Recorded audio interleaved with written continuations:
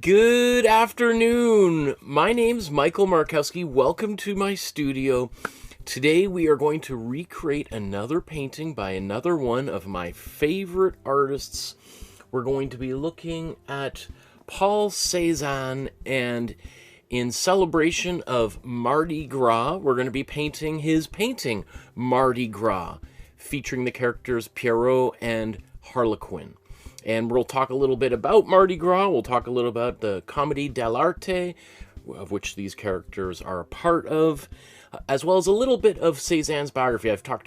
We've done a few Cézanne episodes in the past, so I won't dwell too long in his biography, but it is a pretty interesting life that he had. And the influence that Cézanne had on modern art is... one might consider him to be one of the most influential artists in the history of modern art, specifically the avant-garde as it unfolded in the early 20th century. Picasso and Matisse cited him, Paul Cézanne, as perhaps the most influential artist of them all. So let's get into today's episode here. The plan is... we are going to get an image on the canvas and we're going to stain it. Then we're going to talk a little bit about the biography of Cézanne and also the story of this painting and again, the Comedy dell'arte and Mardi Gras in general. Then we're going to start with the background and work our way to the foreground and back and forth and back and forth and back and forth. And I do anticipate this painting taking me a little bit of time. If I can get it done in 5 hours, that would be great. So we'll see. That's why I'm starting a little bit earlier, because later tonight I'm going to see a performance by Feist, Leslie Feist, and a great Canadian musician here and performing in Vancouver. So I want to make sure I can get out of here in good time to get to the show. So if you want to support the channel, please consider hitting the like button right now and subscribe and notification bell. 70% of the people who watch this channel are not subscribers. And there's like 200 or 2.5 million people have watched these videos. So, and you know, if even a small percentage of those people subscribe, that would be hugely impactful for me personally. And if you want to leave a donation to support the channel, you can use PayPal. You can use the Super Chat function here directly within YouTube when we're live. And if you want to contact me through email to send me an e-transfer or a check in the mail, my email is on my website and the Facebook group. Those links are down below.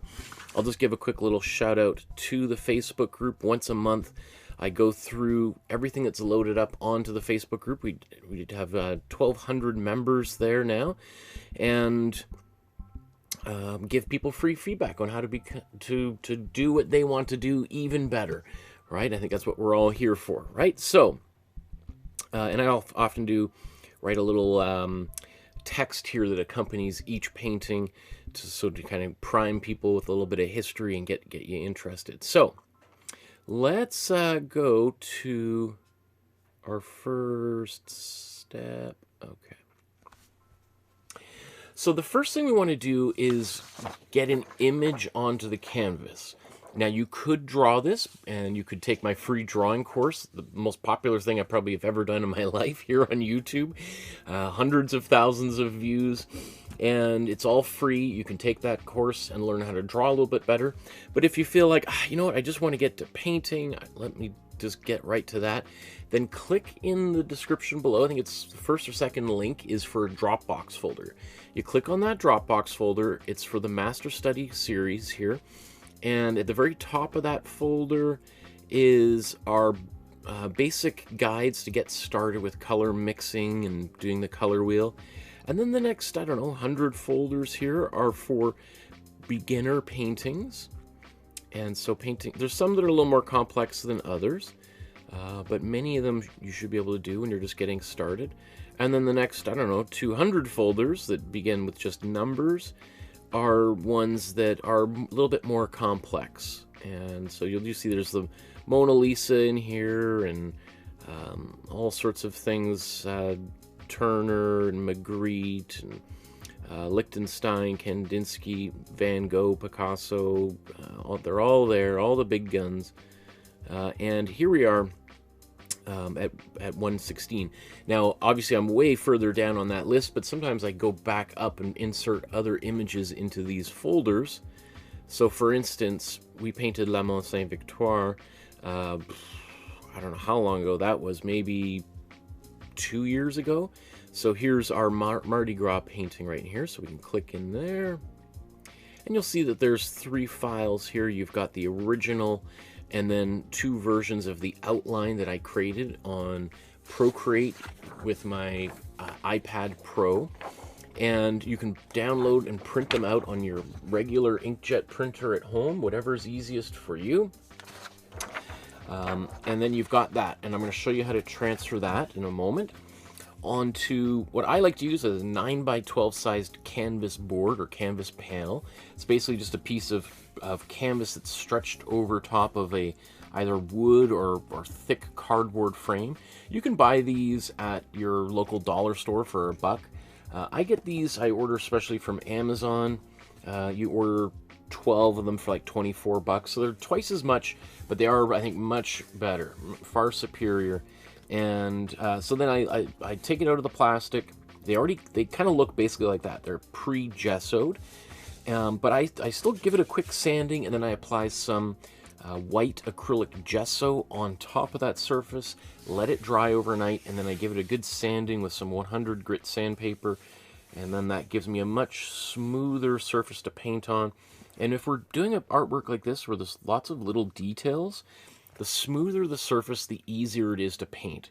I've often used the example of the difference between painting on raw canvas or canvas that's lightly gessoed is similar to like buttering a waffle versus a canvas that's been gessoed a few times and is a little bit smoother. It's sort of like buttering a pancake. And anybody who's eaten lots of waffles, like me, knows that you need a lot of butter to cover a waffle because all that butter gets caught in all those little pockets. So what I'm going to do here is I'm about to use some graphite paper. You can buy a package of this from Amazon. There's a link in the description below for that. I think it's like $12 for 100 sheets. And I've used these sheets many, many, many times. In fact, I think I'm going to use a newer sheet today just to help ensure that my lines are going to be a little bit more vibrant. That might make it easier. You can see the difference between a brand new sheet and one that I've used many times. It's much darker because there's still all that carbon or graphite still attached. Okay, now I'm not going to go over every single line here. Just the big shapes here. After all, my goal is never to do like a one-to-one exact reproduction. It's just to teach a little bit about drawing, walk a little bit in another great artist's shoes, and create a really cool painting. But, you know, I'm not really concerned about it being slightly different or the colors being a little bit off. And certainly not concerned about getting the drawing in perfectly the same. Obviously, if you sketch this out without the template, your artwork is going to look radically different, right? Because, you know, just the proportions, the arrangement, the composition is just necessarily going to change a little bit. And I think could be for the best. The one thing is when I used to teach classes and we would just start, I would teach people how to draw even an image like this.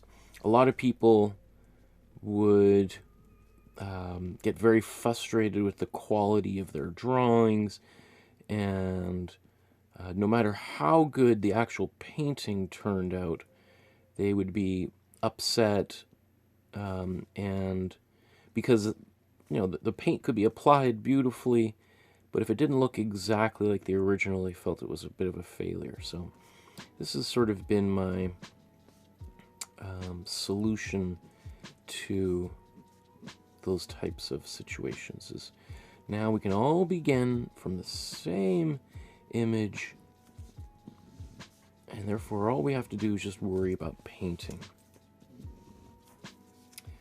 Okay, halfway done.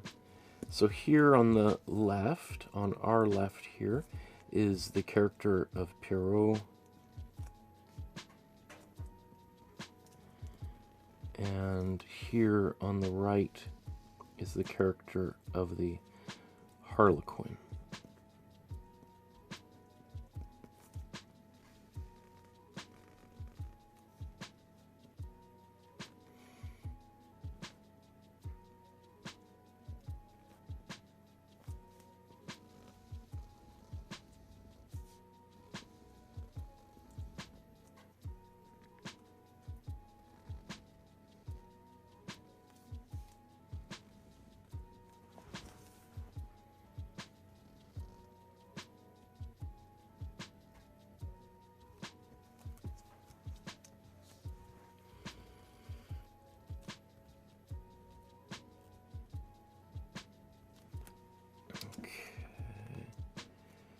I'll quickly do the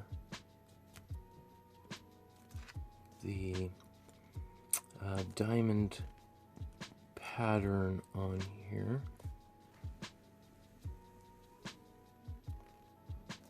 One thing I noticed is the way that Paul Cézanne did this is the diamond pattern on his kind of falls apart in a few places, which, we could chalk up to just a terrible mistake. But I'm inclined to think he's done it purposefully, because it wouldn't have been too hard for him to fix those mistakes.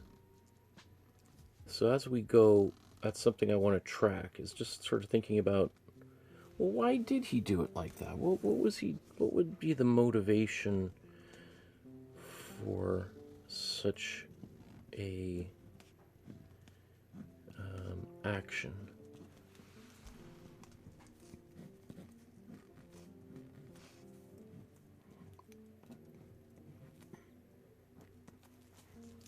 Let's just take a quick look.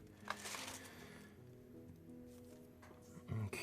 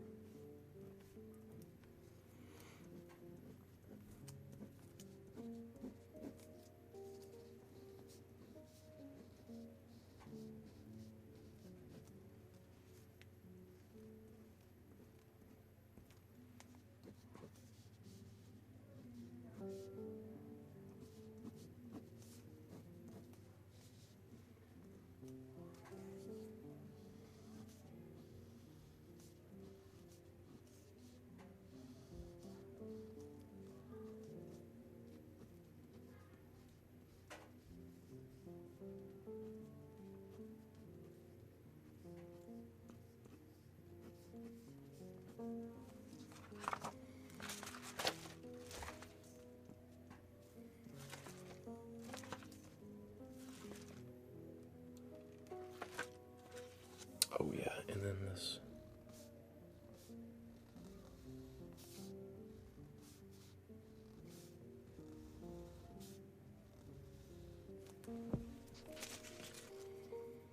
I think there was. So now I'm just looking up quickly, see if there's any glaring areas of missing lines.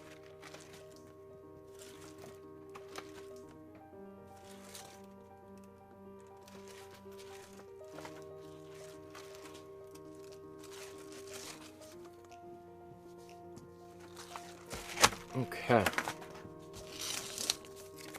Oh, there's Pascaline and Pascal and Ari in the chat. That's awesome.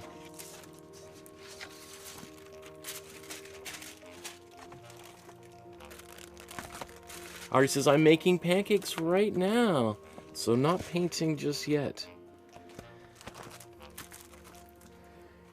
Yes, for anyone who's interested, also people sometimes refer to Mardi Gras as Pancake Day. So we'll talk all about that here shortly. Okay.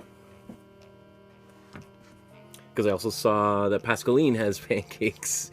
The pancake emoji, which I think is great. It's funny that there's a pancake emoji. And there's Senga. Hi, Senga. Okay.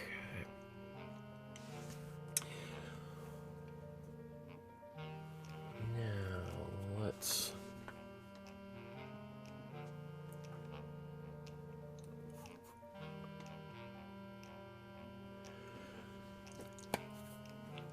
Now that we've got our image on the canvas, let's put some color over top of it. And maybe let's just take a quick little moment just to talk about the colors that I like to use throughout all of these episodes. So typically I use 8 tubes of paint, or actually generally I only use 7. And the paints that I like to use, or the palette that I like to use, the system that I paint with, is one called the Split Primary Palette. And that means I've got 2 yellows, 2 reds, 2 blues, plus white. Now I do have black, but I rarely use black, and I don't think I'll use any black right out of the tube again today. I keep it handy in case I do want to use it, but I've had those tubes for over now 300 episodes, and I still have yet to use an entire tube of black paint, where I've used maybe a dozen or more of these tubes.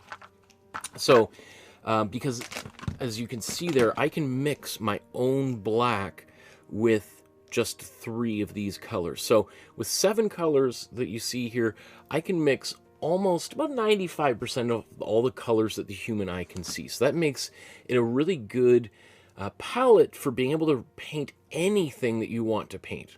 Because when I was learning to paint, teachers would say, oh, well, you got to get these paints in order to do portraits, this set of paints to do landscapes, this set of paints to do still life, and on and on. And so then you end up getting all of these different colors, spend all of this all this money on paints that you may not ever use again. So here you can spend as little money as possible, and then you can paint all of them. You know, obviously, well, yeah, we'll keep it there for right now. Okay, so, and the brand that I like to use are these Amsterdam paints. I'm about to use this Azo Yellow Deep for my Imprimatura, my stain on the surface. And that's my personal preference. Traditionally, artists would make a warm brown, like a brick red color, and apply it over the surface. And perhaps even Cézanne did that himself. We'll take a look in a moment.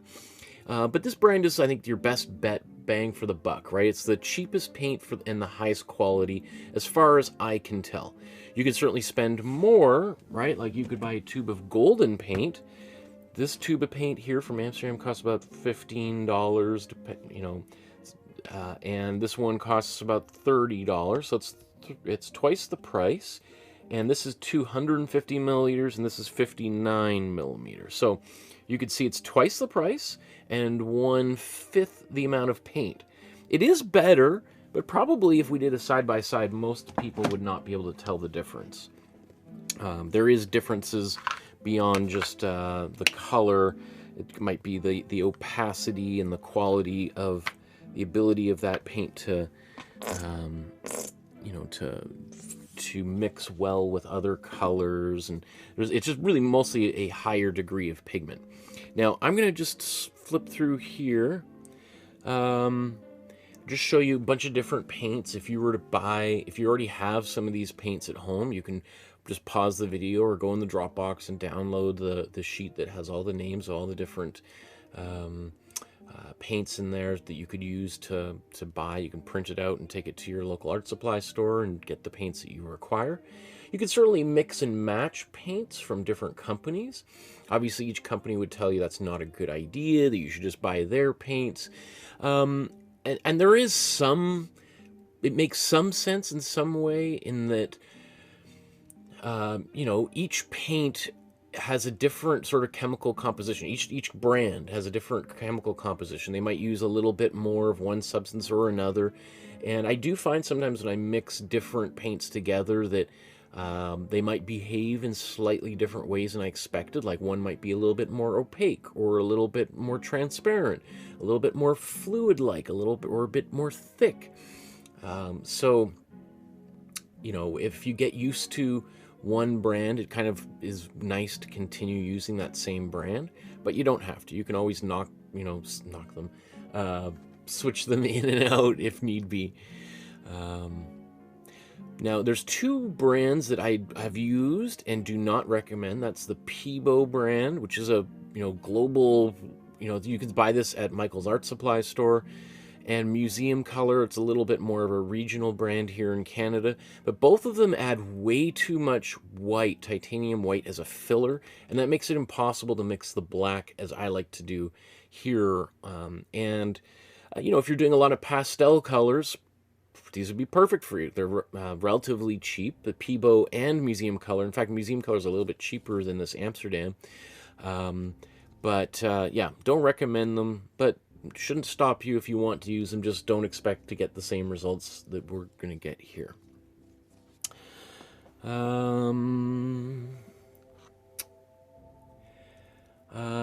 Ansalul Haq Ramim says, hi, it's out of topic, but can you say something about Russian academic drawing? How to take the approach? It looks really interesting. Russian academic drawing. Well, that's very specific. To be honest, I've never thought about what the unique qualities of Russian academic drawing would be. I imagine it would be very similar to just academic drawing throughout Europe, and you might also consider the differences in time periods and regions.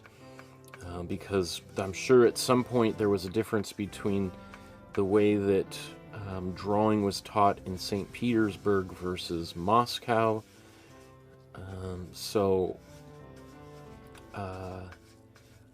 I would, let me just think about what unique qualities there might be about academic drawing in general.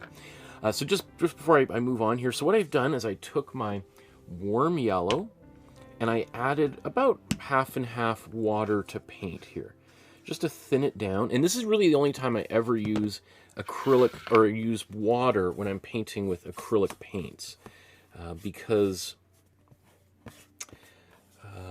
really what I'm doing is staining the surface, which is, technically a different process than painting, right? If you go to your hardware store, you'll notice that the stains, like if you're going to stain your deck or your, some furniture that's going to go in your backyard or something, right? Some lawn chairs that you built or a picnic table, you'll notice the stain is maybe located even on a different aisle than the paint. Paint, generally, the goal of it is to sit on top of a surface, versus a stain is intended to soak into the material. So like a stain on wood goes into the wood and sometimes amplifies, brings out the grain of the wood, versus paint generally covers up that grain and sits right on top of it, covers it up, and can even sort of smooth the surface out a little bit.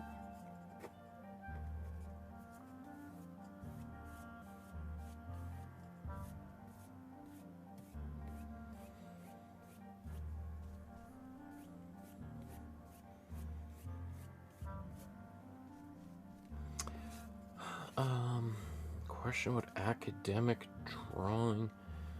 Um,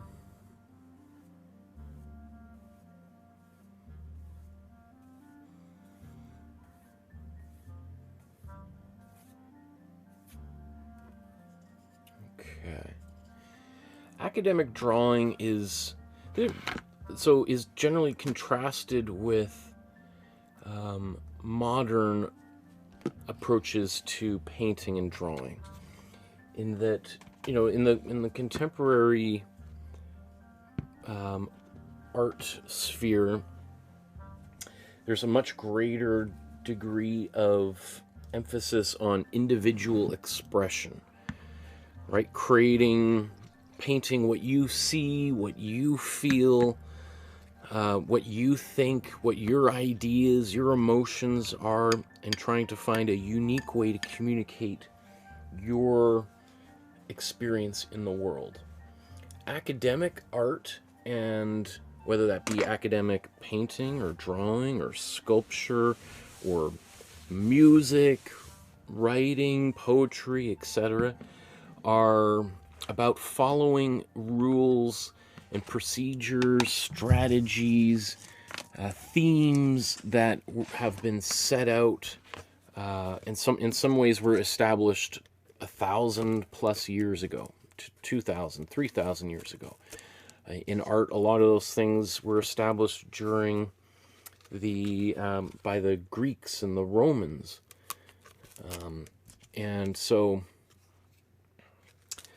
and then kind of codified, formalized during that time, but especially in the early Renaissance period, in this sort of return to the classical, which is, you know, where the term Renaissance comes from, a rebirth. It's sort of like a reset after 1,000+ years of the so-called Dark Ages or medieval period, and kind of going back to the work of the ancient Greeks, and studying them and looking at that work as sort of the pinnacle of human achievement.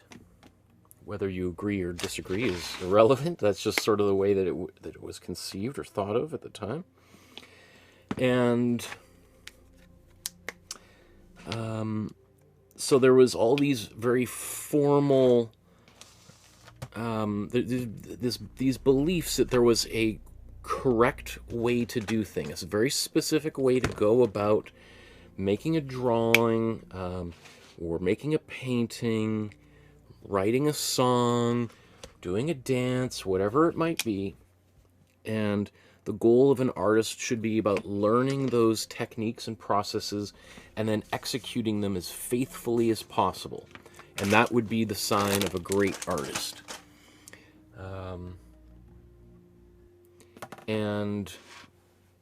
You know, often that's where we get the term, like, a master, right? Like Leonardo da Vinci, Michelangelo, or people who mastered these already established academic standards, and could execute them really well over and over and over again, right, on demand.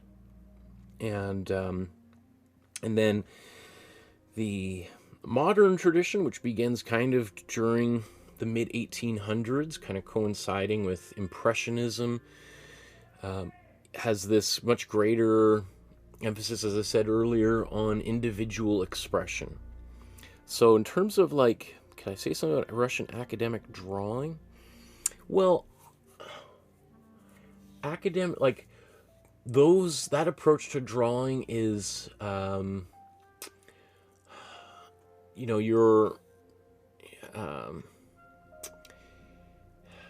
is like a very slow, methodical approach to drawing,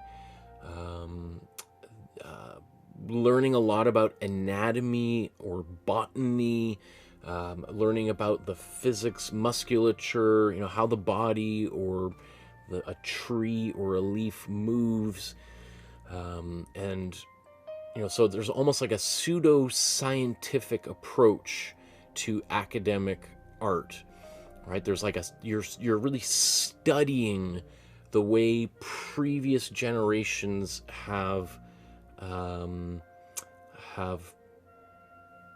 done drawings or sculpture, painting, whatever it happens to be. Just like a doctor might study the proper way to, heal a bone or do brain surgery or whatever it is, right? There's one way to do it, and if you can do it that way, then you are a master. As I said, that was all sort of really questioned during the 1800s when artists wanted to, they were seeing the advancements of technology all around them, like trains appearing and people moving to the cities to work in factories.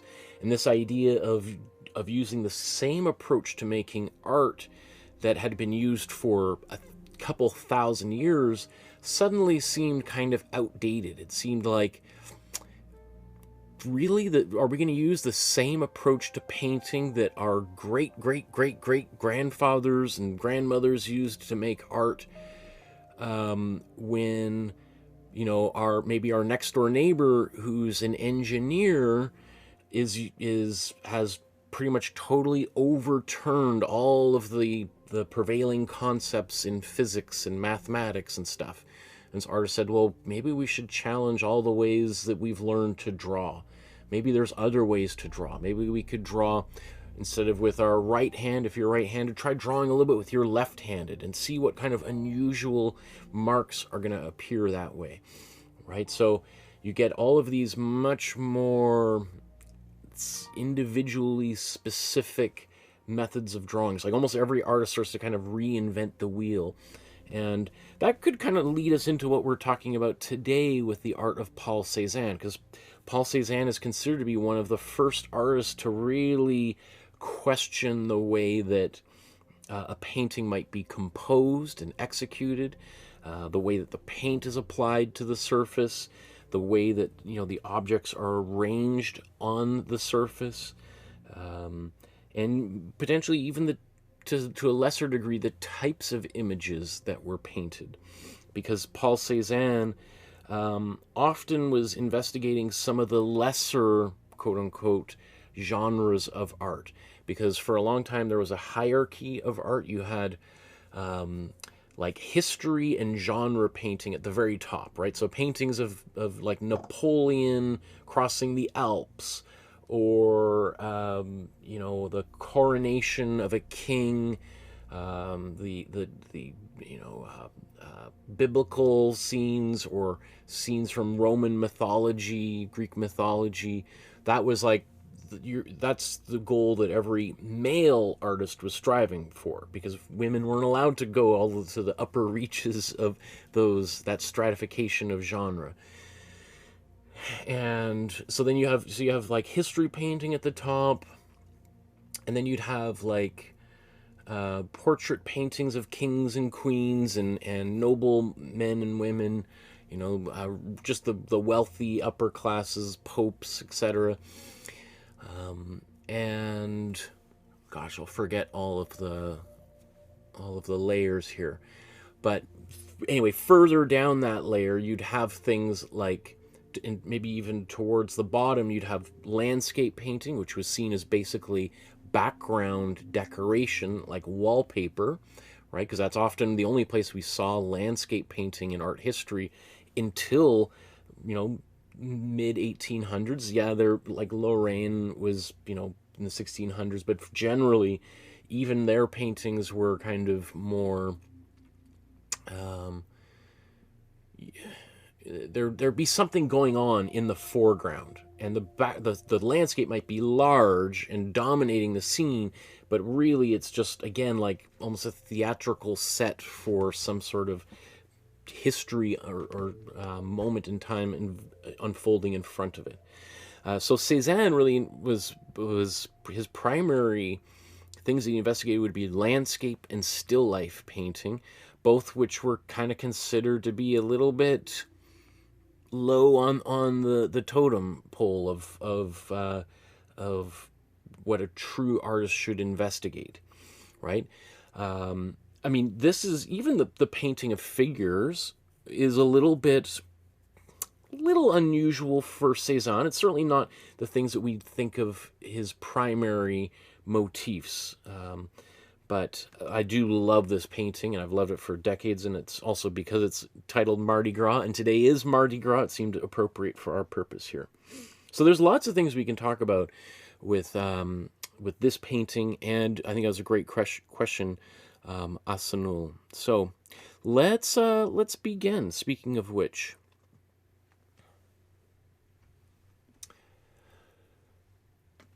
what I want to do now is just spend about 20 minutes maximum, Michael, talking about Paul Cézanne's biography, a little bit about Comédie dell'arte and Mardi Gras, and this painting specifically.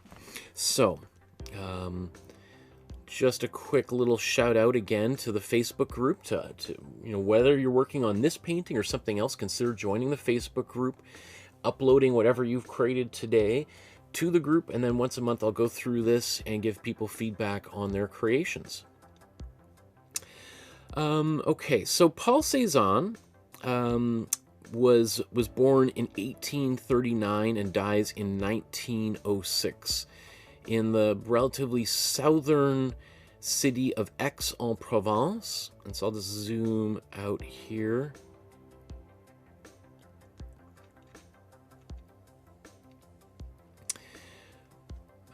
Let's close this for a moment. Okay, so here you see, here's Europe. You've got Spain here, France, Germany, Italy, and near the bottom, not quite on the coast, not on the Mediterranean coast, but nearby, near Marseille, is this town Aix-en-Provence. And this is also an area where a lot of artists, French artists in particular, tended to gravitate towards, because the climate in southern France is much more, it's much warmer, to be frank, than it is in northern France. I mean, surprise, surprise, but Paris is quite close to the top here. It's so, and then you have obviously England up here. So Paris, I love Paris. We're probably one of my top 5 favorite cities in the world. But it's, in many ways, it's like Vancouver, right? It rains a lot during the rainy season. It gets gray and dark, and it does get pretty warm in the summer. And so often a lot of, especially wealthier people, would spend more time in the south of France, right here on the Côte d'Azur, as they say. So Paul Cézanne is born in Aix-en-Provence, and if you ever get a chance to visit Aix-en-Provence, what's great about it is because Paul Cézanne is probably the most famous citizen to ever have emerged from Aix-en-Provence, that there's lots of lots of signs placed throughout the city that denote locations where Paul Cézanne made such and such a painting, and they'll have a reproduction of it and kind of show you the view. Because in many ways, especially when you get up closer to where Cézanne's studio was, the landscape is very similar, just the trees are a little bit taller, right? So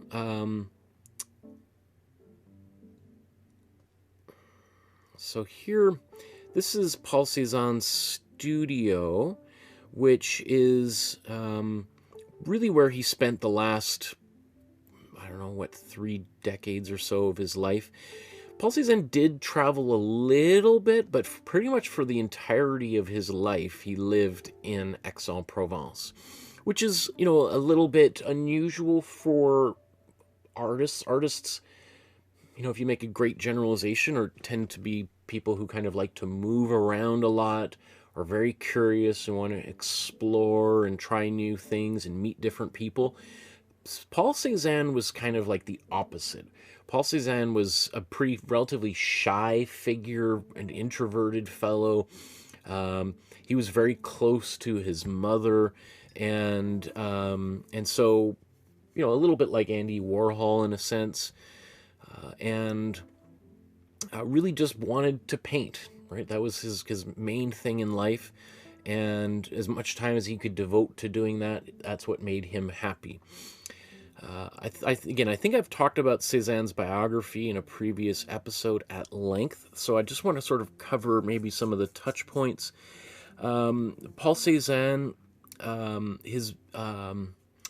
his father was relatively wealthy, and was from like a banking family, and so wanted his son Paul to go into law, or you know, some kind of economics, government position or whatever, and was disappointed when Cézanne showed interest in art, because he kind of figured art was kind of an irrelevant pastime, and yet Cézanne just wasn't really good at anything else. He tried a number of times to follow the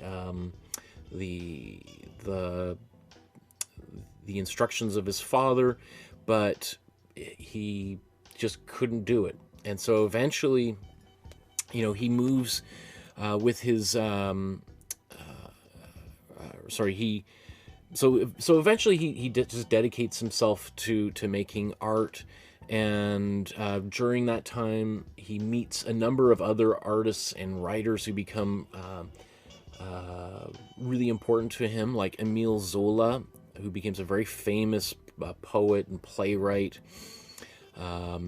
He later meets the painter Pissarro, Camille Pissarro, who is you know, one of the most famous Impressionist painters, probably after Claude Monet. Pissarro arguably might be the second most important Impressionist painter.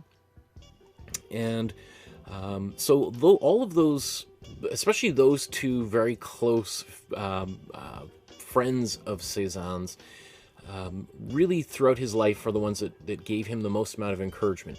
Like, for instance, Émile Zola, you know, they met, I think, when they were in like basically high school or junior high, equivalent of today, and saw that Cézanne was a really talented artist. And when Cézanne's father kept encouraging him to do something a little bit more dependable, like law or whatever, Zola was like, screw your dad, you got to make art, you're a great artist, and kept on kind of pushing him until Cézanne basically rebelled against his father and created a pretty big split between him and his dad.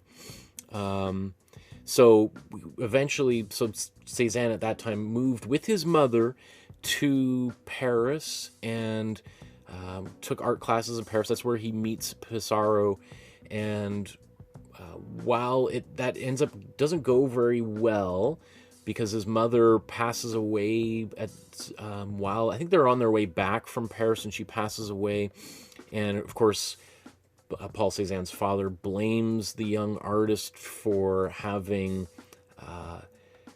killing his wife, basically. You know, it's like, if you had just stayed in this town, you know, your mom would still be here. I could have taken care of her, and yet you had to go to Paris. You had to become a stupid artist, and you go to Paris, and now she's dead. And so basically, Cézanne just feels like humiliated and embarrassed, and kind of again tries to follow his father's rules and things, but just again he can't do it. And when having met Pissarro's like, dude, you gotta keep making art. You're one of the best. Don't give up. Don't give up. So there's lots of stuff here we could talk about, but as I said, I think we've talked about a lot of this. Maybe we should do this just while we're looking at the art of Cézanne. Let's 588. That's a lot of paintings.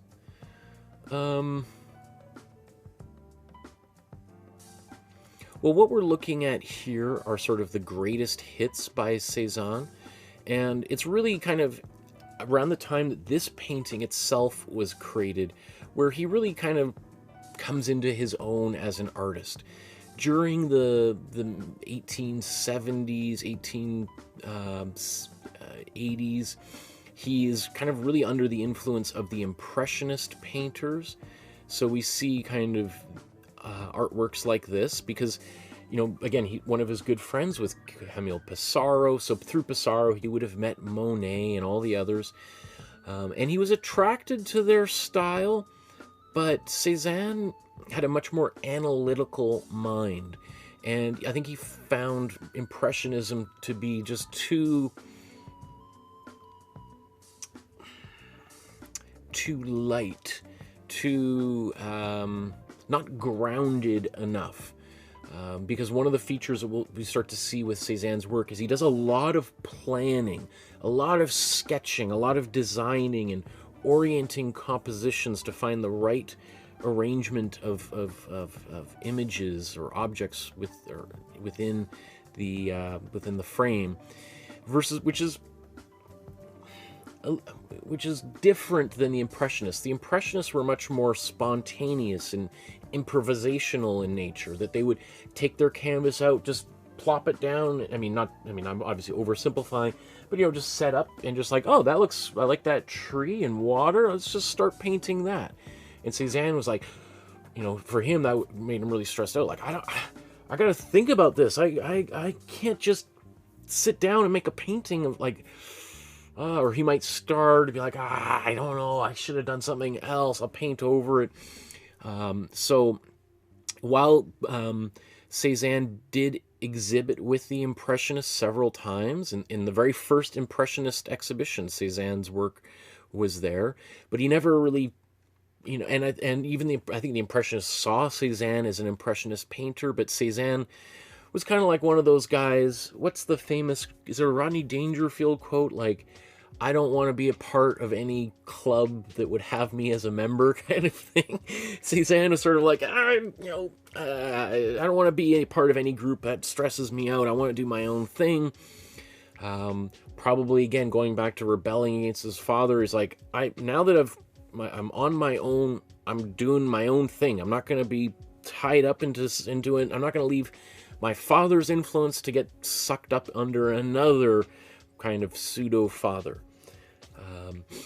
Another kind of thing running throughout the course of Cézanne's life is his relationship with this woman, Hortense Fiquet, and she features in a lot of his work. I think she's probably the most, the person that reoccurs the most through the work of Cézanne.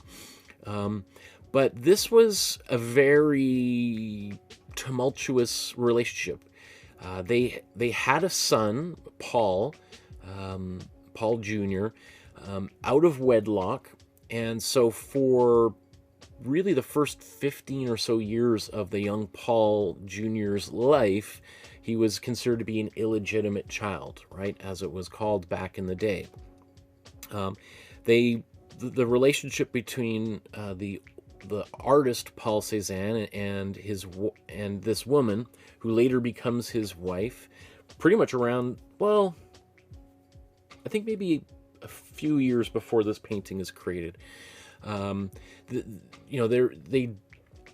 They just don't get along. There's lots of arguing and fighting, and, you know, people moving away and, you know, moving back. Both, you know, it's just like, it's not a happy household. And one of the things that, you know, just kind of a background on today's painting is that, you know, eventually again, they get married. Paul eventually marries her because, let's bring that back. Paul eventually marries Hortense because he feels terrible about the fact that his own son is an illegitimate child, right? Again, using the terminology of the day, because Paul Cézanne had such, you know, daddy issues, that he was sort of like overwhelmed by the guilt of sort of carrying that these complicated father issues into the next generation, right? You know, obviously because Paul Cézanne didn't get along with his father, and so he feels terrible that his own son could grow up without a father and have similar sort of father issues going forward. So eventually he marries Hortense. They try to make it a go together, and it doesn't work. She moves to Switzerland, and during the period of this painting, I think that this painting was created as Paul Cézanne moves to Switzerland for a short period of time to be with Hortense and his son Paul, as a way of trying to kind of make this relationship work. And so when we look at this painting, so the painting here, this is his teenage son. So I think the Paul Jr. here was, he's born in 1872, so he was what, 15, 16 years old at the time that Paul paints him. So Paul sketched him in here, and this is also Paul's, the young Paul's friend. I wrote about it in my,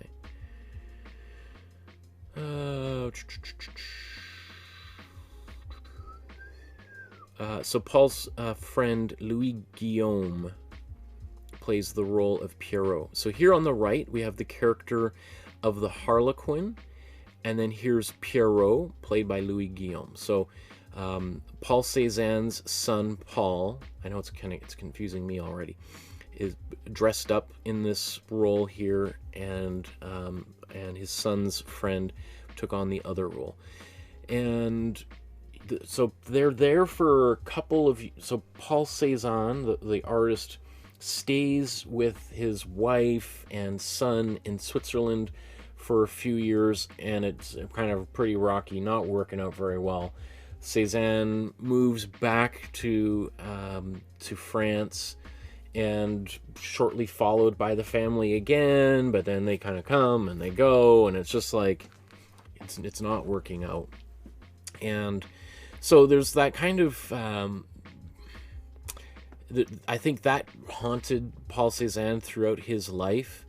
I think it's probably one reason why he became a bit of a recluse and lived the rest of his life in Aix-en-Provence, is that he I think he felt a lot of shame and guilt for the problems in his marriage and this neglect of his son, and so he really just turned himself full on into painting. We see some of the motifs that come up over and over in his work here. We see this painting of the card players by Cézanne. Cézanne painted this scene many times, I think probably like 5 or 6 times at least. And at least one of these versions is one of the most expensive paintings ever sold. So we're going to be doing that painting probably around this summer. We'll get around to that. Another reoccurring motif, probably the most common motif or subject that we see in Cézanne's work is his paintings of Mont Saint-Victoire. So Mont Saint-Victoire is this mountain that looms over the city of Aix-en-Provence. And you can see this mountain right outside the window of Paul Cézanne's studio. And I've been to the studio. You can tour the studio. You can walk right inside. You can see the house as it was when Cézanne lived there. It's a beautiful space. You can even see the original props and tools, cups and bowls, and because often he also painted a lot of still lifes, and so sometimes he would use actual apples, but he also had these kind of wooden apples that he used, and all of those are still just sitting on shelves there. It looks like Cézanne just stepped out to go for lunch, and he'll be back any minute.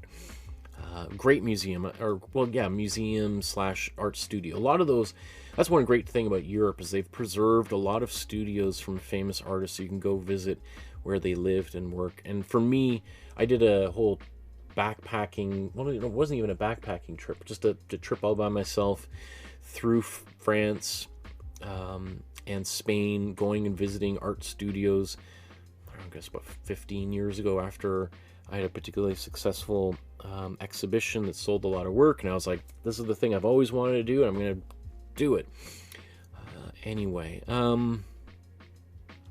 so I should also say one of the things that, so as I mentioned, maybe right off the top, two of the artists that were perhaps most indebted to Paul Cézanne are Henri Matisse and Pablo Picasso.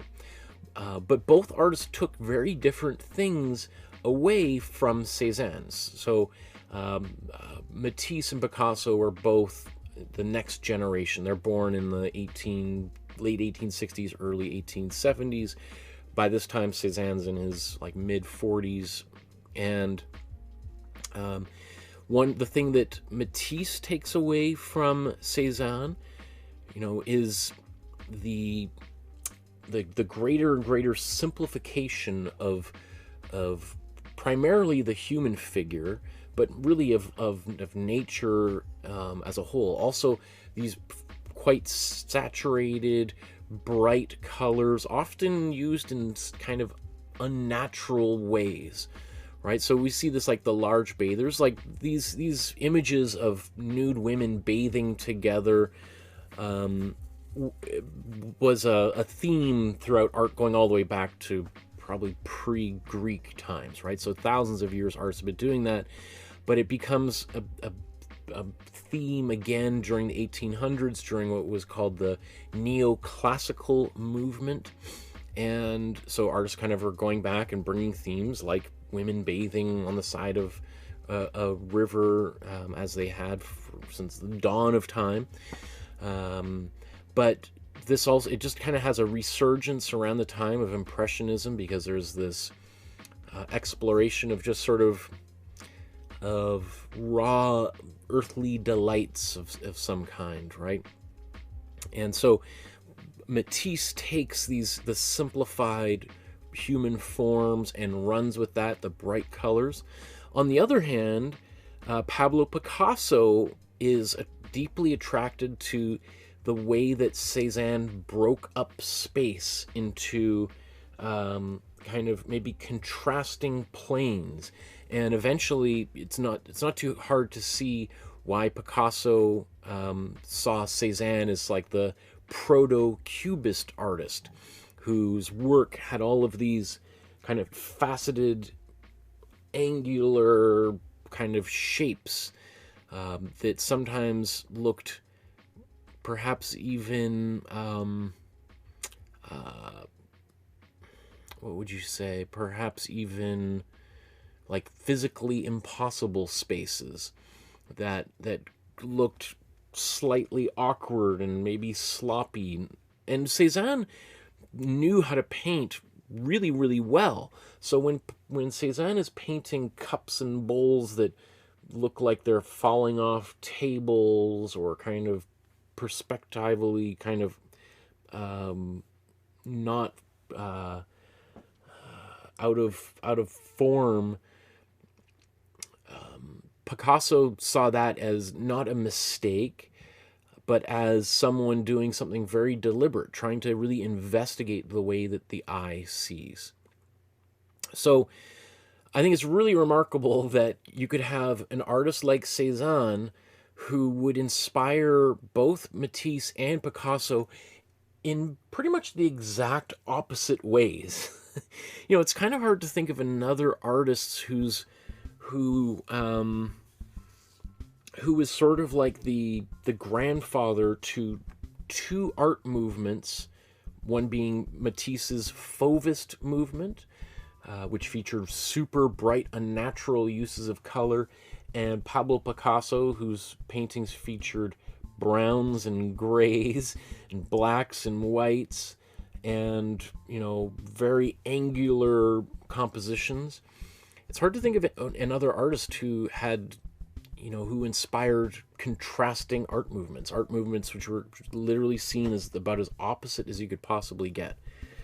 But that's sort of one of the great things with Cézanne, to be claimed as, the founder of, two different opposing art movements. I do just want to come back here. So, there's Ismo says, hello, everyone. There's Abdul says, hi, sir, I'm practicing your basic drawing classes. Can I send you it right now somewhere where you can give me a review on it? I'll do that in the next bonus feedback episode. So join the Facebook group. The link is the first link in the description below. And then we'll look at it probably in about another month from now, because we just did 2 episodes like last week. So it won't be for a little while. Abdul says, sir, I've shared my drawing in your community Facebook group. Can you please give me a review about it now? No, I got to get lots of painting done today, and I've set up those specific times to talk about people's work. Ari says, about paint brands, is Daler-Rowney System 3. I find that lemon yellow is practically neon. I prefer using cadmium yellow hue, which is very cold already. That's good. I appreciate that feedback. Yeah, definitely some of those colors, I'm just going by what I see on the different brands' websites. And so, because I haven't used the Daler-Rowney before, so I don't know. I can only kind of guess based on what I'm seeing on the information they publish on their own website. So unfortunately, sometimes there could be some mistakes like that, potentially. Abdul says, finally you gave a reply. You are my favorite teacher on drawing. Okay, sir, I understand. I will wait for your review, but in the next review class, remember me. Yep, if it's on the Facebook group, I'll remember you. Yeah, awesome. Thanks for joining the group. Yeah, and you'll also get other feedback from other people in the group as well. So, where should... I want to just quickly talk a little bit about La Commedia dell'arte, and Mardi Gras. So La Commedia dell'arte is sort of what began at least as street theater in Italy. It really also has origins dating much further back than that, of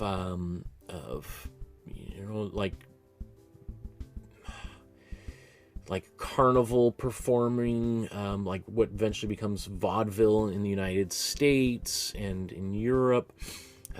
It's like pagan dances and rituals that precede Christian traditions, and often a lot of these original performances were silent or didn't feature. It might have had sound effects, it might have had music accompaniment, but often were done in pantomime, like miming, right? So that they could be appreciated and understood by anybody in the crowd. So, this whole thing kind of begins like 1,000 years before Charlie Chaplin and silent film. Because often you'd have these troupes of like circus kind of performers or street performers who would be performing in front of very diverse crowds, many of whom would be, not maybe speak the local language, or maybe were illiterate, and perhaps also these performers are traveling from one community to another where they don't speak the local language, so they would use... they would try to perform as much as possible without any words so that anybody could understand, right? So this is... Comedy dell'arte, I think, really grows out of kind of like the street. And eventually, obviously, there's performances for kings and queens and things. And I think there's probably even a little bit of blending back and forth. But it's, when you see street performers, performing, in a busy city, town square somewhere, they're kind of carrying on a little bit of this tradition. Although the Comedy dell'arte is much more theatrical. You often have these kind of stock characters that appear. And these were kind of grew over the centuries. All of these different, you can see all these different people. And so I think it's a little bit like Greek mythology, that part of the pleasure of seeing one of these performances is kind of recognizing these stock characters who are repeating over and over, even though they might dress slightly different, have slightly different makeup on. They might repeat certain kinds of sentences or act in certain ways. It'd be like, oh, that's the Harlequin. Oh, I love it. So you could see that there's, dozens of characters here, but some of the main ones that repeat, and especially for our purposes here, are the Harlequin and Pierrot. And these two characters are considered kind of clown-like characters, although the Pierrot is definitely way more of a clown. So the Harlequin character is kind of grows out of, he's like a servant to like a wealthy landowner, but he's also kind of becomes, especially over time, much more of like the prototypical heroic figure. He's kind of a trickster, in some cases kind of based on the devil, kind of. He's smarting his boss, right? He's always doing things that kind of put his boss into trouble, and his boss is like, has no idea what's going on. So he's like smarter than the rich guy he works for, right? Which brought a lot of pleasure to these poor audiences who could probably identify with a character like that, because many of them were also working for someone else. And anyone who's ever worked for a boss that they thought was a bit of an idiot would definitely appreciate the Harlequin character. Like, oh my goodness, I know. Ah, gosh, man. So you have the Harlequin character, who is, also kind of a bit of the court jester kind of thing. He often dressed in this very highly patterned clothing, right, which signified his relative status. Even though he is a clown, even though he's working for someone wealthy, he does have a little bit more status. He's able to circulate in those more rarefied spheres and communities, but he's still, he's not a friend of the king or anything. He's still just a relatively lowly servant, but his clothing kind of identifies him as he's higher on the totem pole of servants, right? And so he is generally, or at least often, juxtaposed with this other figure, the Pierrot, who is the sad clown, the hapless, melancholy figure who is also always chasing after this woman, Columbina, or Columbine, who is this beautiful woman that is the main subject of Pierrot's affection, even though she never returns his affections at all. So Pierrot is always sort of going after her, only to always be foiled by the Harlequin. I mean, you can even see right here, she's Harlequin's mistress, the wife. Oh, she's also kind of often seen as the wife of Pierrot. Like, there's there's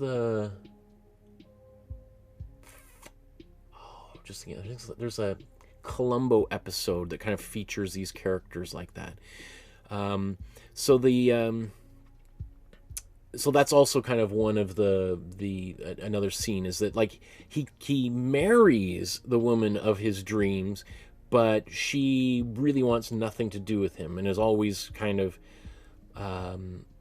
chasing herself after Harlequin, right? So Harlequin is just constantly causing the Pierrot character heartbreak and disappointment. And there's always sort of really nothing that Pierrot can do. He's more of like this observer of his own catastrophic life, but also of the degeneracy of society around him. So, I mean, both characters tend to be pantomime and are done without any talking, but Pierrot maybe even more so, right? You can really see how like the what we consider to be like, when we think of like a mime today, is often based on the Pierrot character, right? A guy who's kind of scared and, you know, trapped in a box kind of thing, right? Because that's sort of what Pierrot was. He was this kind of hapless guy who had no real agency or power, which is also why Pierrot often and Harlequin appear both in a lot of modern art, like Paul Cézanne's. That both of them appear in a lot of paintings by Pablo Picasso, especially, because they are these characters who are seen as symbolic of what was going on in the world around them, right? The Pierrot character is sort of like the way that everybody felt leading up to World War I, is sort of like, you know, the kings and queens of Europe have gone mad and we have no choice. We're just hapless servants who are just fodder for the cannons and in these meat wave assaults, and there's just nothing we can do about it. We're this kind of silent majority who have no real say in our own destinies. Right? We're just meant to observe and be punished.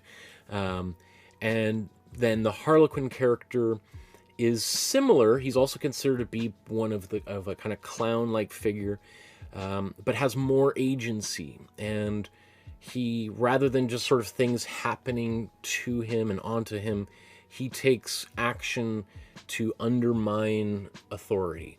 So you can see how like some artists would identify maybe more like Harlequin. Like Picasso painted lots of Harlequin pictures because he really saw himself as the underdog who was sticking it to the man kind of thing, right? Even though he became the man later on in his life, right? Versus the Pierrot character was more like the way that a lot of other people felt, like sort of lacking in any power or agency and constantly being kind of put upon. So those two characters, are, of which, again, there's another, couple dozen of them, would be probably in your top 10 most common commedia dell'arte characters. And these characters also, so you have this kind of this history of street theater that grows throughout Europe throughout the centuries, and is kind of has some relationship to various different pagan harvest festivals, etc. And at the same time, you have kind of essentially a different festival that eventually they kind of blend a little bit, or we end up seeing some of the comedy dell'arte characters appear in what is called now Mardi Gras celebrations.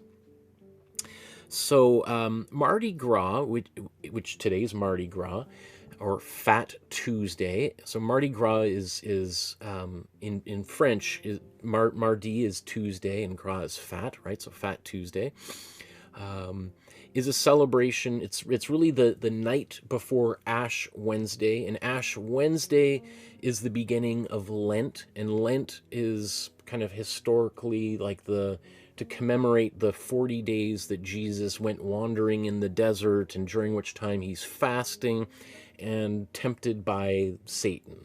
right? So Mardi Gras signifies the time of excess and partying, one big blowout festival before there's a period of contemplation, of rest, of repenting, and fasting, all the way up to and including the beginning of Easter, right? So there's this long period of and of this meditative moment. And so Mardi Gras is like letting off all this steam. It's sort of like New Year's Eve, right? You can think of it as like, okay, we're just going to go wild on New Year's Eve, and then January 1st, we're going to do a dry January, right? We're going to get in shape, and we're going to do a big reset here, right? So that's similar to like what Mardi Gras was, right? Or is. And Mardi Gras also has its roots in like pagan festivals that would often celebrate the end of winter and the beginning of planting for the spring, where you're like all of the things that you had in storage were starting to kind of go bad, and it's like, you know what, let's just have one big party. Let's drink all of the things. Let's eat all of the things that are kind of starting to smell a little bit. Let's just get totally drunk. Even if it's the fish, the rotten salted fish that we eat that makes us sick, or it's the wine or the beer, who knows? We won't know. We're just gonna have a lot of fun, and we'll suffer for the next 40 days until Easter, waiting for new crops to grow. Let's see.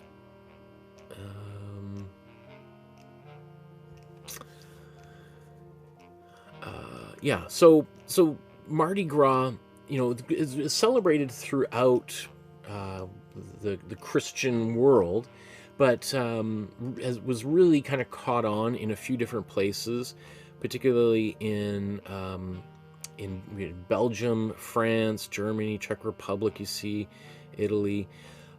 But when we think probably of Mardi Gras today, we think of it probably in two locations. Probably in the United States, in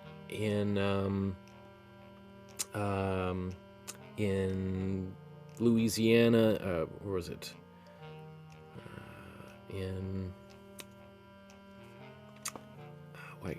Not Louis. What's the New Orleans, right?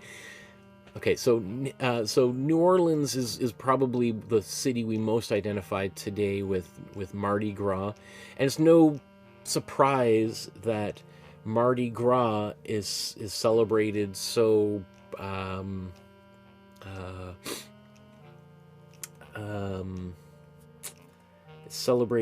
seriously in Louisiana, because it was a former French colony, right? So.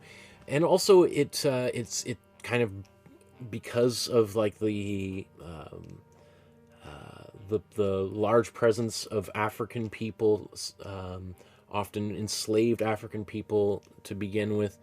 There is also this blending of a little bit of voodoo kind of culture into Mardi Gras, which is something that's definitely different than the way Mardi Gras is celebrated throughout the rest of the world. Even though, because one of the things that happens in Mardi Gras celebrations is often people dress up.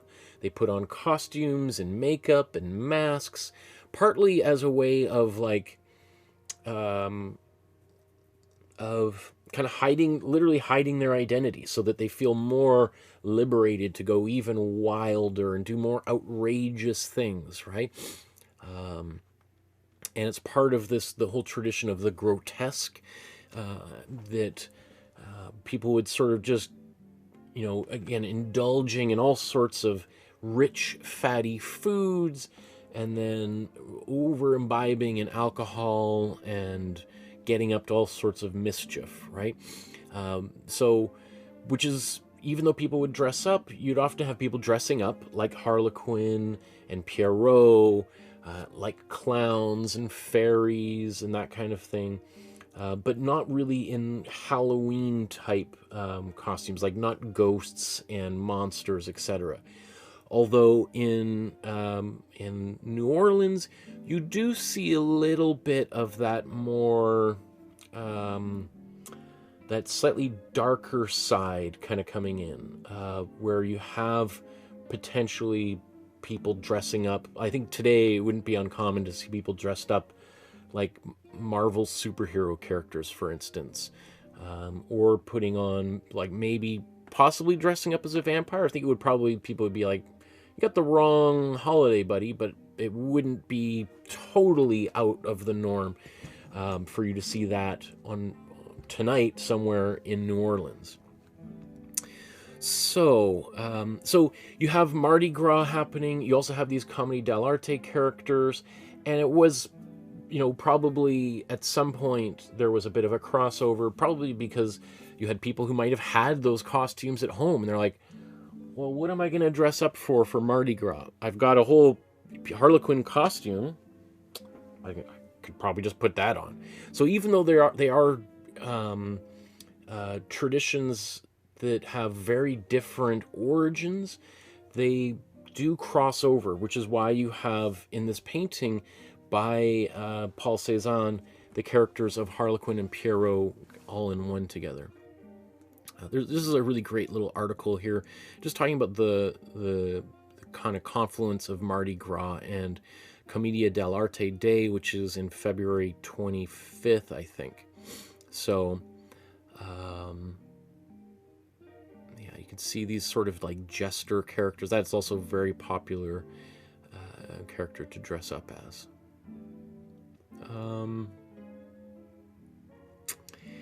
Well, let me think. Is there anything else I wanted to describe?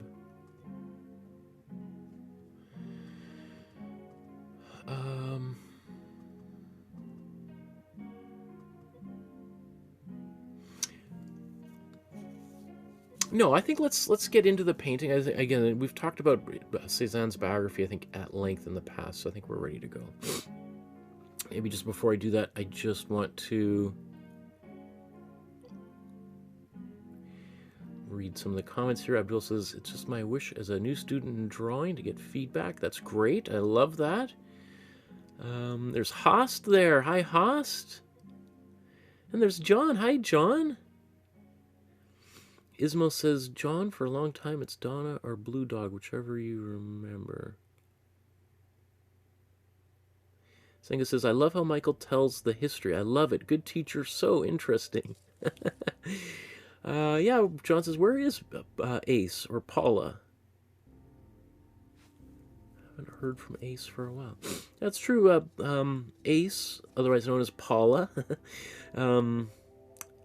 seems to sometimes just to pop in towards the end of these episodes, so maybe she might be out of the house right now. Sometimes she comes in a little bit later, but maybe we'll be done by then.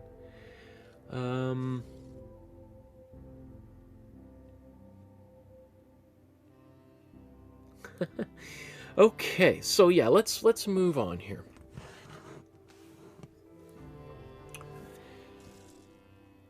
Now that we've got our picture, our image drawn onto the canvas, and then we stained it with a little bit of color and an approach we call the Imprimatura, it's now time to kind of move on to the next step.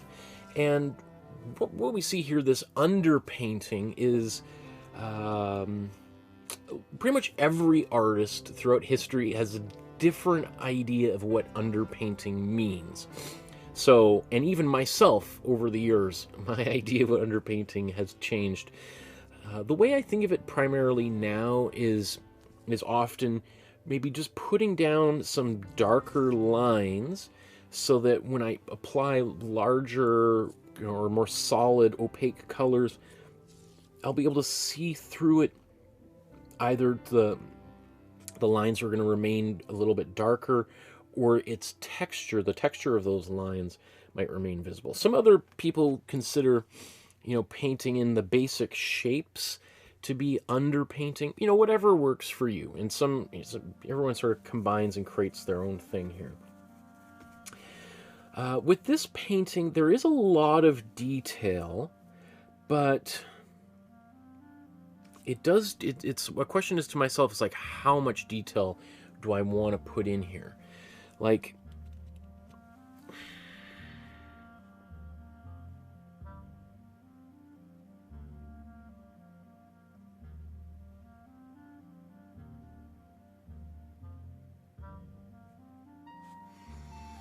well, I think what I'm going to do is I'm going to mix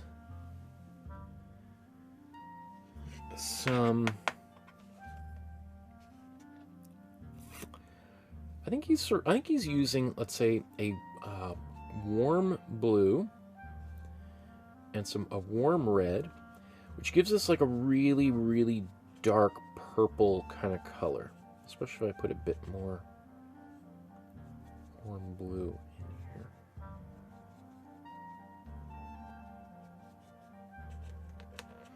I could mix a black. I have nothing against mixing a black, or even, well, I probably wouldn't use black right out of the tube. The reason why I'm just using this color is because I kind of see Cézanne having used this kind of a dark blue. That's what that looks like to me for doing some outlines. He probably goes back over this with that same color later on.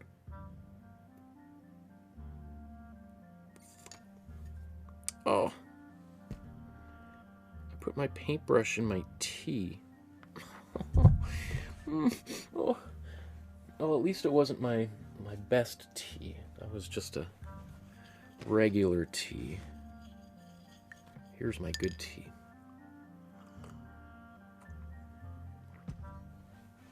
Okay, let's so I'm going to just take my paintbrush, a small paintbrush here, and I'm just going to quickly paint in a few areas.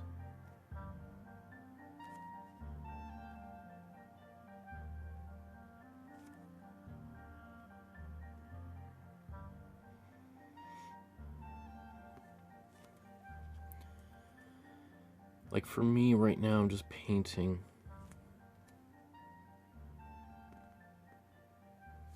that face.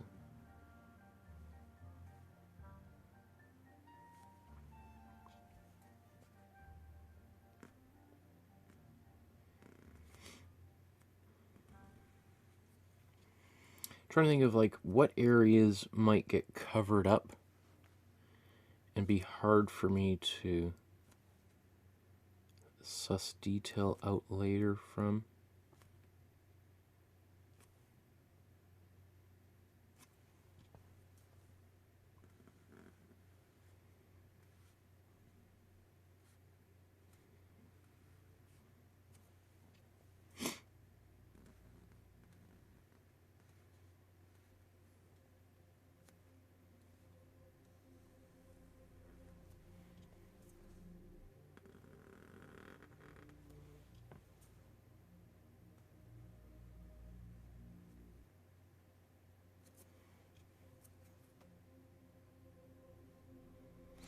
One thing I also like about doing something like this, like I know it can kind of seem like a little bit of busy work, is that for me it gives me a little bit of a chance to just practice a little bit of brush control, and when there's absolutely nothing at stake. Like I'm going to paint over all of this. So all these lines, no matter how well painted or poorly painted I do, are going to disappear. So it's a way for me to kind of practice how to use my paintbrush when there's literally nothing at stake, right? If I make a mistake here, doesn't matter, I'm going to cover it up anyway, right? Like let's say there's a little glob of paint there, I smear it Ah, who cares?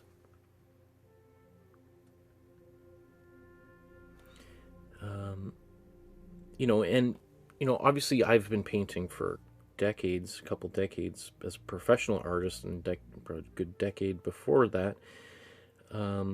So you might say, well, why do I need to practice?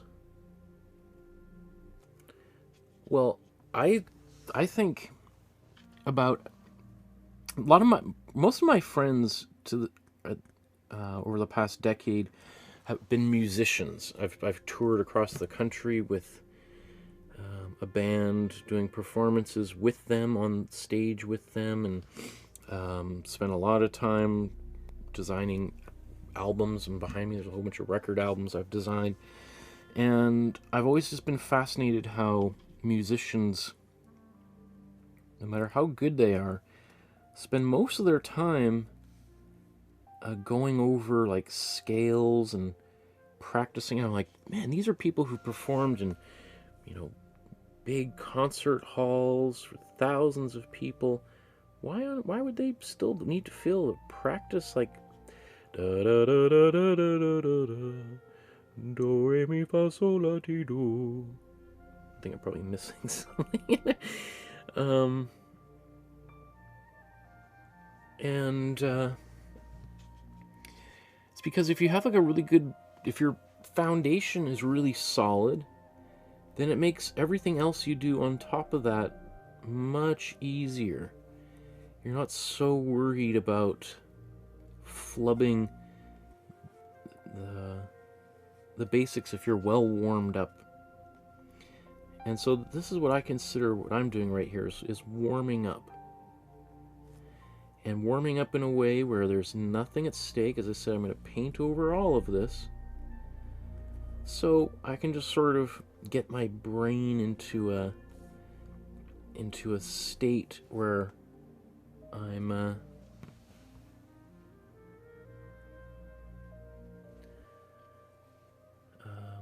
where I'm painting, but I'm being quite carefree. And you know, because you know, earlier today I was, you know, writing Valentine's Day cards with my daughter, and we took them to school, and we were, you know, making little baggies of things to hand out, and you know, it was super fun, very life-affirming, beautiful. I've never done that before. It's probably been 40 years since I wrote a Valentine's Day card to a classmate, you know, like, so helping my daughter write all those out. Yeah, I guess there's something creative about that, but, you know, to do this uses a different part of my brain, and so, you know, doing something like this just helps me kind of temporarily put all that aside and my shopping list and, you know, everything else going on in life to the side so that I can devote myself to something completely different.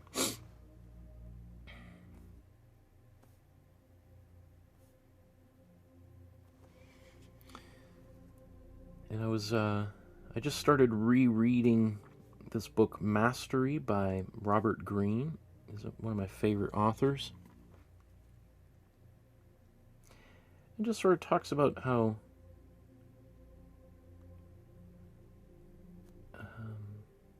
important patience is for creating anything worthwhile. You know, that it's not all about immediate gratification, or it should really, the best things in life aren't about immediate gratification. They require lots of effort, and they're time consuming and slow.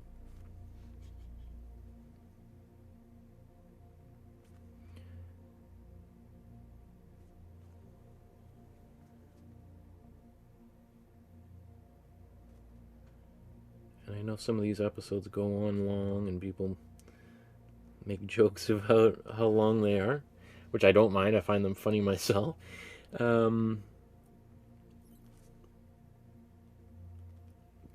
But besides playing with my daughter, the things that bring me the most pleasure in life is making art. So it's not really, for me, like, I don't feel like I'm in a hurry to finish because, it's the thing I enjoy the most, right? So I'm happy taking as long as humanly possible.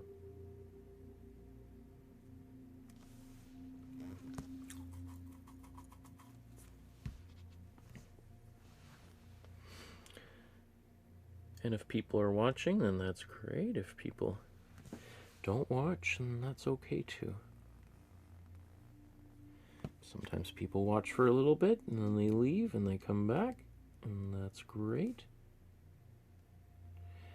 Like, I think there's a few YouTubers that I myself watch where I'll literally put it on and immediately get up and leave the room while they're talking away. I'll be making dinner, and I have it on in the living room. I just sort of like having their voice keeping me company. Whereas, there's other videos I watch and I feel like I need to be, I can't just get up and leave because I need to be paying attention. Otherwise I'll be totally confused and I'll have to keep going back.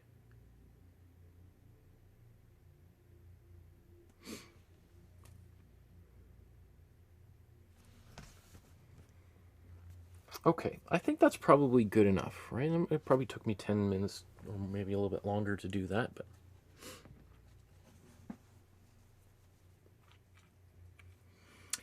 there's Lisa. Lisa says, cool painting you're doing today. Looking forward to seeing your finished version. Senga says, what bands, Michael? Love it. Sounds like me. What bands? What bands? I am going to see a musical performance tonight. I don't know if that's what you're referring to. I'm going to go see a musician called Feist.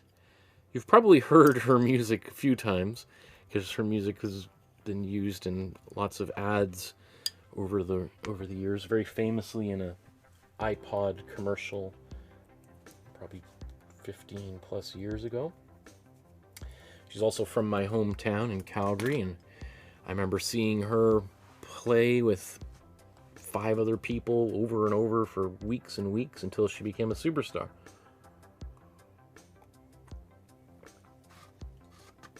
Lisa says, watching you paint relaxes me. Thank you, Lisa. You're so sweet. And Barbara says, Barbara's there. Full house tonight. Nice to see you too, Barbara. Great. Okay. I will say, it just occurred to me right now as I started this painting that I probably could have benefited by moving this whole composition over a little bit. Right, I've got a bunch of empty space here, right, so I could have maybe moved it over half an inch or more. It's okay. I mean, it's kind of nice having a little bit of more space in front of the characters to move through the composition.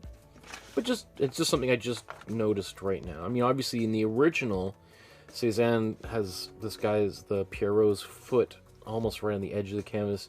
And in the original too, this foot gets cut off at the bottom of the painting.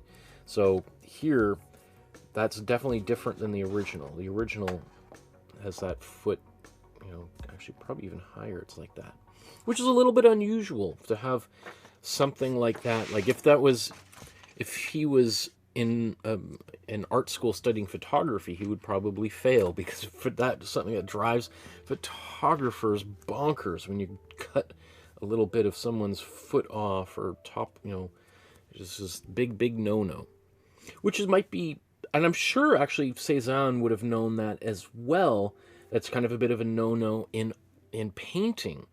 So why he let that happen here is a little bit unusual.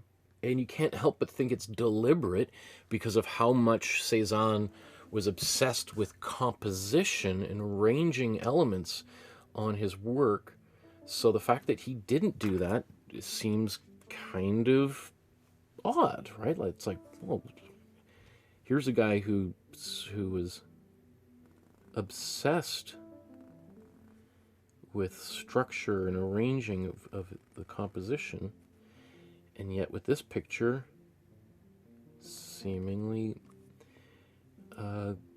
was very careless.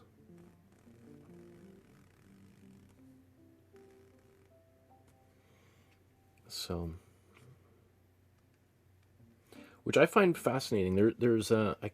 I've spent time trying to track this down, and I've never been able to find it. But I remember reading a book about a philosopher that I really like.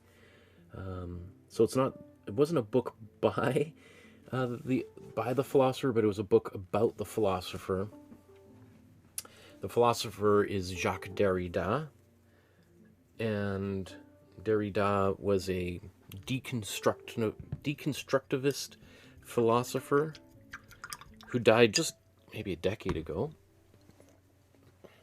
But I remember he wrote this, or the text that this author was describing that Derrida had wrote was basically saying, trying to appreciate every artwork, and in this case, a text by Plato, as being exactly the way the author intended it.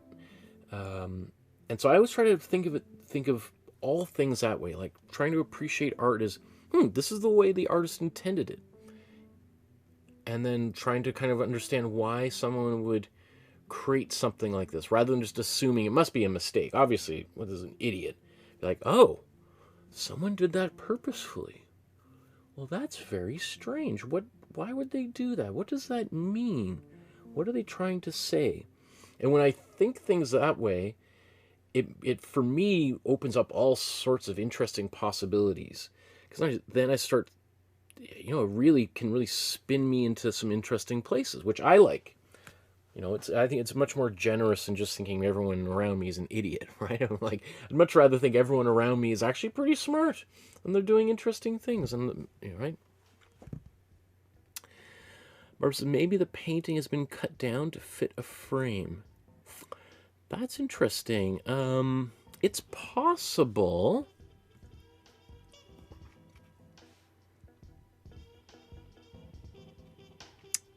It's possible.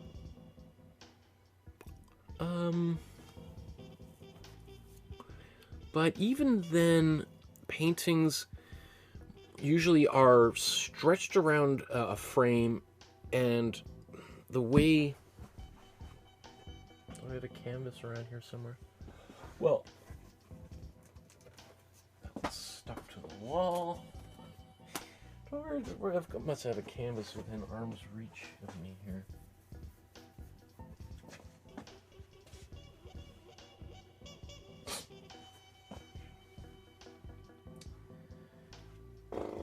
Oh, yeah, let me see.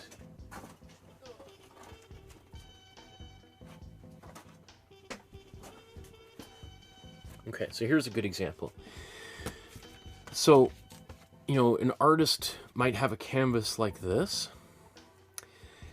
And so what it is it's stretched over this frame and then stapled in here. So let's say you did a painting and you wanted to make it smaller and put it onto a smaller frame. You could do that, and artists have done that, but what you would still tend to see is the bottom of the picture. Let's say it's this foot over here. And if that had happened, I suspect that later on, conservator would be like, oh, look, there's the tip of that artist's foot. Maybe Cézanne only had this, irregularly shaped canvas and stretched over this frame. We should put it back on the original size and reveal that foot. So the fact that that has not happened suggests to me that that foot is not there, and that Cézanne didn't want it to be there. That it's not a mistake, but a deliberate act. So it's an interesting thought, Barbara. But I think he's done that deliberately. Again, so that's part of our job as viewers is to try to like make sense of that. Like, yeah, I guess he possibly made a mistake and drew the figure too long, but it wouldn't have been too hard if he was really felt that he could have, lengthened the leg out that way, so it wouldn't have been. Anyway, I just find all that fascinating.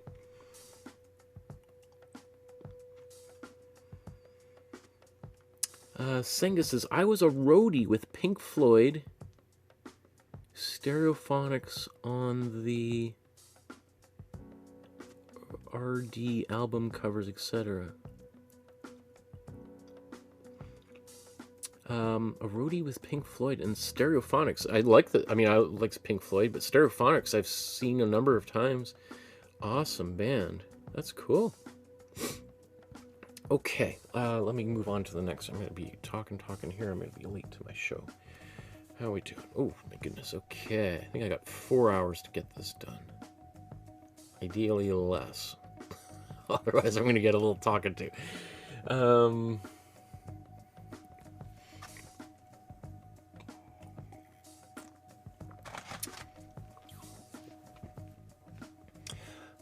Now what we want to do, now that we've got our underpainting here, is start putting in some colors, right? And usually I like to work from the background to the foreground, and then go back to the background, back to the foreground, and cycle through and do these passes through the various different planes of the painting.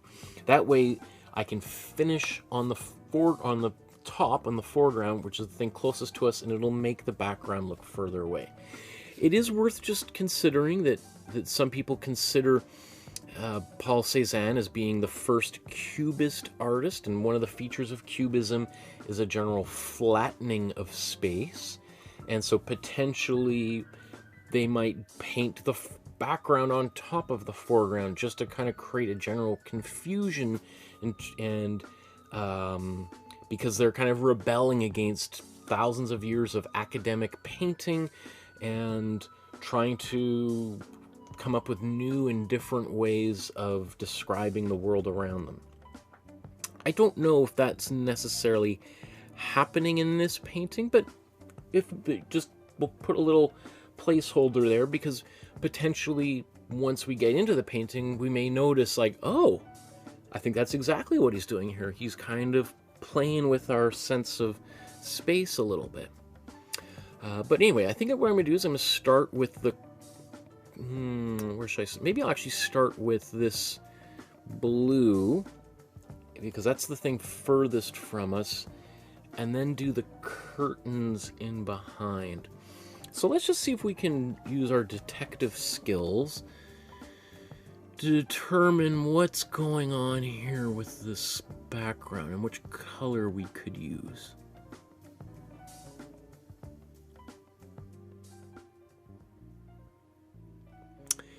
It's hard to say, but I do get the impression that there's a bit of blue. Honestly, as I look at this, it almost looks like he's, well, I was going to say he's using a blue Imprimatura, but maybe not. Maybe it's just a raw canvas. Because you see there's definitely a lot of areas of canvas coming through here, almost like in a sketchbook, right? The texture of the paper is quite visible, or in this case, the texture of the canvas is visible, right? You can really see, remember I was talking earlier about painting or buttering a waffle versus buttering a pancake? Here, this is like he's painting on a very textured surface, so it's probably unlikely that he did much sanding at all. Okay, I think what I'm going to do, I'm going to start out with a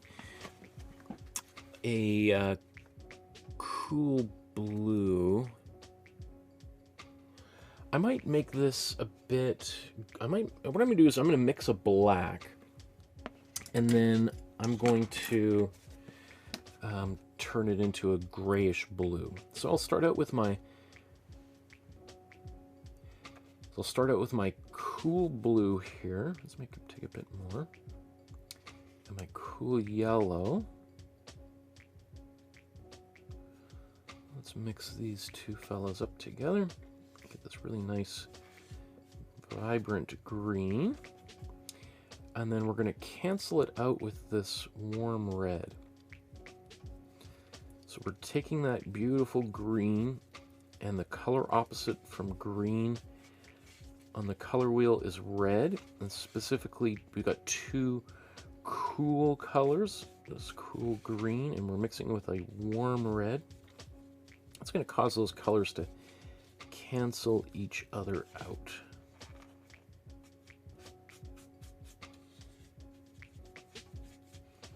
And we get a black. Now, it's not a perfect solid black. It is a little bit on the grayish side, but I like to use that color. So now let's take some white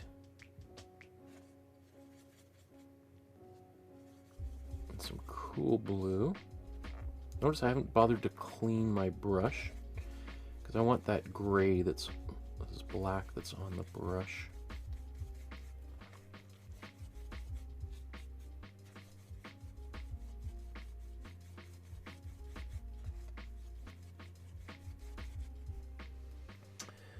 Let's see how we're doing with color mixing there.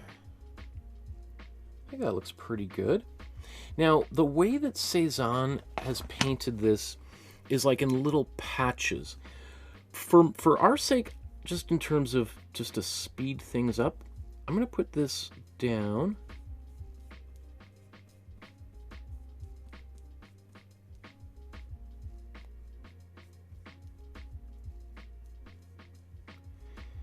And then I'm going to paint complicate it later.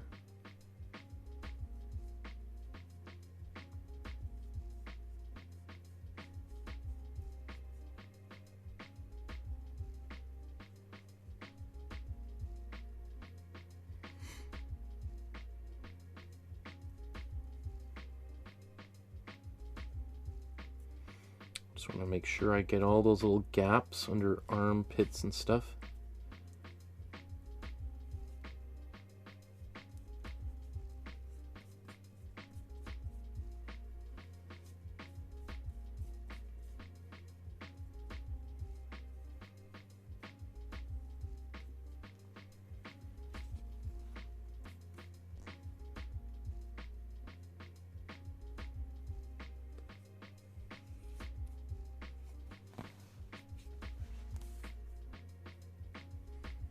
I'm not worried if this color changes while I'm painting. It gets a little bit lighter or darker.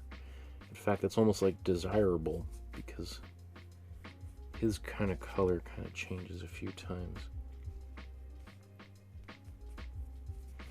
So again, I don't think he would have just laid in a solid color like this. I think he's probably painting it all in little bunches, but that's just more time consuming.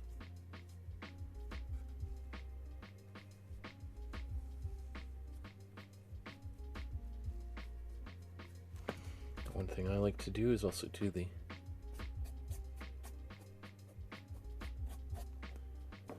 edges of my canvas.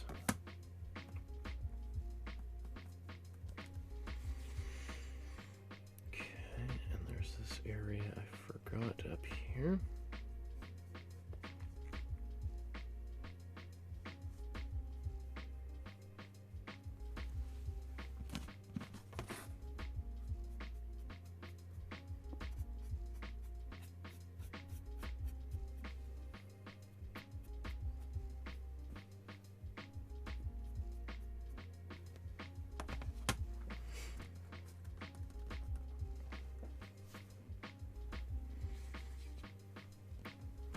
I'm just going to do this over top of lightly this baseboard here against the wall.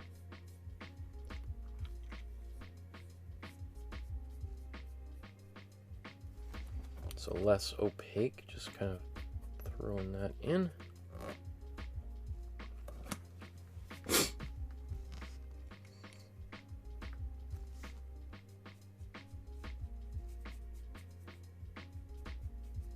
Same thing there.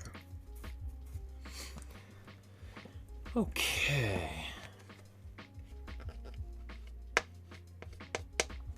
So I'll keep that. I think I'm going to probably use that paint again in a little bit. I'll just wait for that to dry a bit.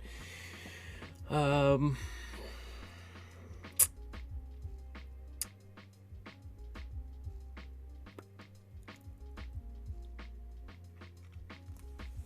wonder if I should go for this ground here. And boy, oh boy, what color is that? That is like, what did we?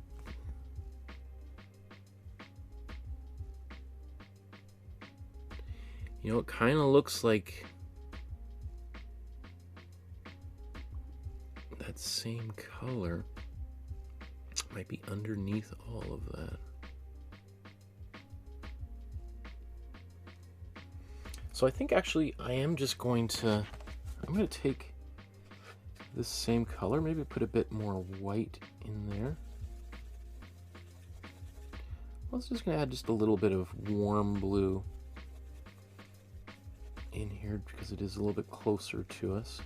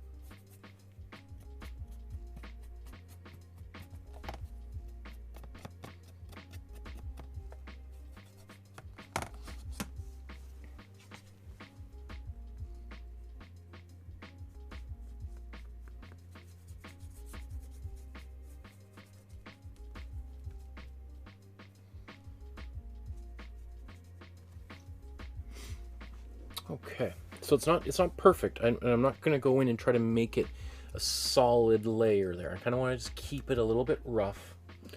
It's, again, some people might consider this to be part of the underpainting process. Now the curtains.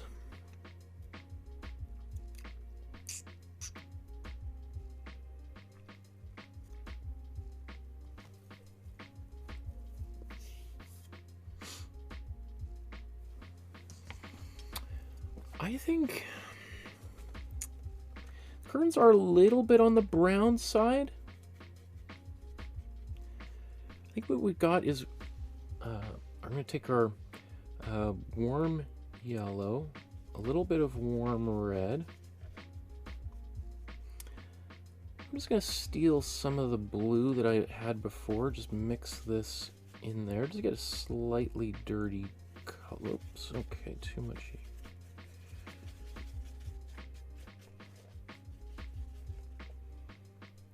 Bit of white in there.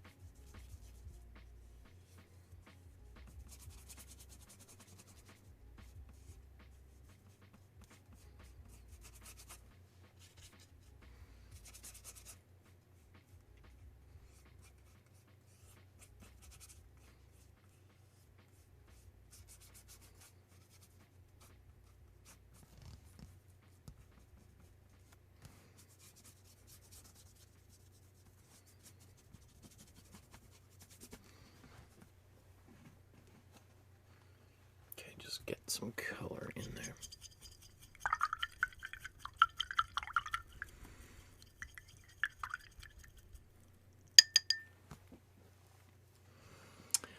Sangus says, did you say, Michael, you've done album covers? Yeah, I've done probably 10, 15 album covers over the years. A bunch of that's on my website. The link is down below for that.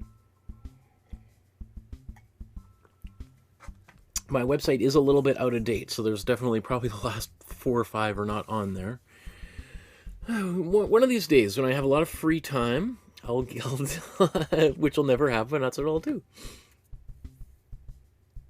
Oh, Singa says, I also had hand in album covers for some other artists. Awesome. Oh, there's Paula. Hi, Paula, or Ace. Just got home from Zumba class. I found the folder 116. Easy, thanks. Barbara says, maybe the paint... Oh, somebody... painting cut down. Sherry says, maybe the painting was stolen and cut out of the frame to facilitate moving it. It's possible. I haven't heard anything about this painting being stolen while I was doing research, so, I mean, it's possible it was stolen. A lot of stuff has been stolen over the years that doesn't necessarily merit a mention. I just think he did it deliberately to be a bit provocative. And you might say, how provocative is it to have the foot going a little bit out of the edge of the painting? Well, maybe not for us, but when you think of the context in which this painting is made in 1888, 1890 or so, when he's been he's submitted paintings to the salon and been rejected over and over, and now he's participating in the Impressionist exhibitions.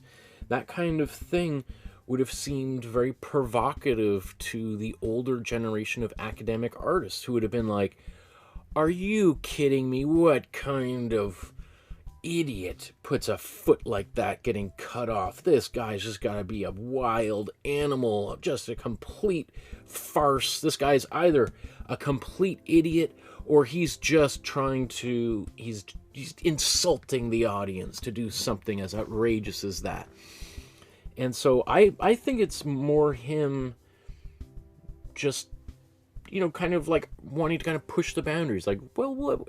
This is supposedly a absolutely, you know, no-go zone. You put a foot going out of the painting like that, you might as well just pack up your art supplies and quit, because that is just, you have broken every rule in the book. And so Cézanne's like, well, you know what? You don't let me exhibit my paintings in your salon anyway, so why should I bother listening to you guys? You don't like any of the work I do, so I'm not going to try to follow your rules or impress you at all. I'm going to do my own thing. And you know what? I'm going to start deliberately breaking your rules. And what are you going to do about it? You don't want to show my work anyway. So, I mean, does it really matter? And maybe if it upsets you, then I kind of feel like I've won a small little victory, right? I'm going to see if I can actually make a painting like this work while breaking these supposedly unbreakable rules, right? That is what I think is I think that's what he's doing here. And that's why I think artists like with Picasso and Matisse loved Cézanne, because they saw those kinds of things and go like, ooh, I thought you weren't supposed to do that. You're not so, wow, that's kind of cool. Well, if he did it, I think it still looks pretty good.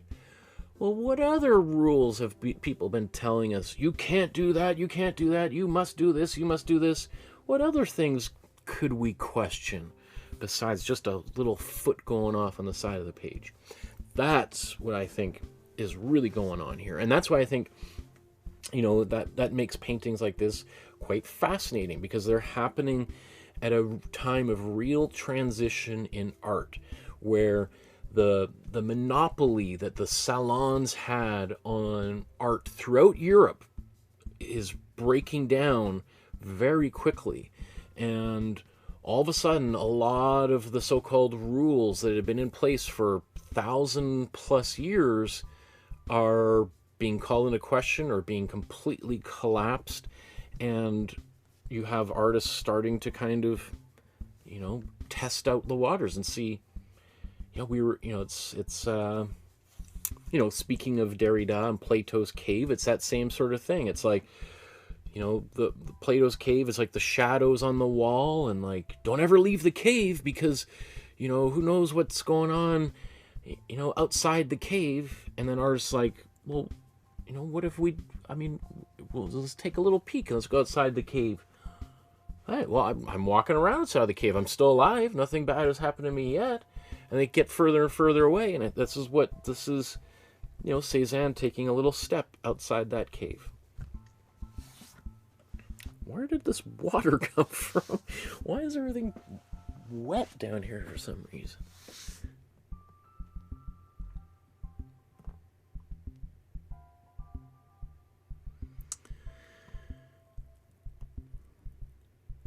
Senga says, is your email on your webpage to donate, as rather you got it than other ways taking commission of it? Yeah, you can donate directly to my website, or through my website. There's a link to PayPal, and you can just enter your credit card information, and it'll send it through PayPal directly to me.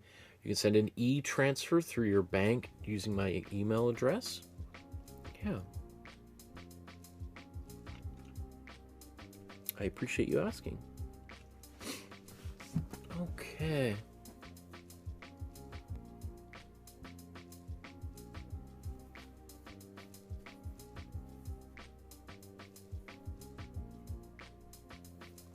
Okay, so I need to move on here.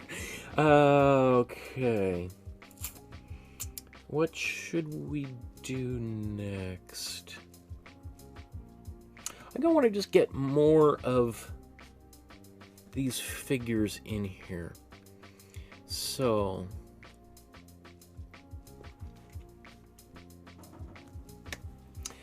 now that I've got a little tiny bit of the background started, I'm going to go to the foreground. I'm going to put some color in the figures, and then we're going to go back to the backgrounds, because I just want to get rid of some of this yellow so I can see the painting as, without this bright yellow Imprimatura, which can be a little distracting and can make it hard to see the colors as they truly are, quote unquote, right? So we want to paint the Pierrot, the figure, in white here, and then the Harlequin in red and black checkers here. So let's just take a look at the original. And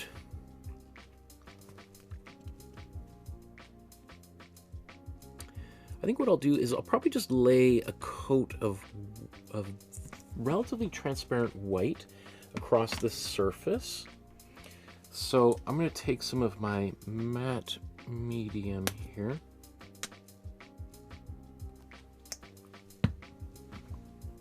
So matte medium is just clear acrylic paint. And I'm going to take white. So I've got about 3-to-1 matte medium and acrylic paint. That's going to help make this white semi-transparent. Right? The more medium I have to paint, the more transparent this color will be. I could just paint the white right over top, but of course that's going to hide all my pencil marks, and so I want to preserve some of that. So I think I need to make this more opaque. Let's take more white paint.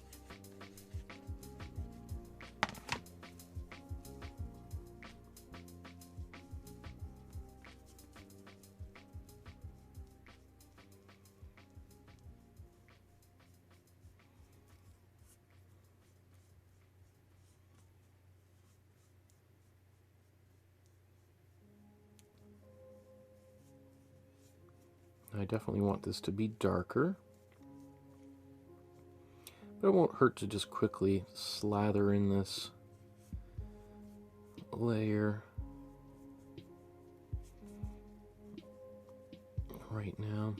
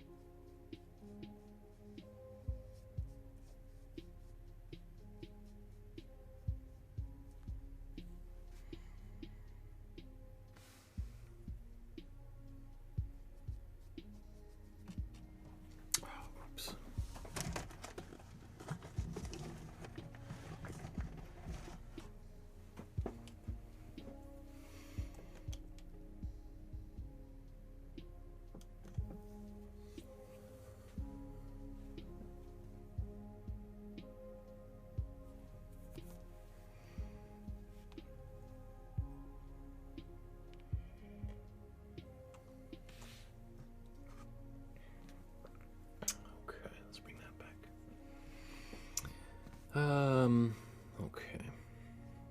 The power just went off on that, so I just had to plug it back in. Yeah, let that dry. I'll come back and add another coat of white there. Again, I could have mixed more. I could have just done it all in one go, but I'm just going to keep moving forward here. I am going to paint the red of Harlequin's costume directly over here because warm red tends to be relatively transparent, so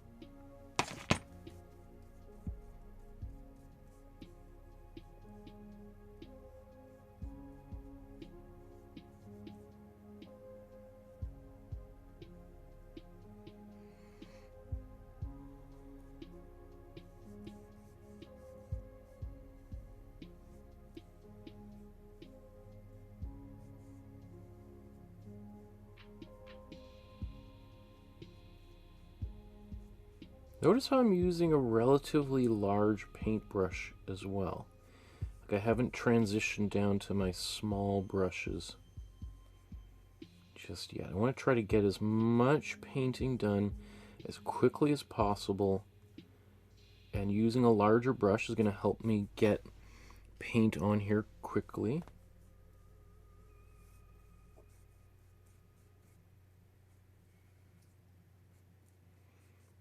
It does mean I could be a little bit inaccurate, a little bit sloppy,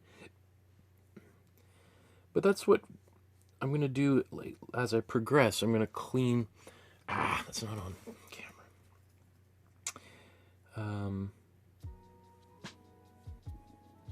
You know, I still have a little bit of ways to go, so I can do all those things a little bit later on.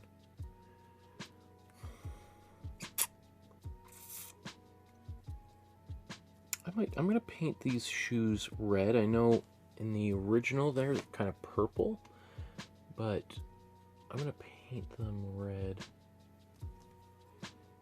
anyway, because I'll just paint purple over top.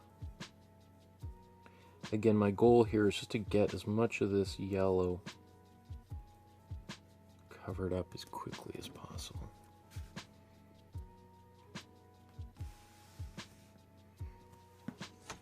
Okay, I'm just gonna go right in here. I had this purple from before for my underpainting. Just gonna take my paintbrush with that red right on there.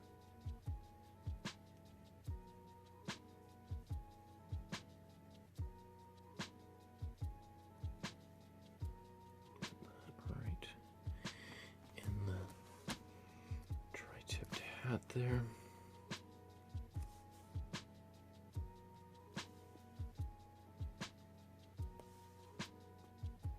Okay.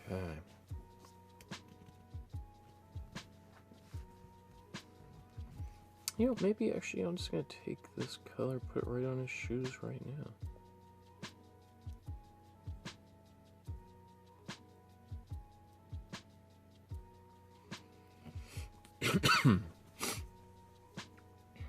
Oh, and this little, whatever he's carrying in his hand here, that could be painted too. And, you know, while I'm right here, well, should I do that?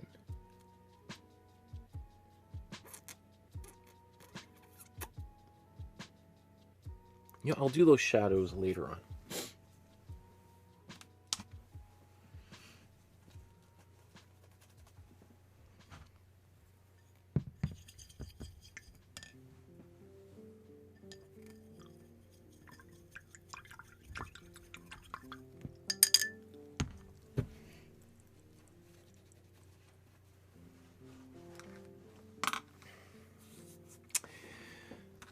Oh, there was a little bit of red here. I just...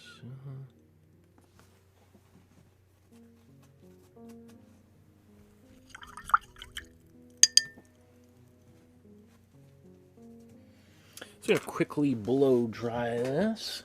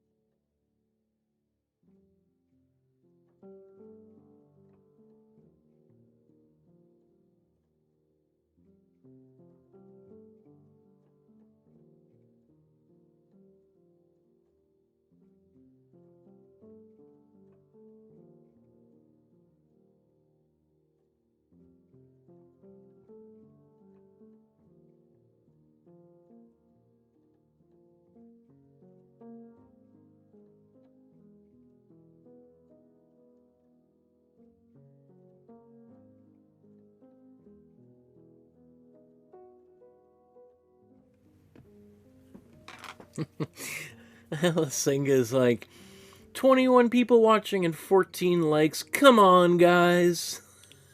That sounds like something Lolly would say. I appreciate that. Thank you, Senga, for encouraging people to hit the like button. That's very sweet. I'm going to take a little bit more white. I don't want to make this too much more opaque. And I'm just going to quickly...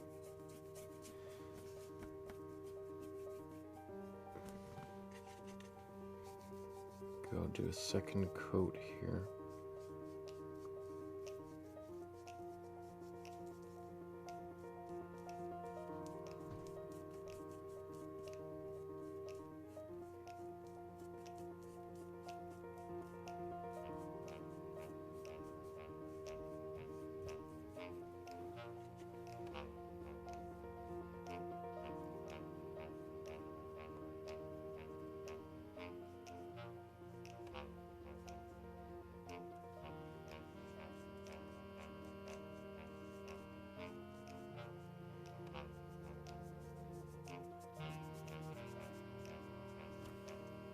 So I think there's a few places where we might want to have a little bit more transparency. Like maybe there's areas that, I guess that looks like kind of white and yellow there. I could leave this just like that and paint around them, or I could paint with thicker white. But I just need something to fill that space in a little bit.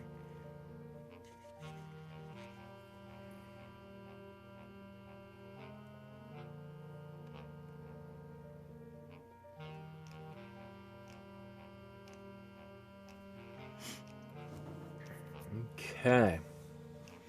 Now let's do some, paint some skin. So let's take some warm yellow, a little bit of warm red to make an orange, and a little bit of warm blue. Gives us a brown. It's basically what we had here, but I just want to create two distinct ones. And then I just add white to it.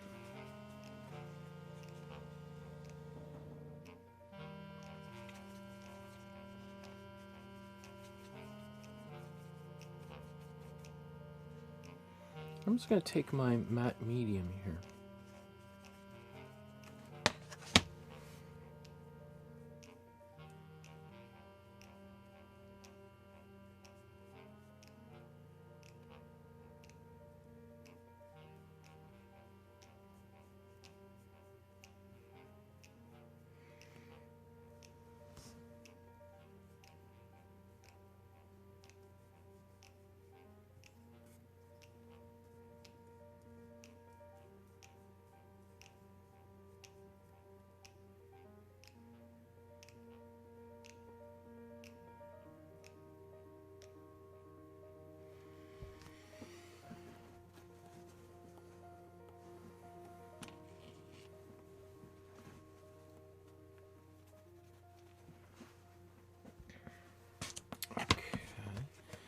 Let's add a bit more red and blue to this color to make a. In fact, let's do this right here, I guess. Darker brown.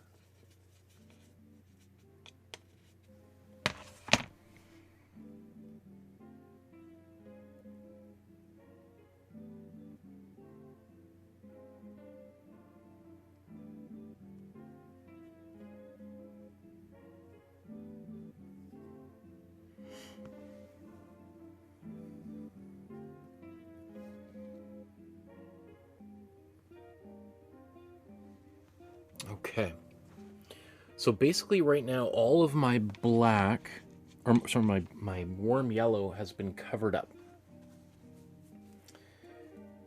Except I guess there's a little bit on the belt there, but whatever.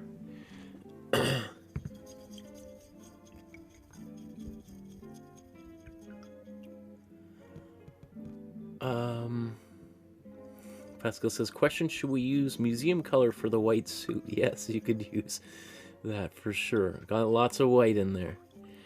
Yeah, that museum color's got is very pastel. It's got a high amount of white in there, so everything's gonna work really well for those more tinted areas.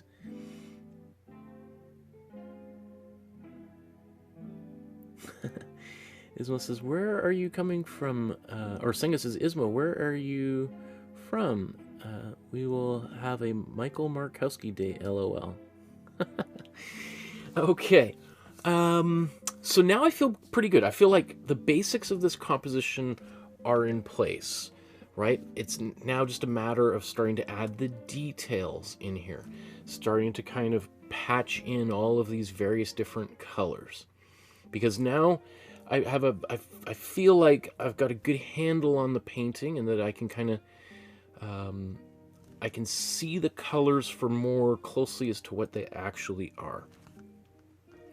So probably my next step is going to go back to the background, and ideally I could get pretty close to finishing.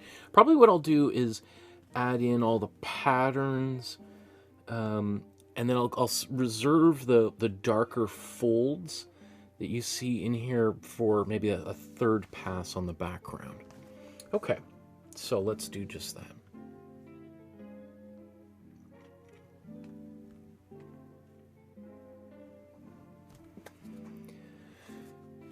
Now the painting, all of the yellow Imprimatura has been basically completely covered, some in more opacity than others, and that allows me to see the painting for what it really is.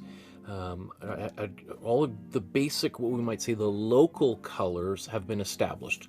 Local color is sort of the color of an object uninfluenced by highlights or shadows, right? So kind of the general color of the curtains, the general color of Pierrot's white clown suit, the general red color of Harlequin's costume, etc. Right?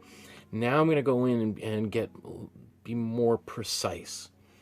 So let's look at the original again here. And again, I think I'll probably start with the blue background here. Let's just bring them up side by side. So what I want to do is, we want mostly cool colors in there. And the way that, in fact, let's just zoom in to the way that Cézanne is painting these. You can see he's using relatively small brushes to kind of put in all of these very visible, we might even say painterly brush strokes, right? And each brush stroke is almost a different color. Well, there's kind of like little patches of color, right? Almost like a little quilt, right? We've got some darker ones, lighter ones. And so what I suspect that he's done is, maybe look at it, that one's a little bit too big.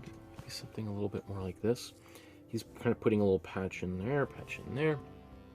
So let's okay.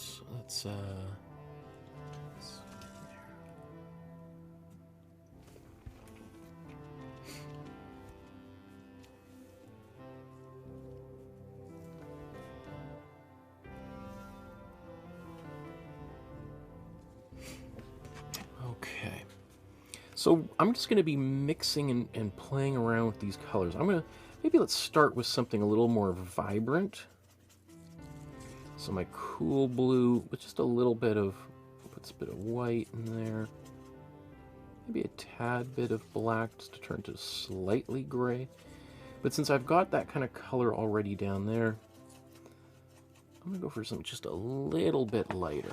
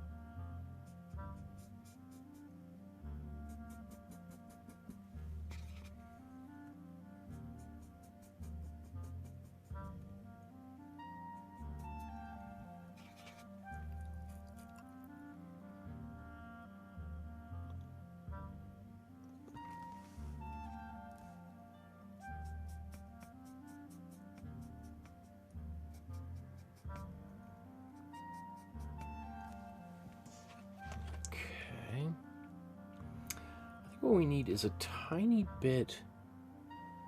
I'll take a little bit of cool red in here.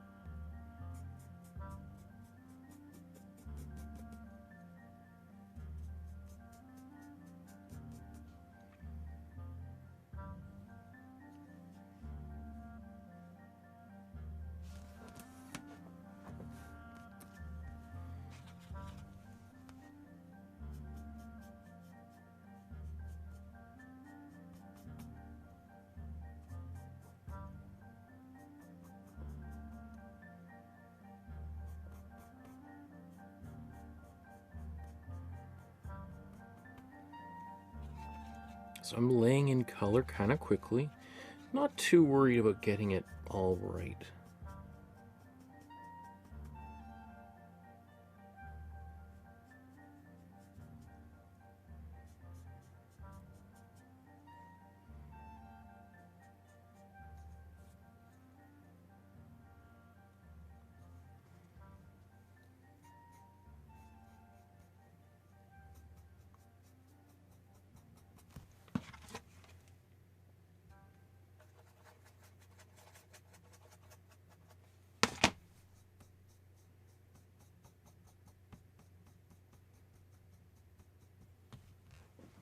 Sorry, top right corner is what I was just after there.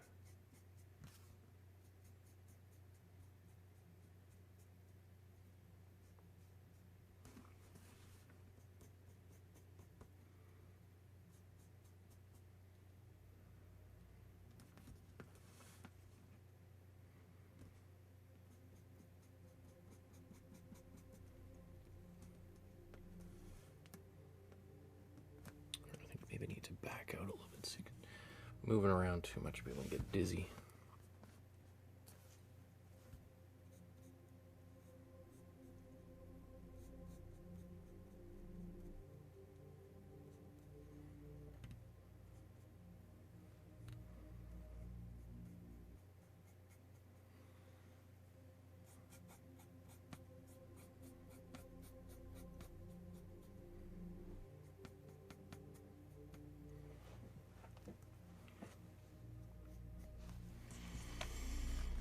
Okay, let's bring a little bit of darker color in here, some of this black.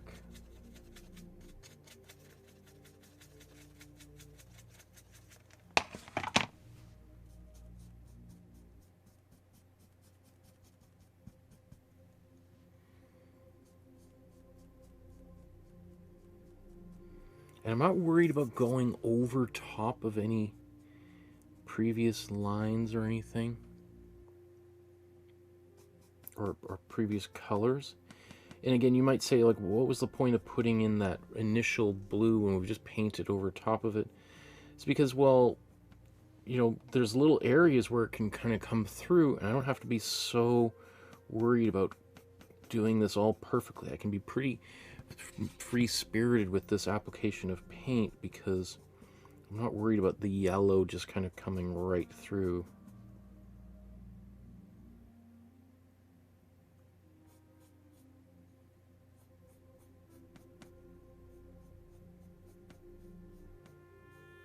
So for me, it does seem like an extra unnecessary step. But actually, for me, feels more like a time-saving exercise.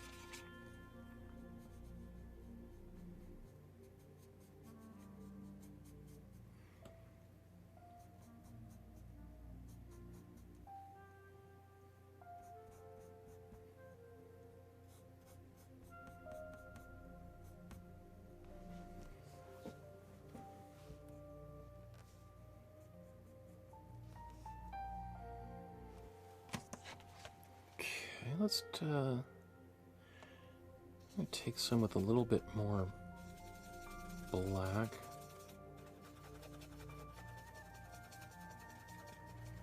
Just a little bit more of a grayish color here.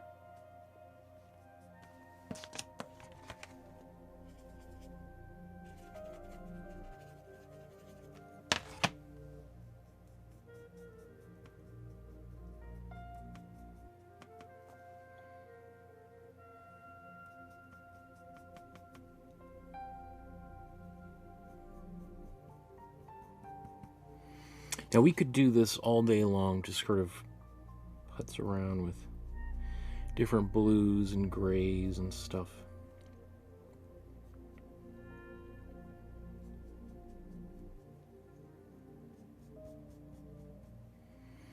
As long as there's kind of a nice level of variation here, that's going to make me happy. Again, I'm not going to spend as long as Cézanne did on his paintings, or in this painting particularly. I just want to evoke his.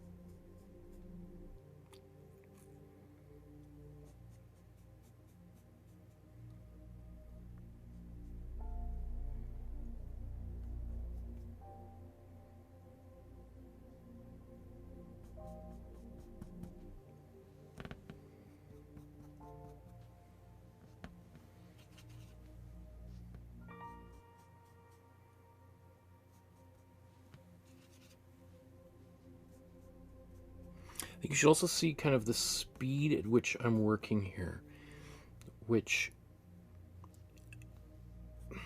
you know, it's hard to say. Cézanne was pretty secretive, so I don't really know how exactly he worked or what speed. Sort of seen as a bit of a slow poke, so I don't know, you know, how quickly he's working.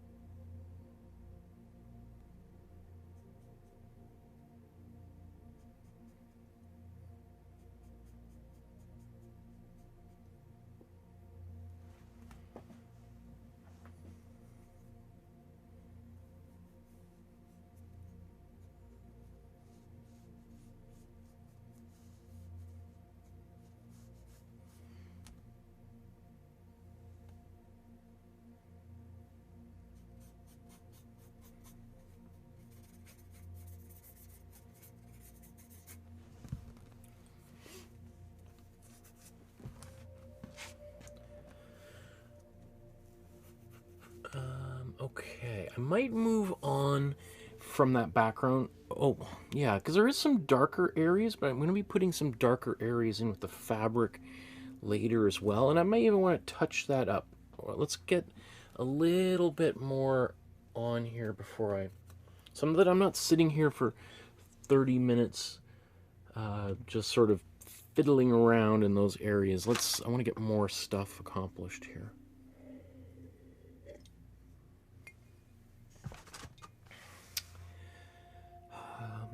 So the curtains next.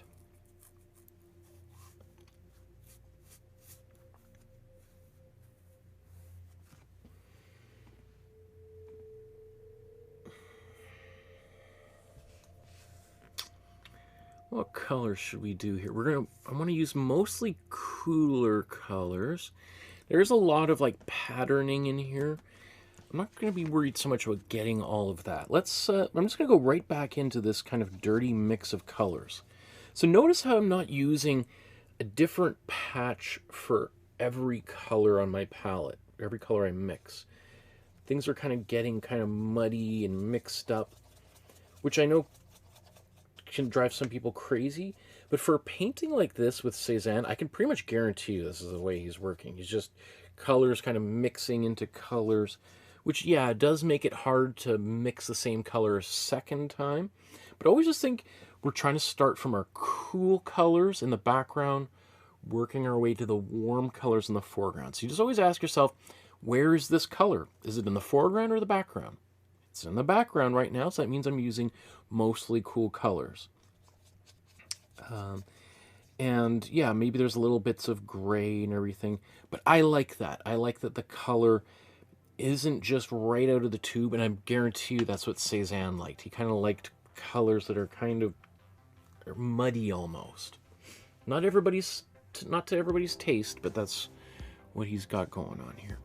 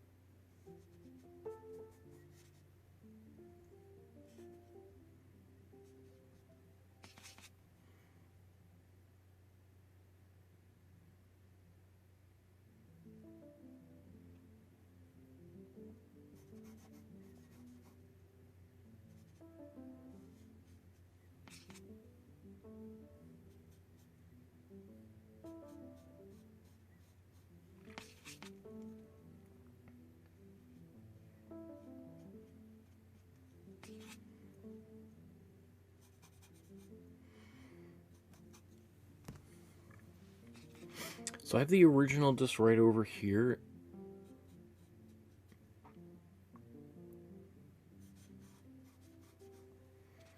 I'm not worried about making a perfect painting here, right?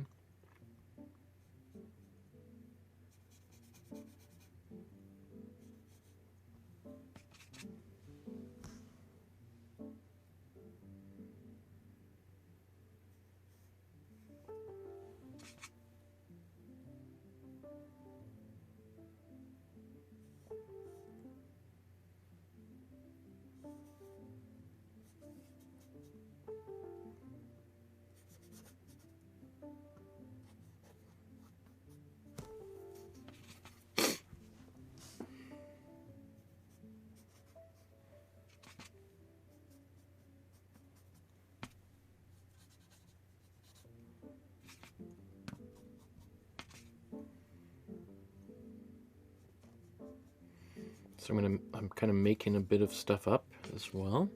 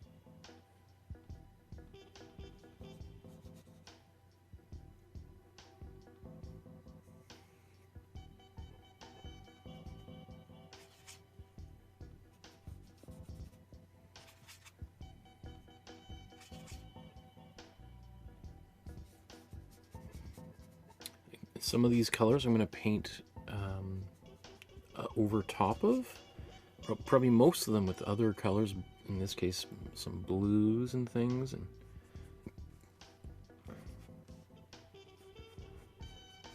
now I could have spent time in my outline just drawing all of this in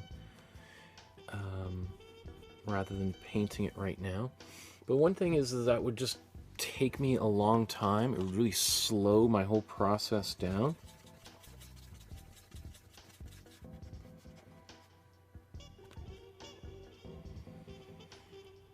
And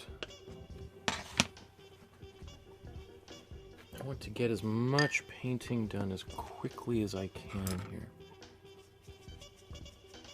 So this means, yeah, I'm going to be a little bit less accurate.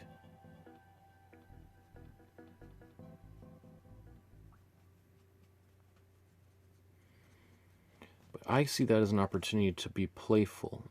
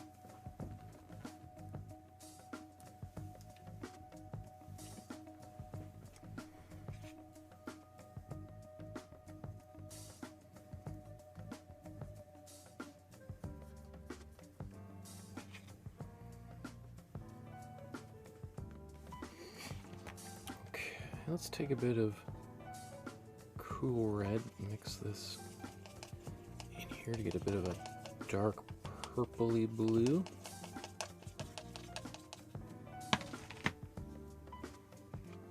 And let's start up here.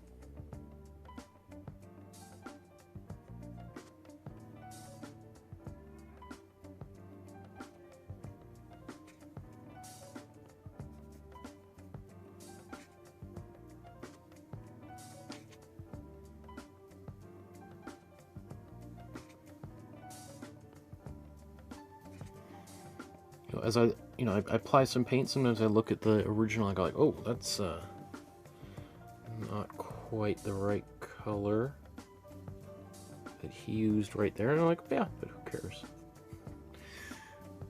I don't think it's a big deal.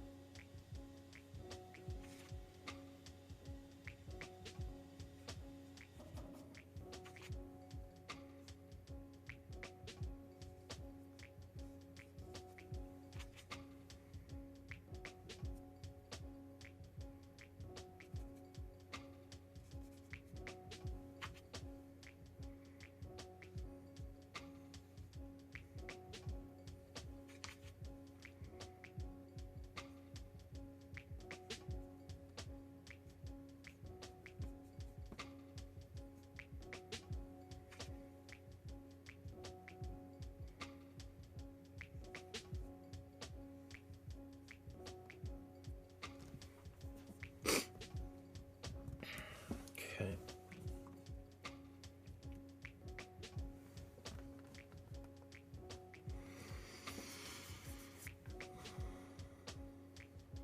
Let's, what else should we do all right there?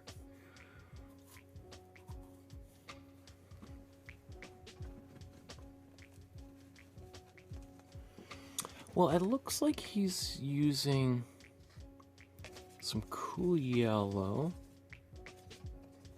tiny bit of green,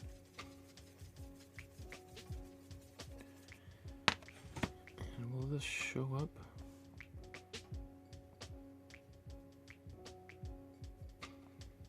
A little bit.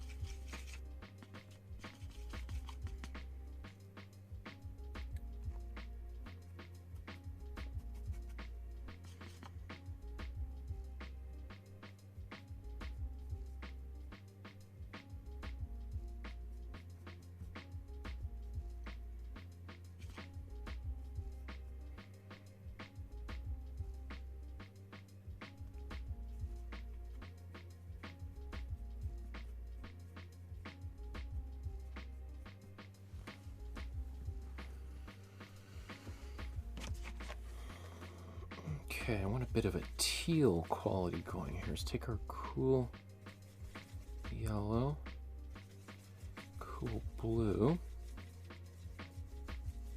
get that teal.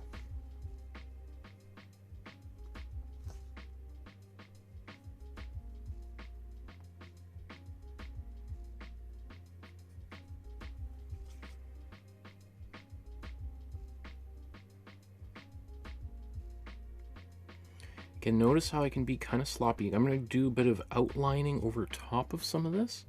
So that's why I'm not too worried about making it look super clean and precise just yet. Because I'm going to clean that up later on. And I know when we're just beginning, it can feel like, I don't know where I'm going to clean up later. It's harder to think multiple moves ahead for sure.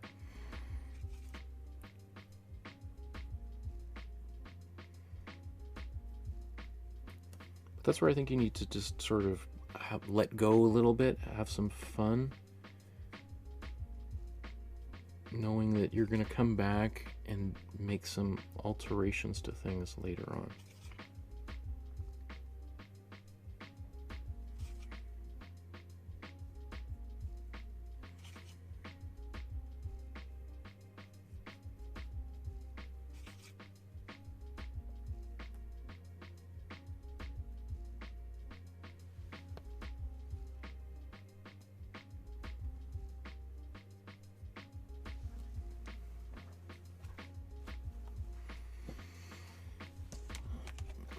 Okay, now I think we want some browns.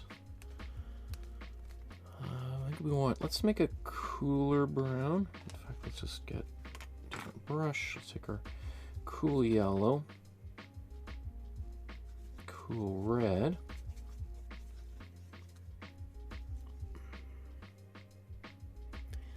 in fact, this orange is kind of nice. Where can we put this orange?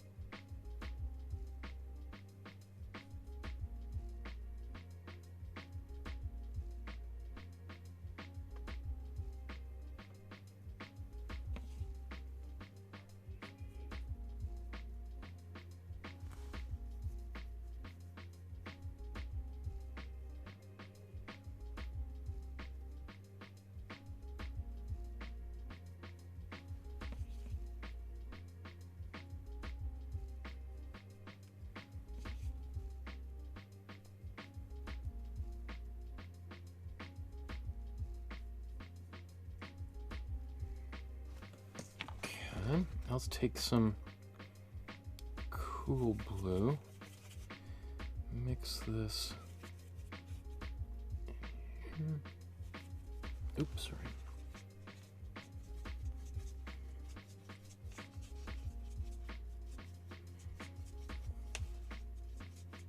So this is kind of a greenish, cool greenish brown.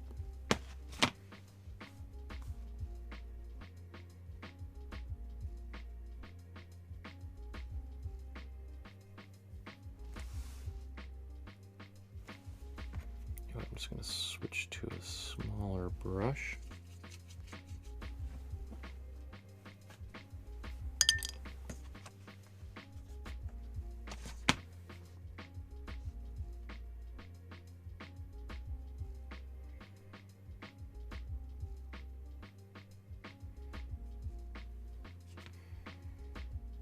There's not a lot of this color here.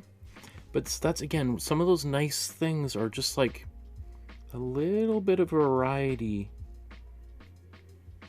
Just shows us like putting, you know, that we're looking, or at least gives it the illusion that we're looking here, right?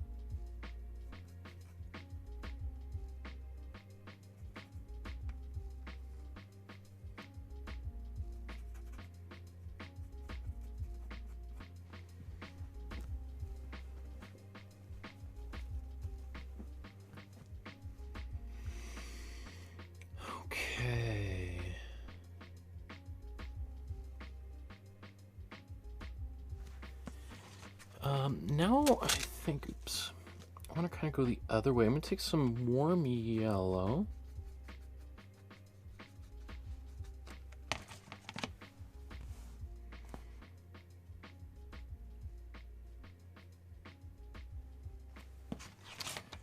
I might even add a bit of this white.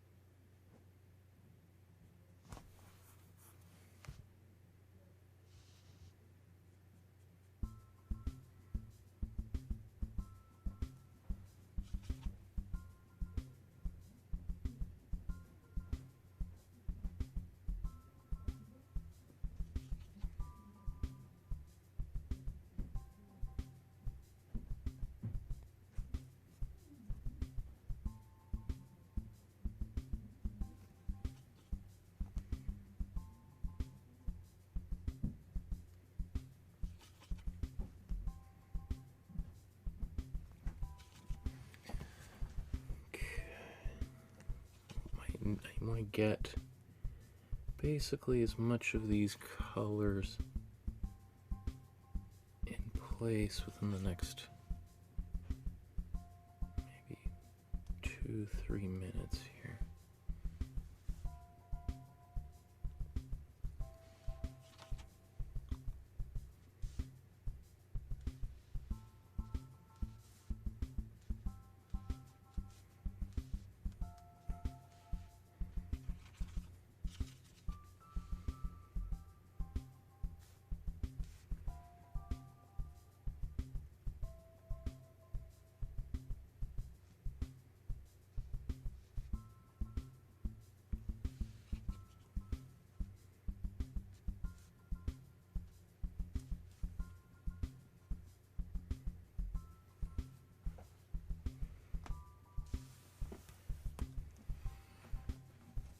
Okay.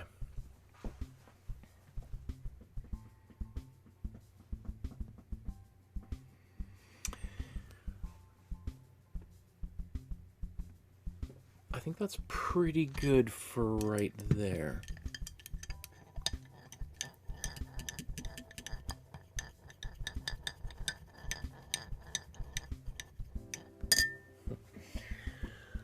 Barbara says, seeing all the little twiddly bits in the curtains reminds me of the Isle of Spruce. Yeah. Lots of little things. You get easily lost in those details. That's why I'm trying to go pretty quickly. I want to just give, at least at this stage, and perhaps throughout the rest of the painting, just that impression of detail, right? Think of Impressionism. It's not necessarily about adding all the detail, it's the impression of detail. Now, obviously, there's at this moment not as much of even of an impression of detail as Cézanne had in his, but you know, we're going to kind of go to a smaller brush eventually here, and kind of bring certain little features out, which will make it, you know, feel more like there is a lot more detail than there really is there. But again, I want to work overall on this painting. So I start with that, you know, the background, these curtains. Then I'm going to come in the floor and the figures, And then if there's time, I'll come back in and work. I can work as endlessly as I want on those curtains. But just think, how actually important is it to get those details like that there? I do see there's some cool reds that I just want to get started in a few places back here.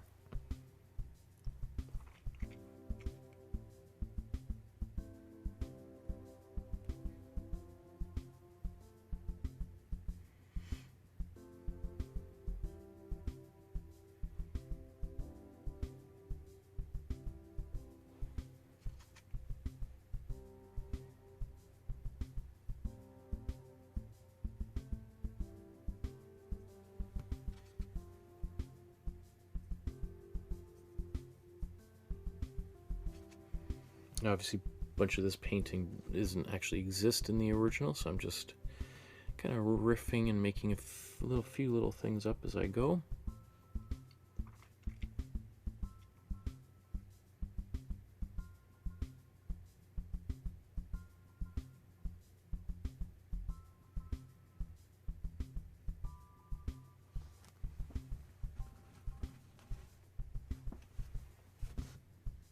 Okay. So maybe let's do the ground down here. I'll call that part of the background as well, just to keep things. Okay, so we want a warmer grays down here, or warmer brown, sorry, I mean. Let's take our warm yellow, warm red, a little bit of warm blue here. And I'm just going to take this back into this muddy colors that I had way back at the beginning.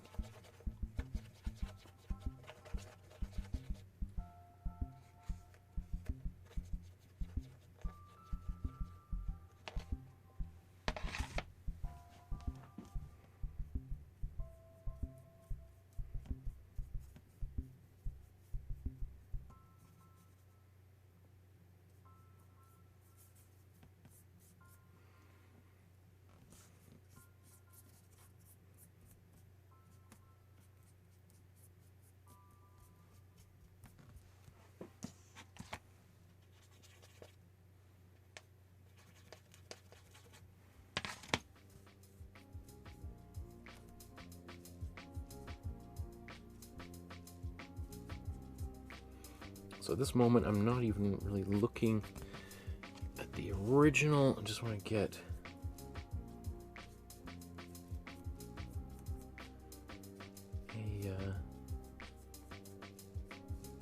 just reach a certain threshold of paint on here.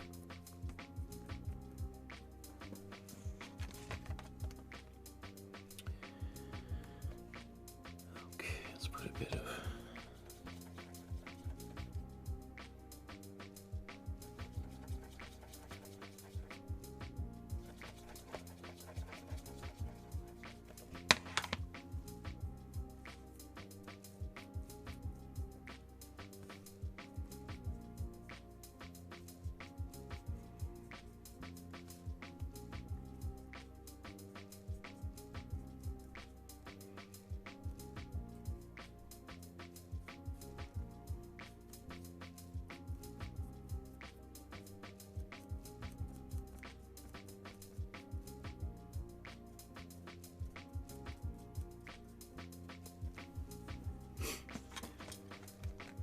let's get some warm yellow in here. It's going to give us kind of a warm green.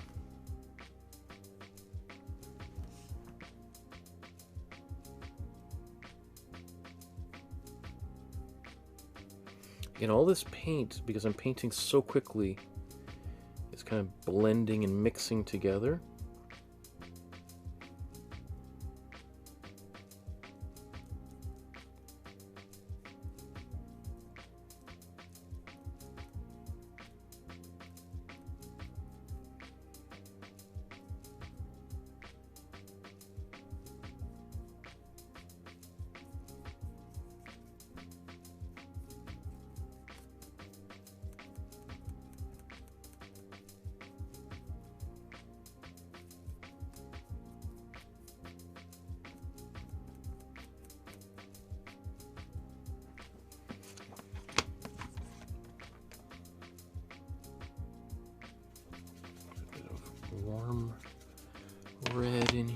give us a bit more of a brownish quality, warmer browns.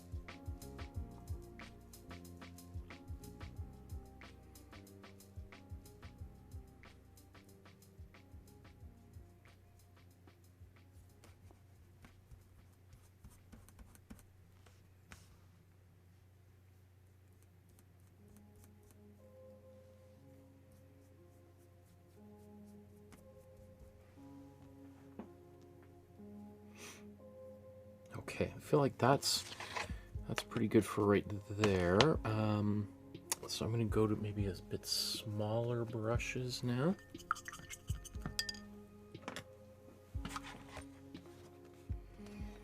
I want to add a bit of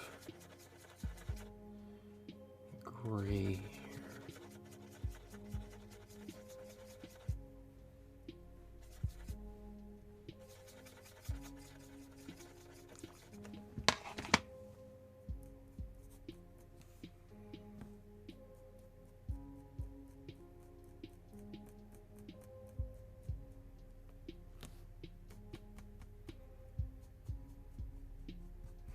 Notice these marks are all kind of moving down to the right. Right, kind of emphasizing this perspective.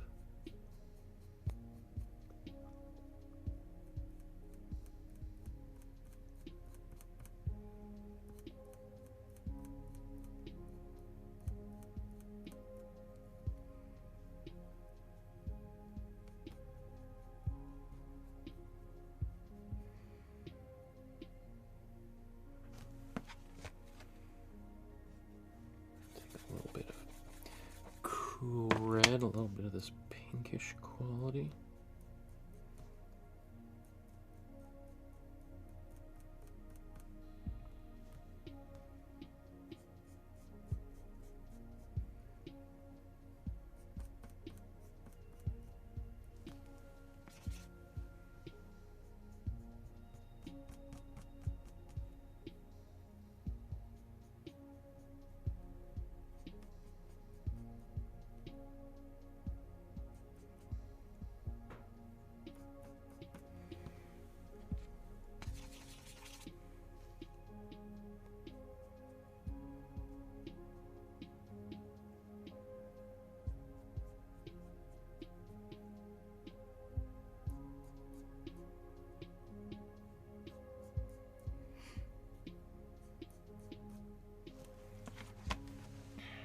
Bit of warm yellow.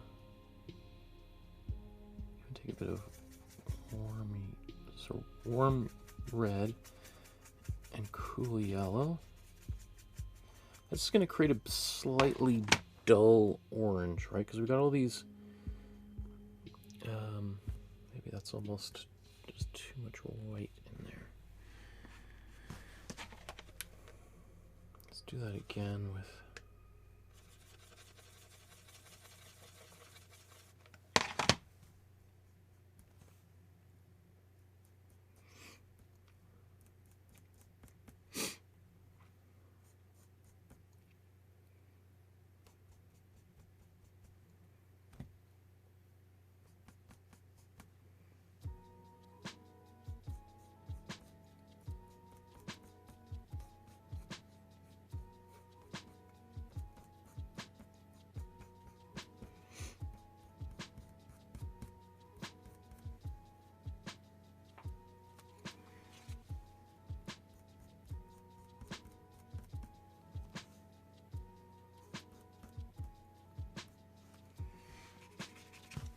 So what's nice is now I got all of these clashing, bizarre colors, all just residing on the palette. And I can just kind of go in, dab a little bit of that in, this color or that color. And since all these colors are sort of emanating from the same place, they're not going to clash. They're, because this color is in there somewhere.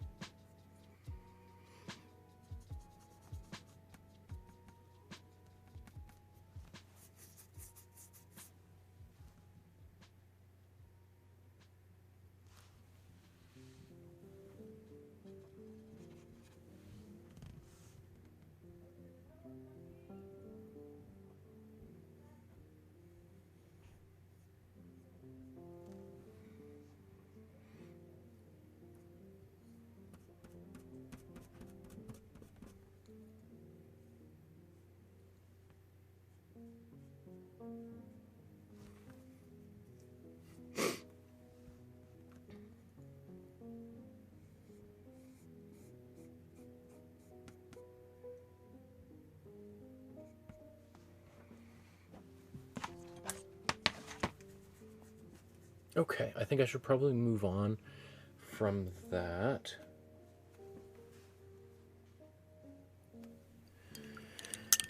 Oh yeah, I think I'm making good time.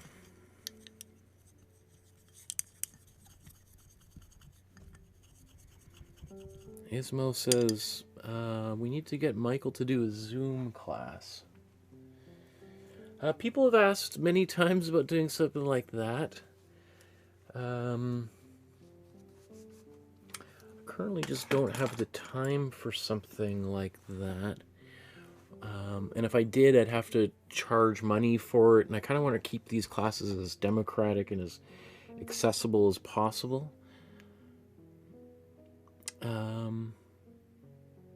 So I know that some people in the group have organized their own Zoom get-togethers and stuff. Oh, there's Randy. Says, how's it going, everyone? I won't be here long. I'm just going to watch a Sherlock movie on Roku. Awesome. Okay, I'm going to quickly blow dry this here before I move back into the foreground and bring the figures to the same level of resolution as the background is.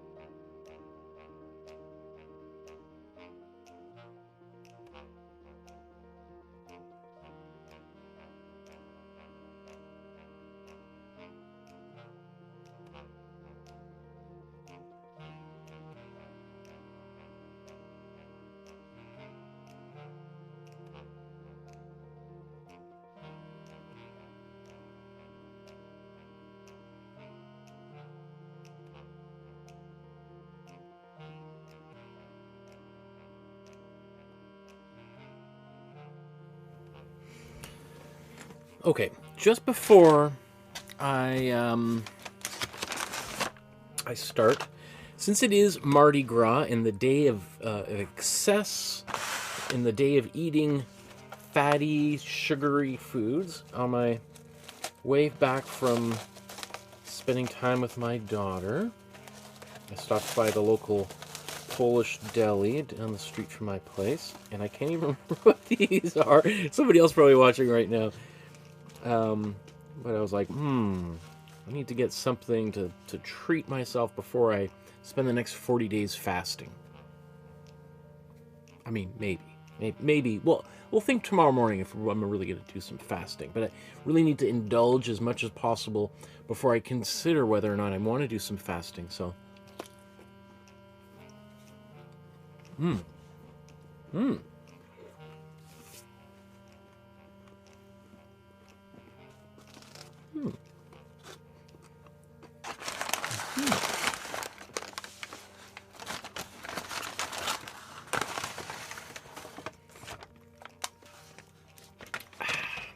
Okay, that's delicious. Oh my goodness.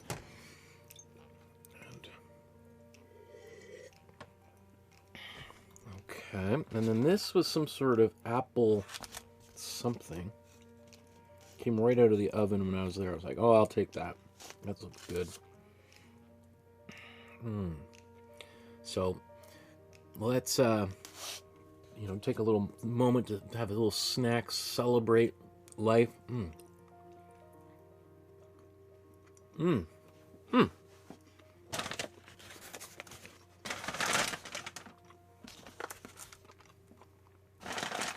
Okay. Wow.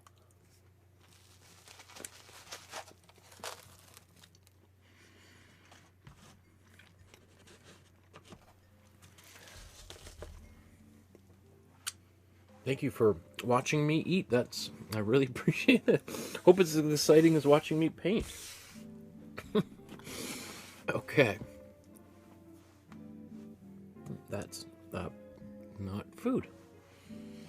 So,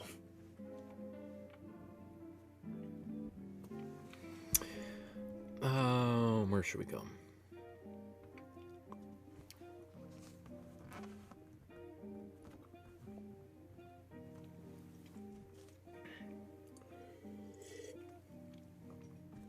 Okay. Now that we've had a little snack in celebration of Fat Tuesday, Mardi Gras, let's continue working on the foreground now. So we've got the background in, I would say, 80% complete. Let's bring the foreground to that level. Let's try to get the faces mostly finished, the clothing mostly finished, hands, hats, etc. And then we'll go back to the background, finish detail, and then we should be able to finish off the rest of the painting in the foreground. So maybe let's just take a quick look here and let's compare. Oops. Our paintings. Obviously, things need to get a little bit darker, but I'm going to save that black for towards the very end because I can just glaze black areas really quickly. It'll make things look really vibrant, and those folds will look really they'll work really well. Like, we'll be able to define those later. So the next thing, what should we do? Should we do the... It'd probably be satisfying to get these faces in, right? I think probably we can get those faces, people start to feel a little bit better about this painting.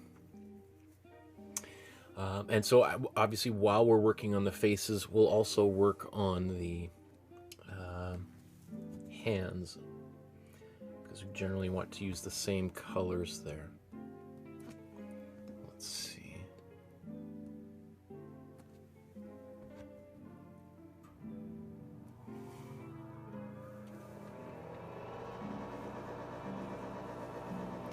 So far, we've just got what I call like the local color. Right, so the color that we have here, I'm not sure what it looks, a little bit more yellowy on the camera, but is kind of like one of these peachy colors on the face. So we need some grayer colors and some even more reddish colors.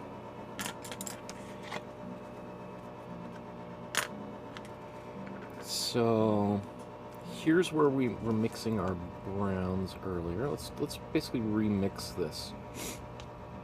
Take our warm yellow, warm red, tiny bit of warm blue,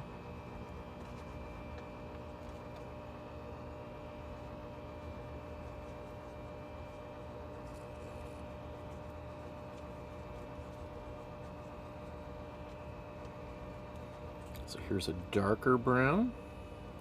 I like to kind of make a number of these different mixtures here.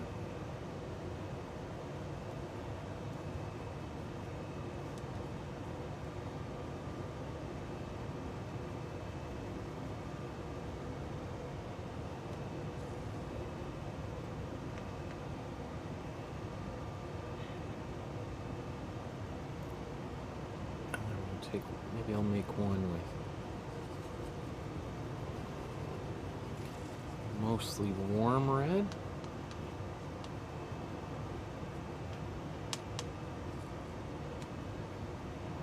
And then let's make one that's mostly warm yellow.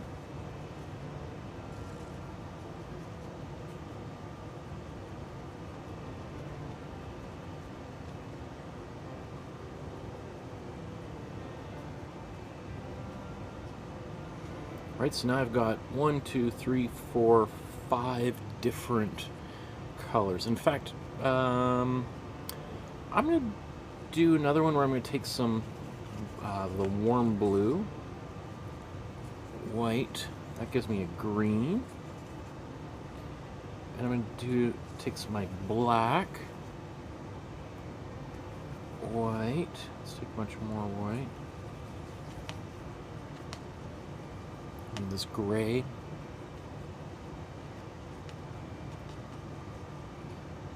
and then I'm going to do one with, oops, that was too much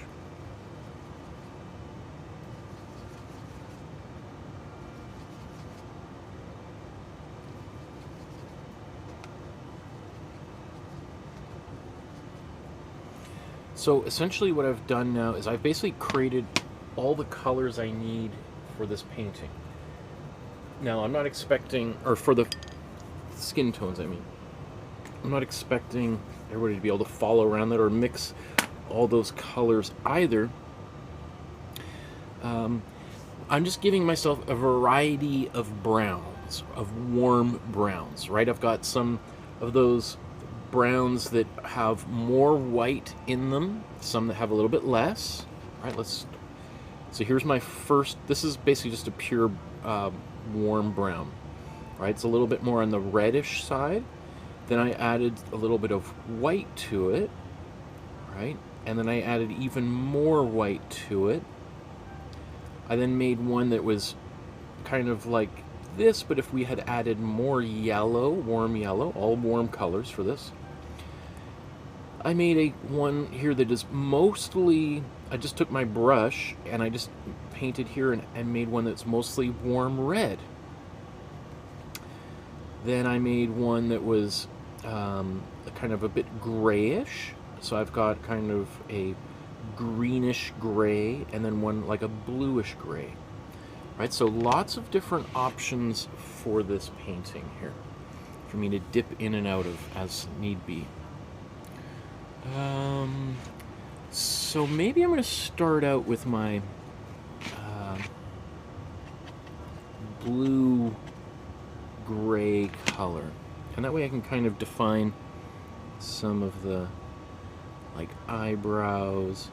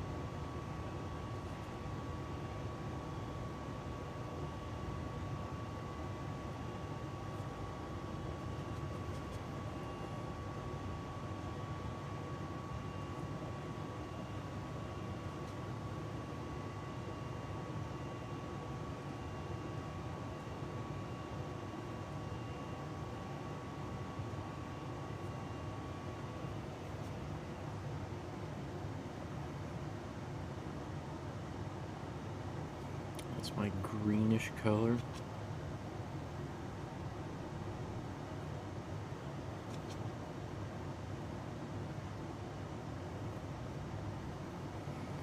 Okay, while all that's kind of drying a little bit, I'm just going to detour to the rest of the figure's body. I'm going to come back with my more reddish colors here in a moment.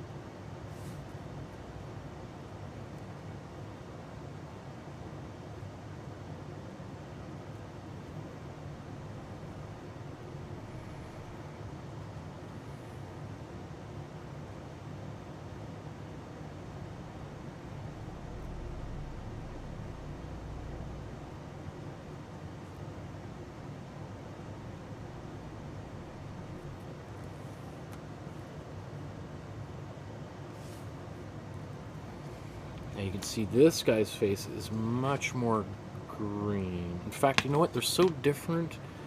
I'm just going to come work back on Pierrot here a little bit longer. Sometimes I'll start on that other figure and come back, but considering how different he is, I think I'm just going to keep on going. So I'm taking some of this, my warm reddish colors. Well, I mean, all these are warm colors, but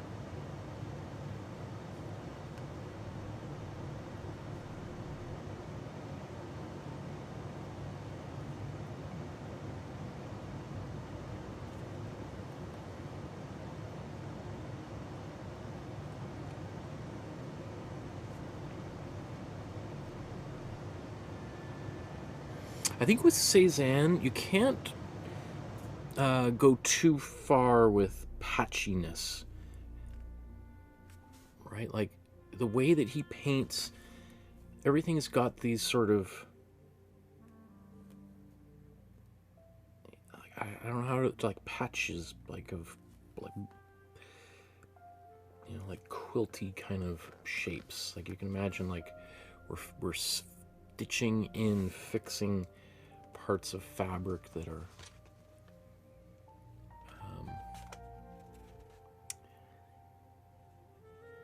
take some of this warm blue and make a bit of a black, warm grayish.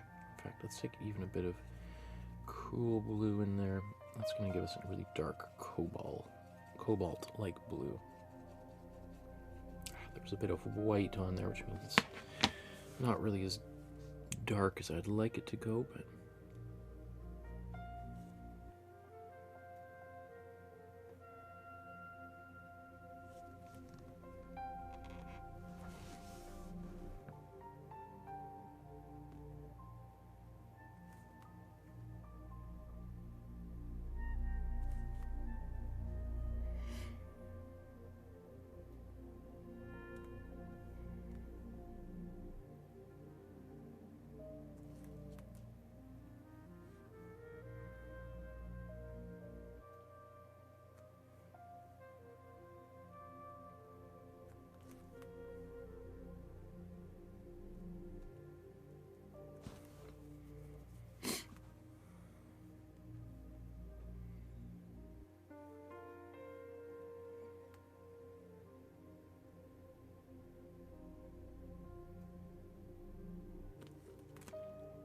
so these are definitely some small details I'm working on here.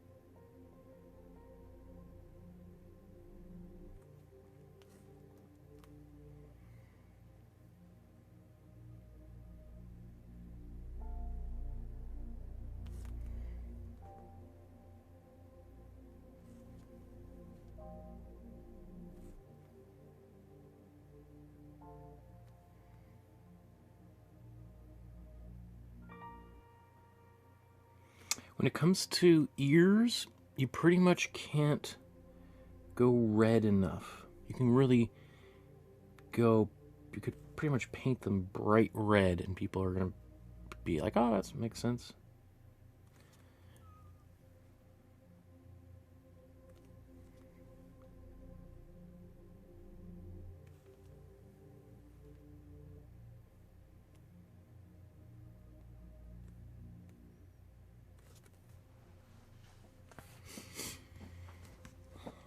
Now, I could continue working on that face for a while longer. I'm just going to leave it for right now. Work on the other face. And then come back to it if need be.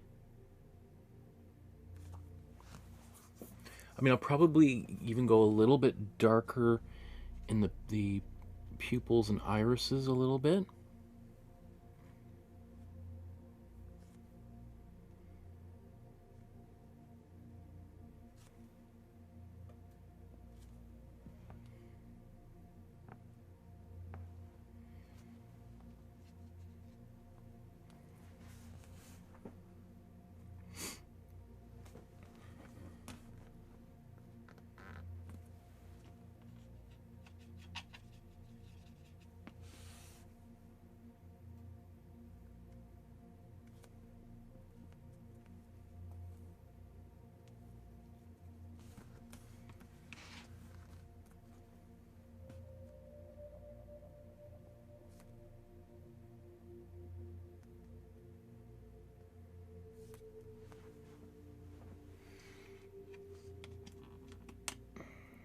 Did I not mix? I thought, okay, a little more greenish.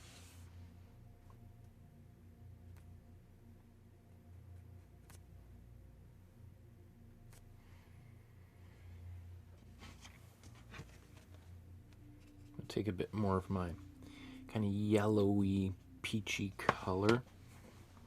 There's not much in that face with the color.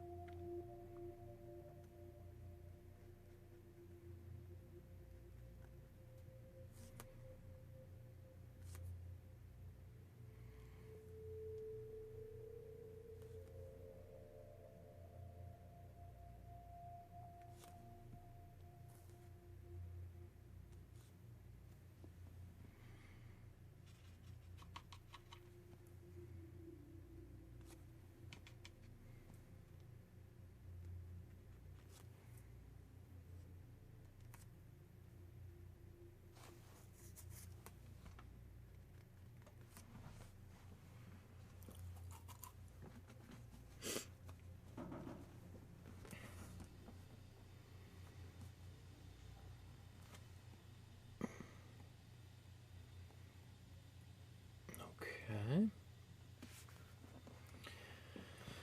So this face, we need some more green. This green isn't quite adequate. And I mean, it hardly looks green, obviously, on camera, but let's get, it's a pretty bright green. So let's take our cool yellow, cool red.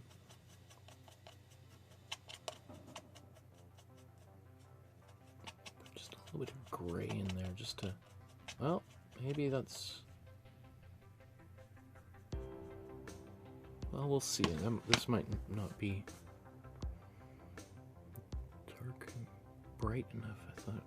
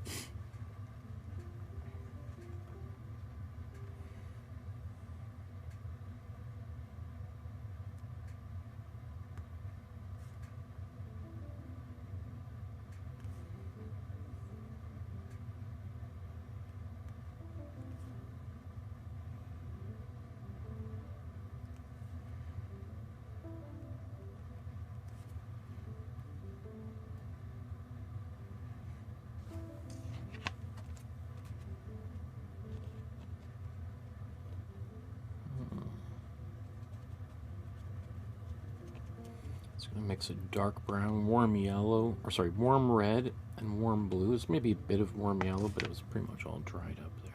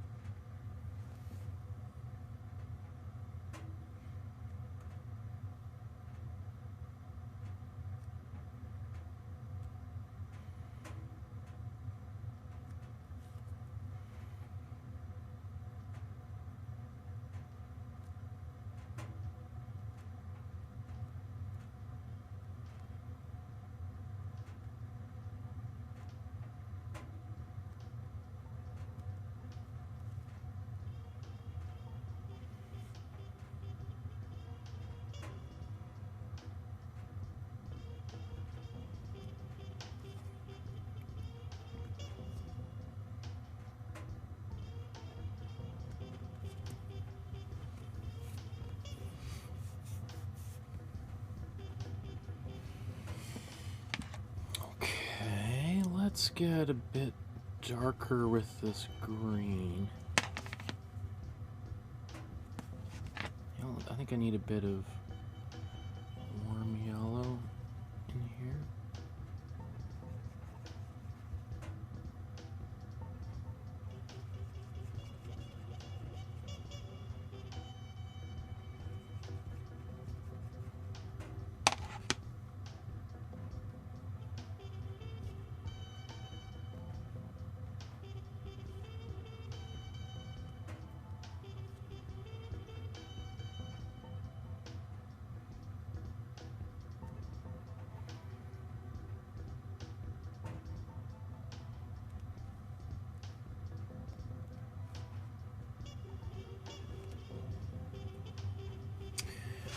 Okay, let's come back to that later if we've got time. Let's focus on these hands here.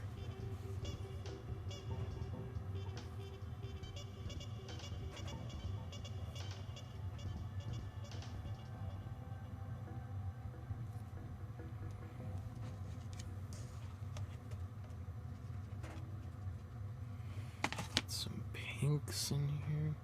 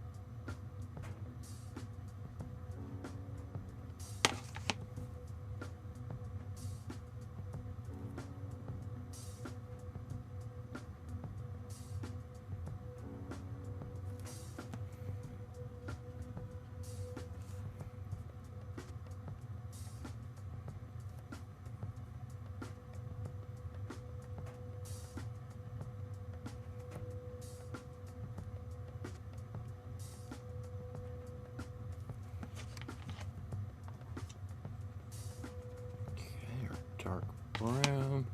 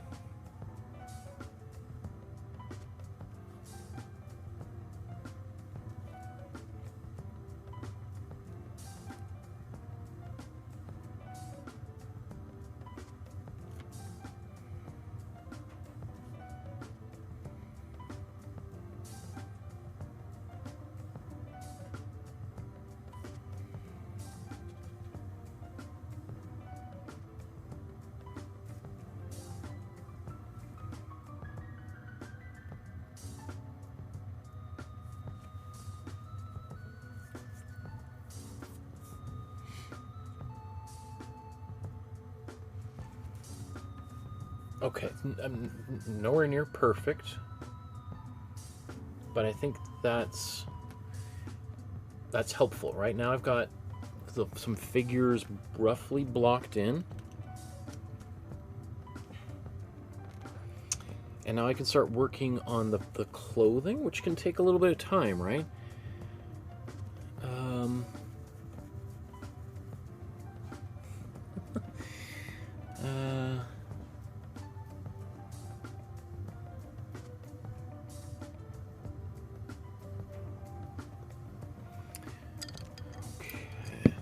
Clean our brushes. I like to clean my brushes every, even if I'm, using them, still every 45 minutes or so, just to kind of, because often the paint starts to dry relatively quickly, and even if I'm using it, the paint starts to dry deep into the metal part here, the ferrule.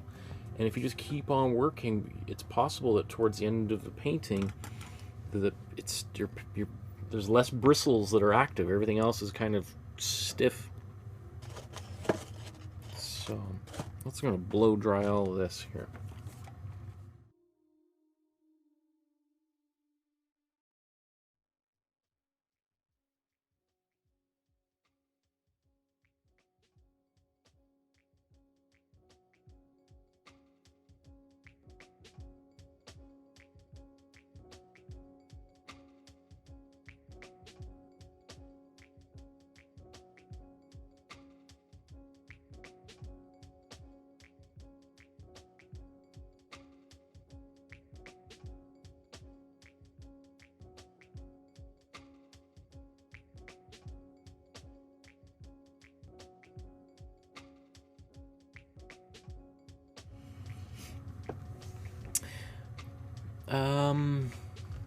Lena says, I'm doing your class from 3 or 4 years ago. First time I paint.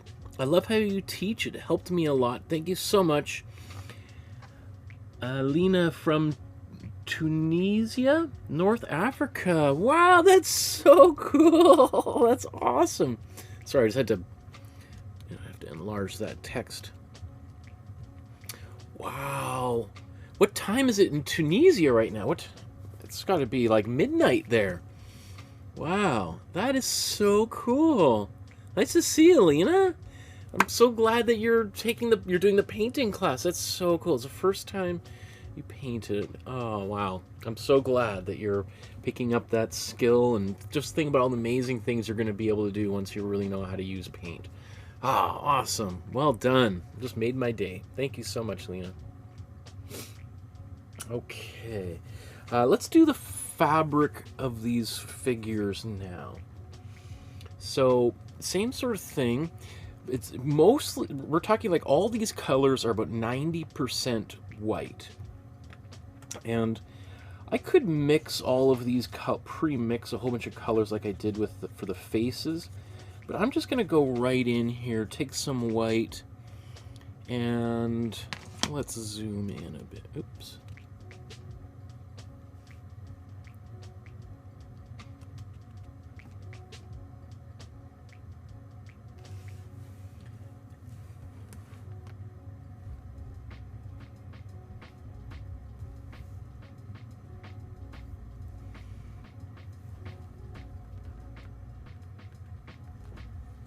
Where should we begin? Let's take a little bit of cool blue. Again, just a tiny bit of it.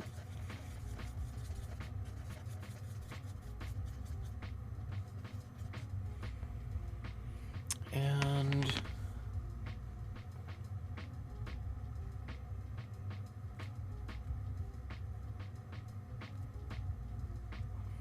I'm going to start out with a bit of a slightly larger brush.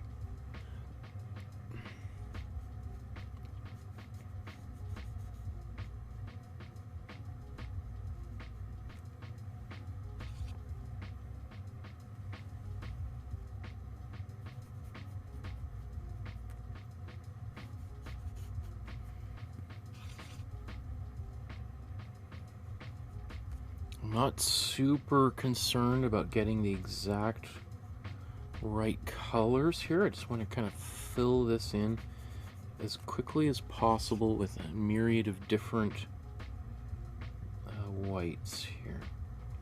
I'm going to reserve the pure white towards the very end of this, because I think that's also what he did here too.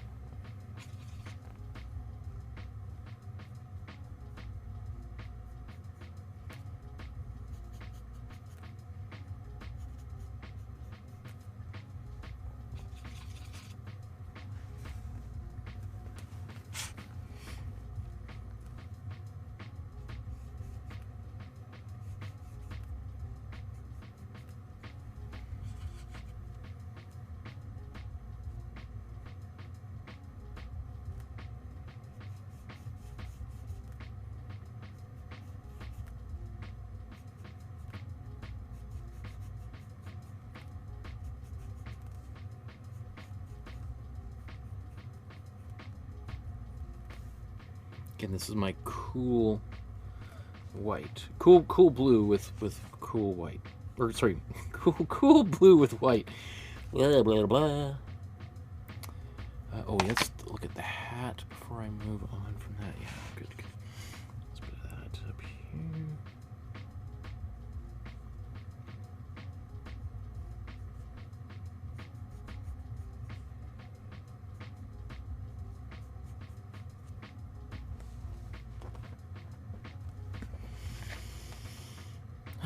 What should we do next? I think let's make a tiny bit of a grayish cool blue.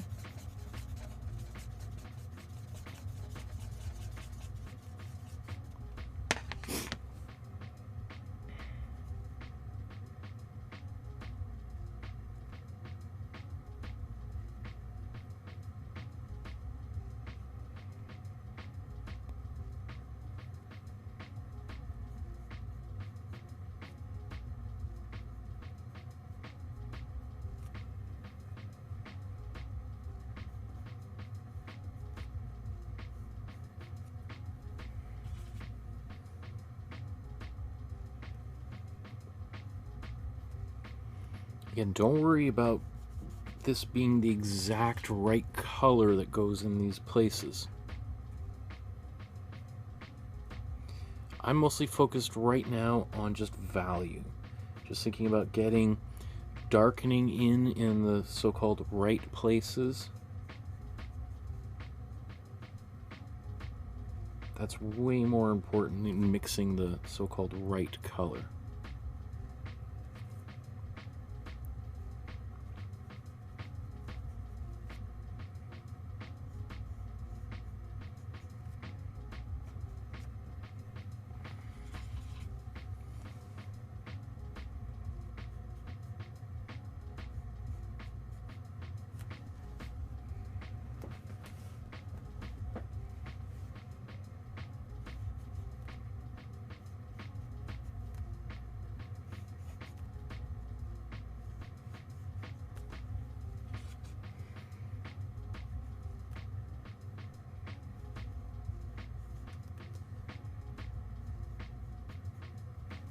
As always, you know, it's not my smallest brush. I've got smaller brushes than this. It's a flat brush. You know, I mean, it is, there's probably 4 of these could fit on my pinky fingernail.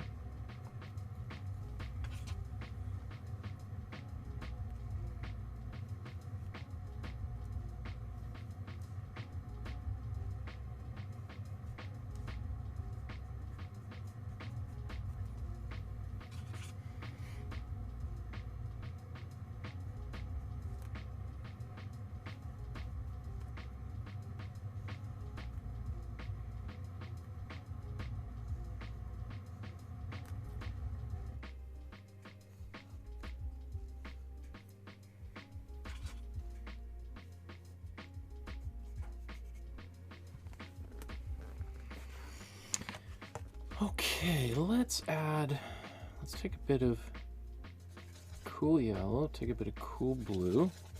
Let's make this green. Then I'm just going to add a bit of it to some white.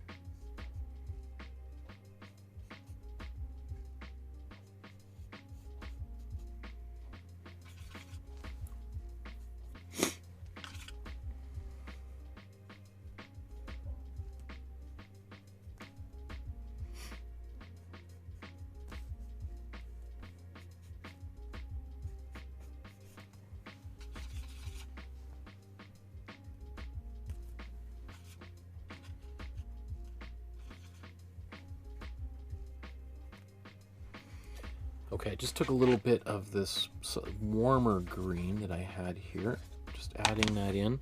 It's nice to have slight varieties of those colors around.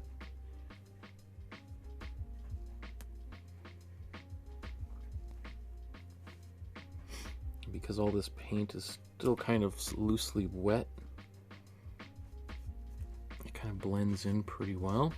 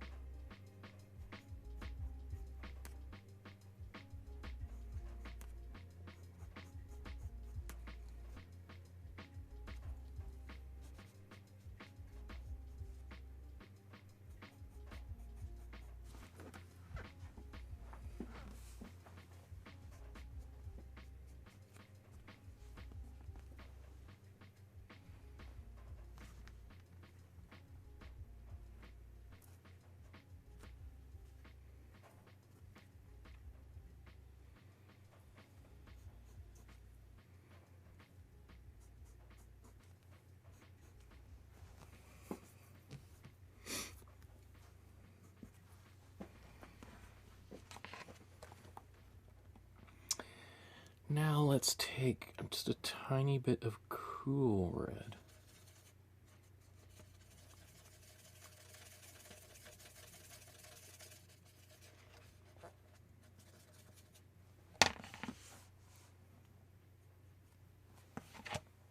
I need just a bit more.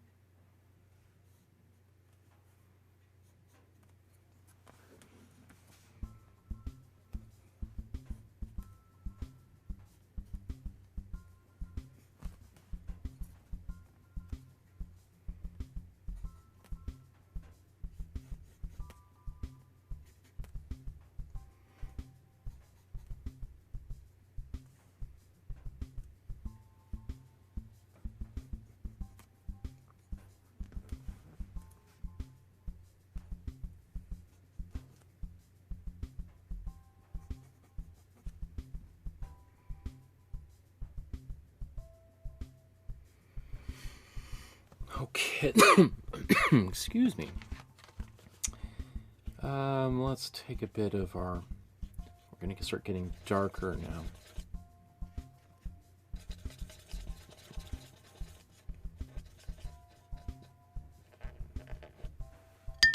I'm going to switch to a smaller brush.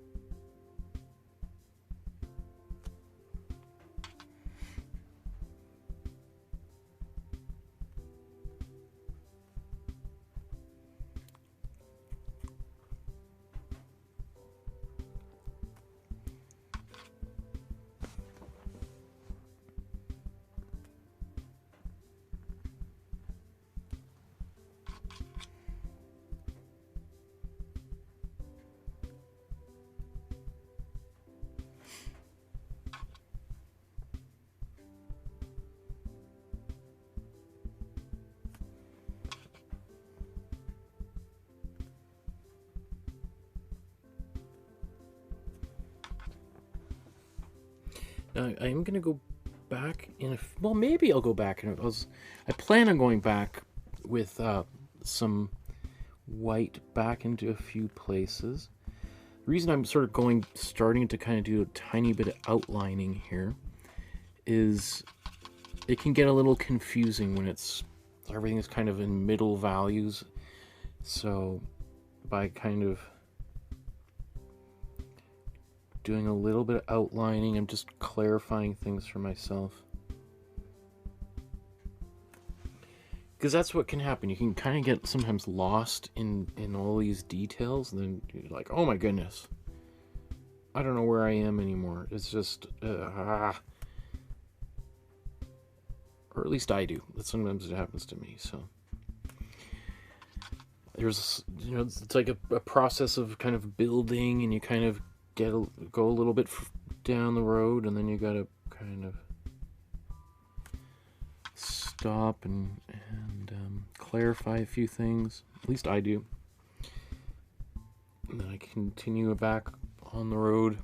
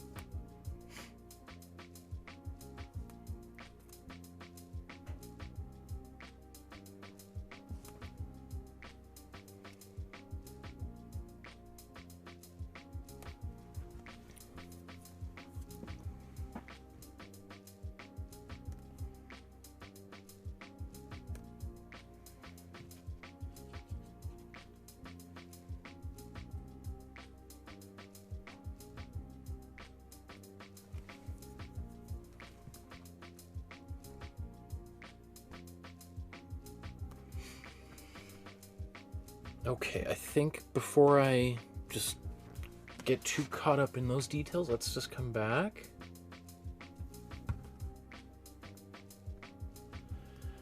I mean, like, if I had to walk away right now, that could be okay, right? I think I want to darken a few more places, lighten a few more places, but that's, like, good for right now. Again, I'm always, the way that I like to work, as I've probably mentioned over and over and over again, is I like to think of a painting like a Polaroid picture. I don't want to just work on one area and then finish it completely and then move on to a different area. Because a Polaroid doesn't do that. It's not like you take a picture of someone and then just, they're one person, 5 people, you take a picture of 5 people with your Polaroid. One person's face comes into focus, and then another person's face comes into focus, and then another, and then another, and another. They all come in at the same time, right? And that's the way I want my paintings to unfold. Everything happening at the same time.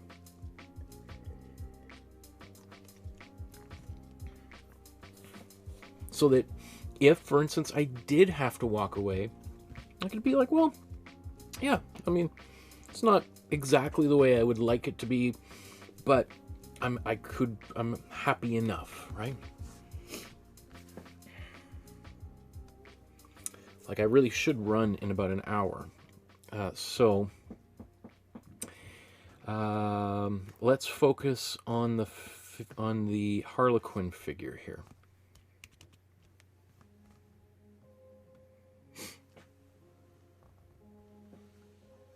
Come on. Where are you going? Stop.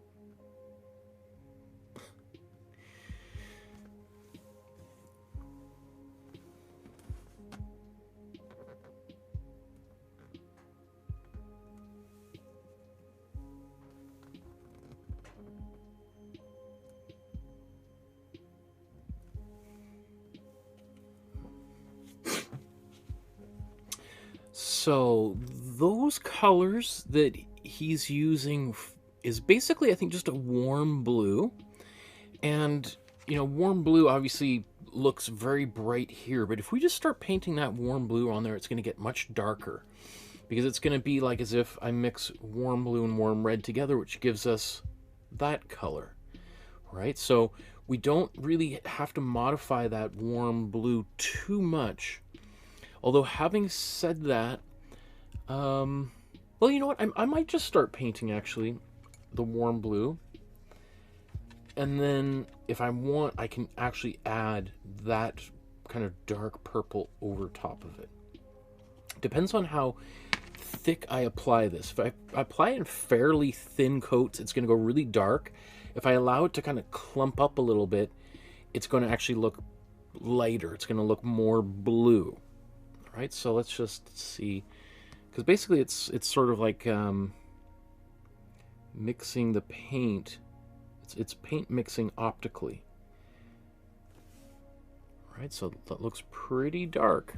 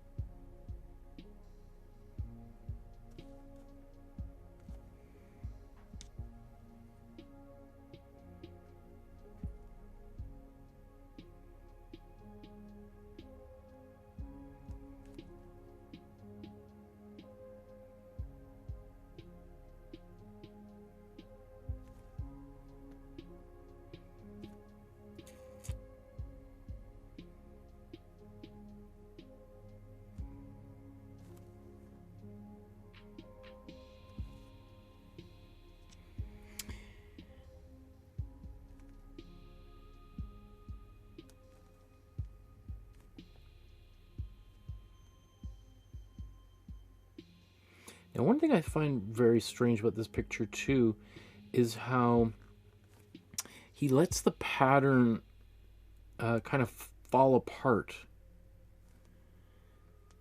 Right? It doesn't all line up neatly. It's kind of gets a little bit, it just sort of dissolves in places.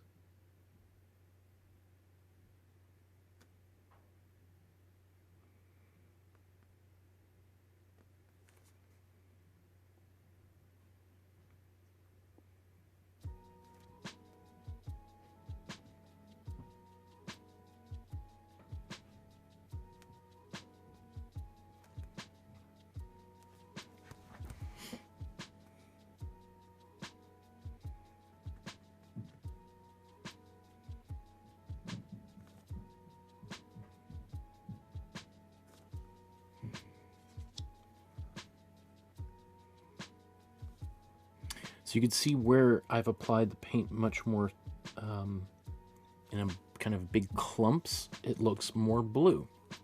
Now, I don't have to just live with it. If I'm not happy with it, I can darken it later on.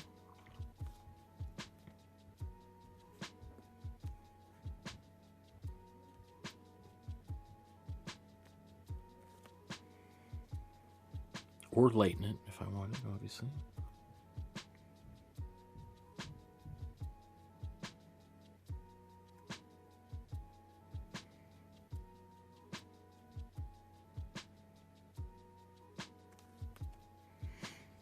see, like, what's going on here on the sleeve.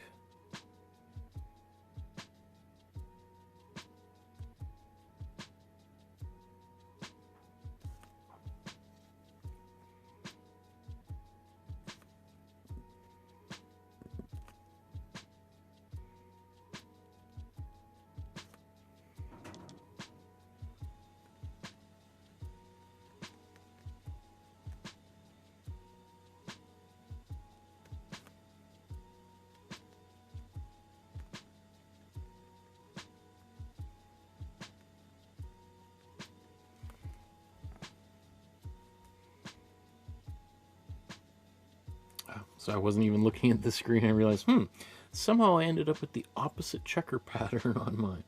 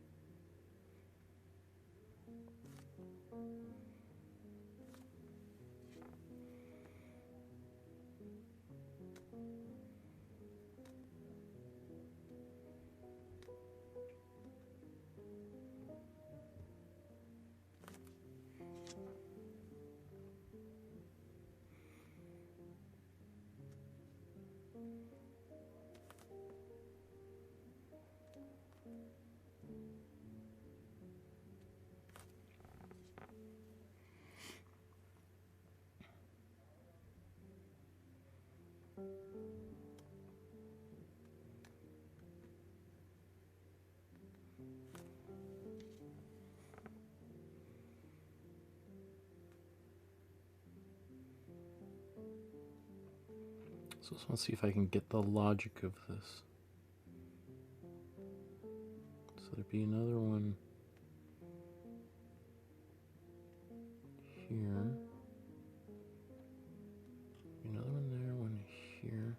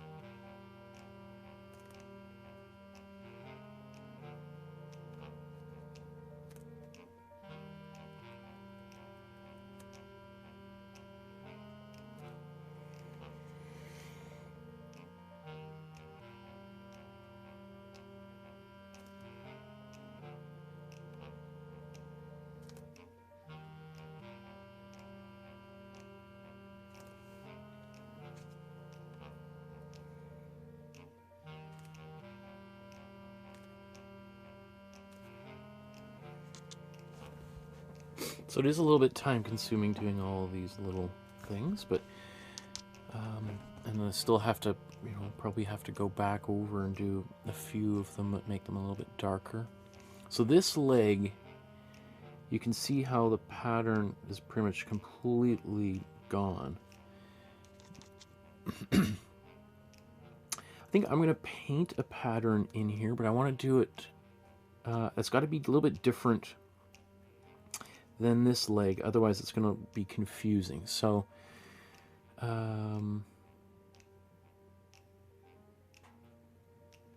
have to make the pattern kind of alternate here.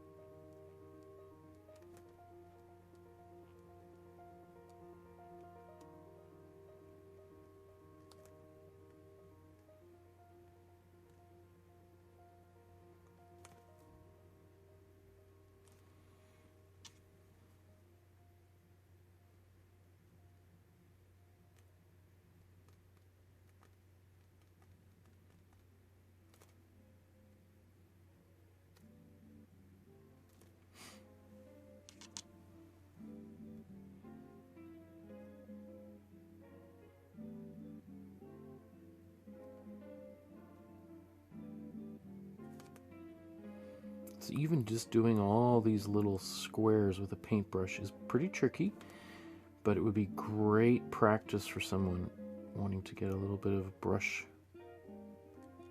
skills.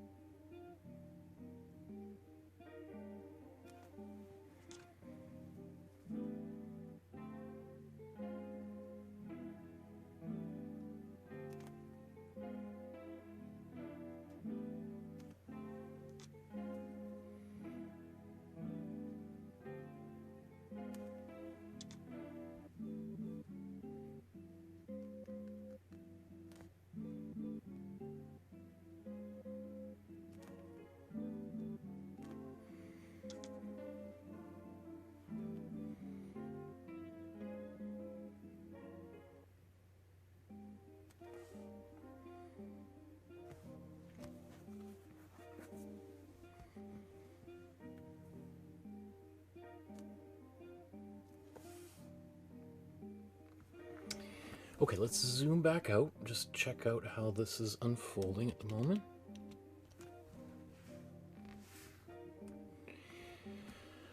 Okay, I'm feeling pretty good about all of that. I think really,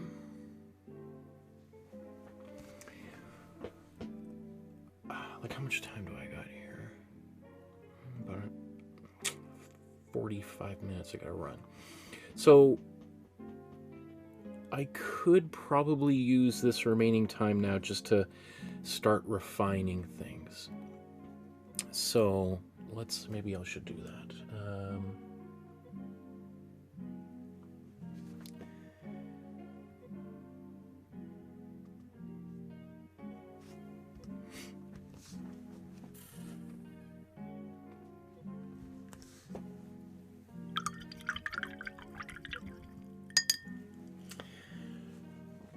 So, I'm getting close. I could still spend probably 3 more hours on this painting, but I got to run in 45 minutes to go see Feist play here in Vancouver.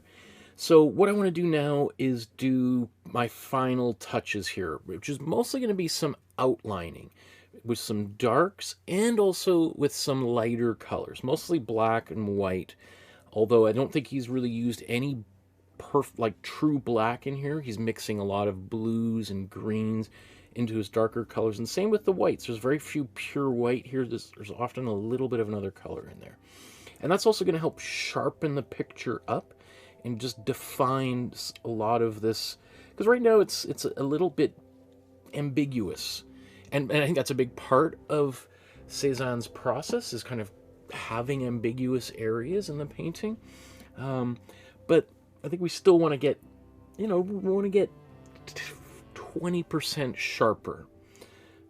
So I'm just going to blow dry this really quickly so that I can kind of move around on the surface without being too worried about smearing anything.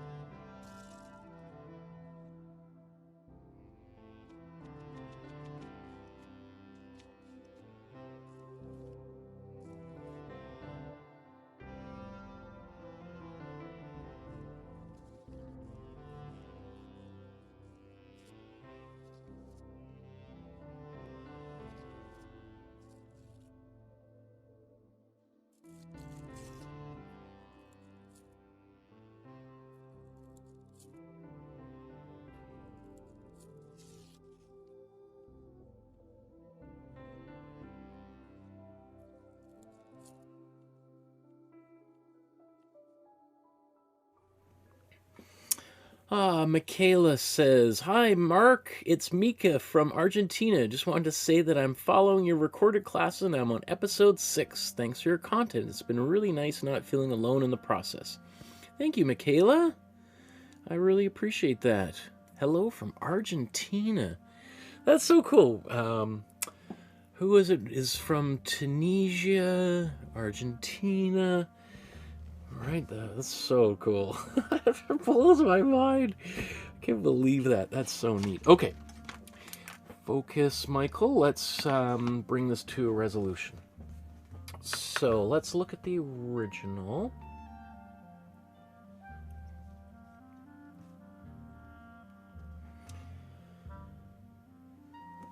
And just kind of thinking a little bit where we want to focus our attention here. I think I'm going to go back to the background, and I'm even going to do a little bit of glazing back there. So I'm going to take my, let's take glazing fluid, right? This glazing fluid is one of my favorites. I mean, it's funny, in my in-person classes, I generally either hear, "I love glazing fluid. Wow, this is like a game changer. It makes things so much easier." Or I hear people say, "Oh, I hate this stuff. I can't, what is wrong with me? How come I can't do anything with it?"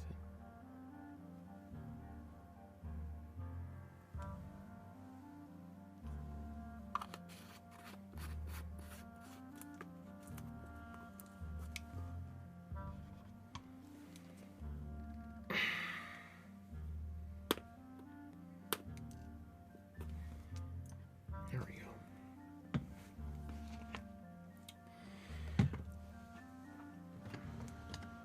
Okay, so I'm going to take my glazing fluid. This is matte glazing fluid or satin glazing fluid, same thing. Let's take our black. So glazing fluid is clear, right? And so what I'm doing here is I'm mixing some black into this, which is going to make this black paint slightly transparent. Even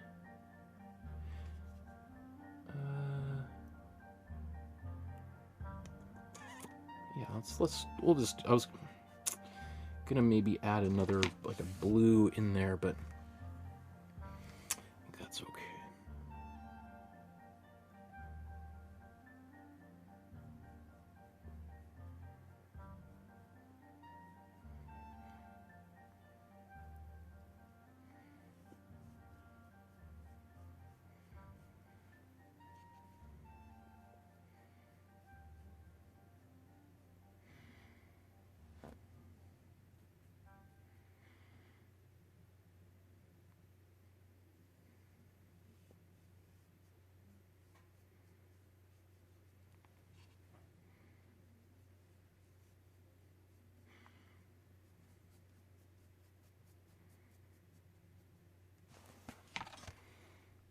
to make this a bit darker.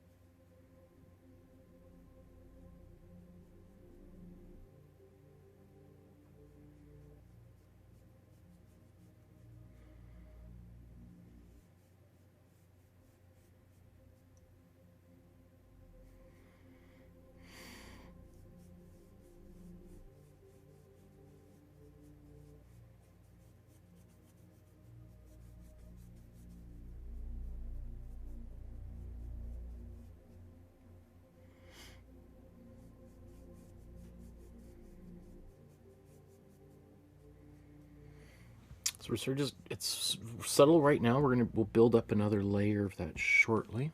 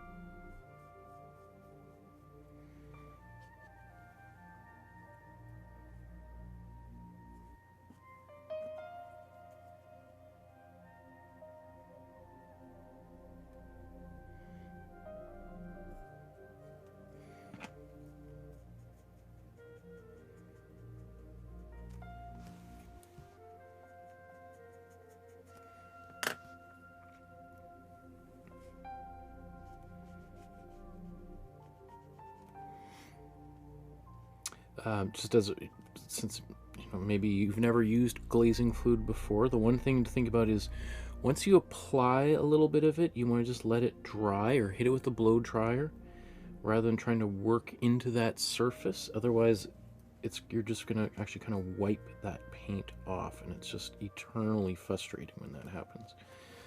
So even though there's areas I want to darken, I'm just going to let them sit there like that for a few minutes without touching them.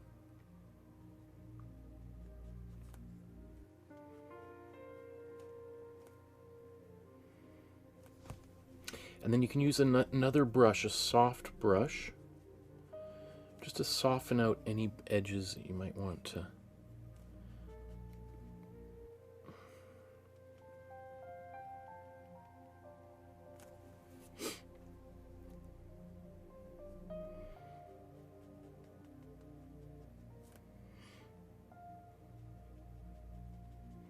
So the cool thing with this is it just slightly modifies things, so I don't have to, I'm not making like major changes to the painting. I'm just kind of slightly darkening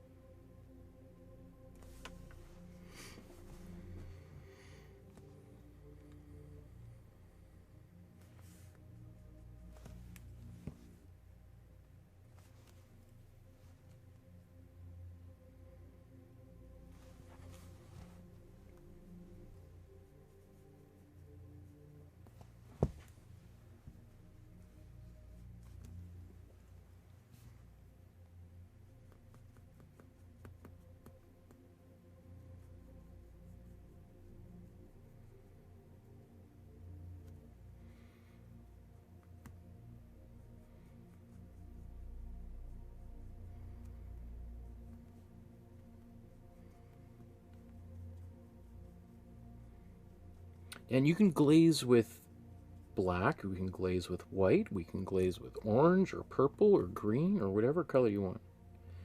It doesn't have to be black.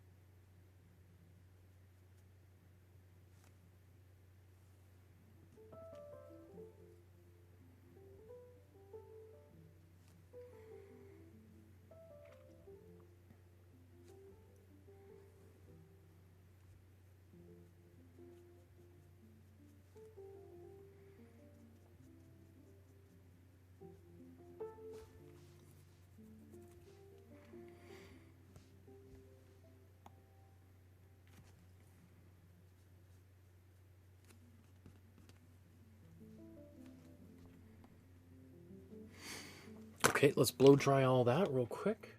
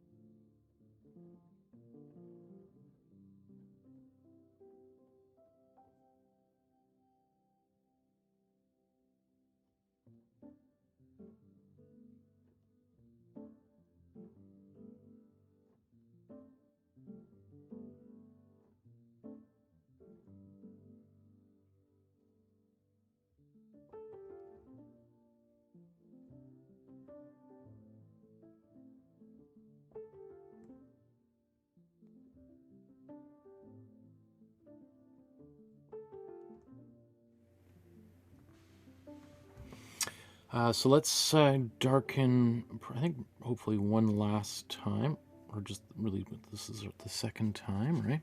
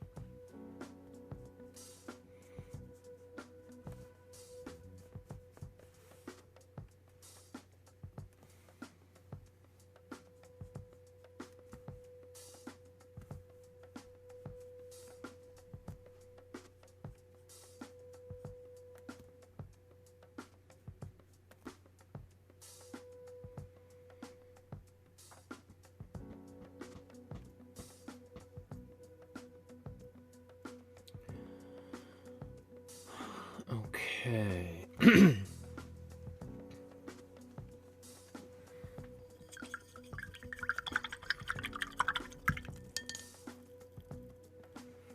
Ismo says, well done, Michael. Thank you very much, Ismo.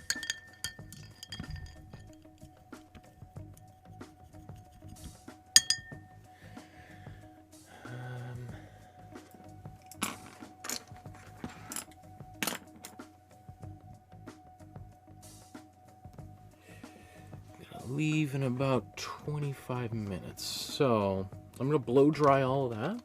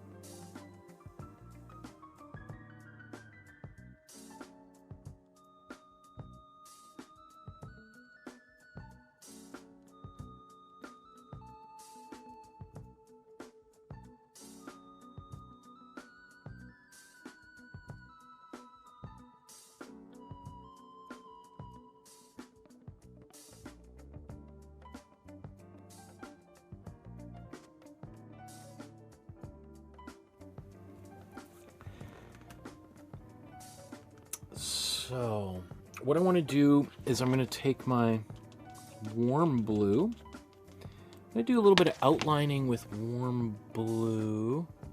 In fact, I'm just going to paint this warm blue in the hat here.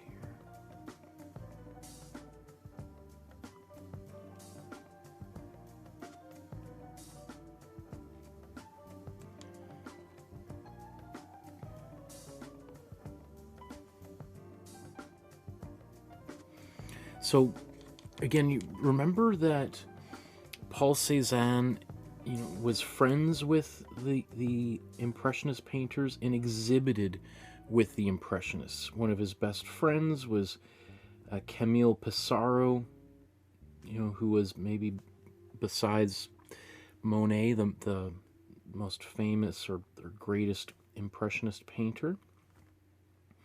And one of the things the Impressionists were kind of famous for doing was really introducing intense contrasts of color. So they would put, one, like a blue right next to a red in a way that had not really been done before. And they often used very little to no actual black in their work. You can see Cézanne there is blue or black in here. I am just going over some of these outlines with blue though, because it does do that.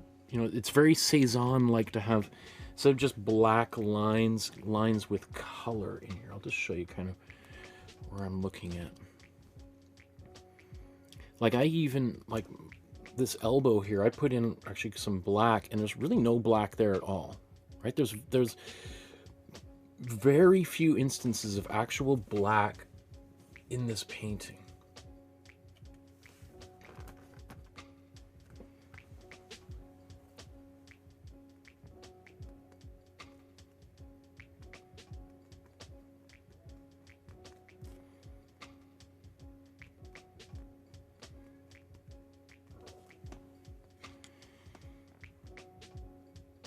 So by using these, brighter colors, it just really makes things pop, right? Strong contrasts of not just value, but color is one of the great innovations of Impressionism. Is what made their art so distinctive when it first appeared. and that owed a lot to innovations in color theory that were appearing at the time. I'm just mixing a bit of black into my warm blue, which is actually going to make for a really dark color.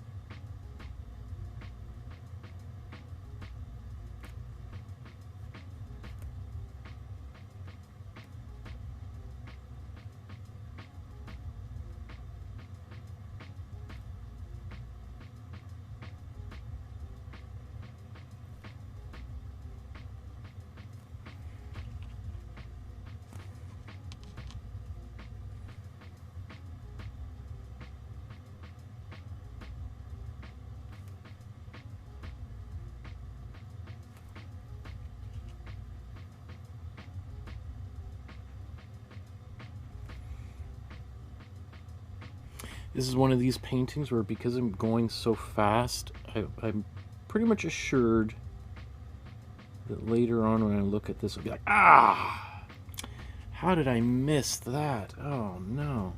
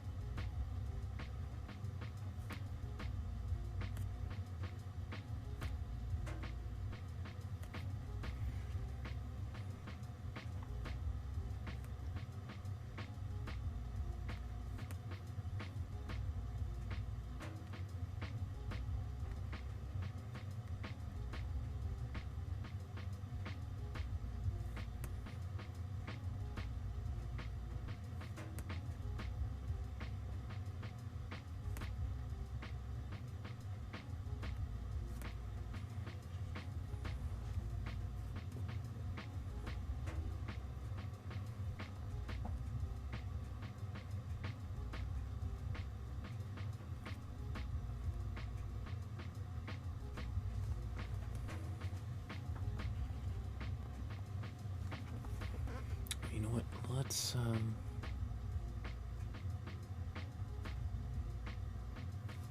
one thing I always find that really helps is just darkening those eyes in.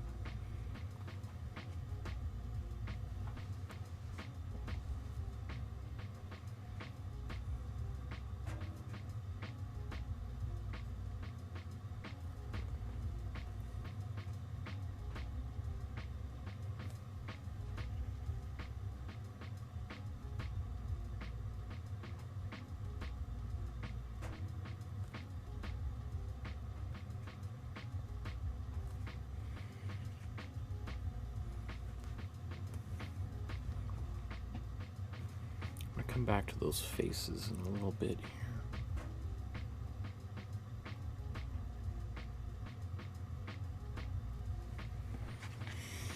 Okay, I'm going to just mix a bit more of my black. So I'm using my warm blue and the black that I made a few hours ago.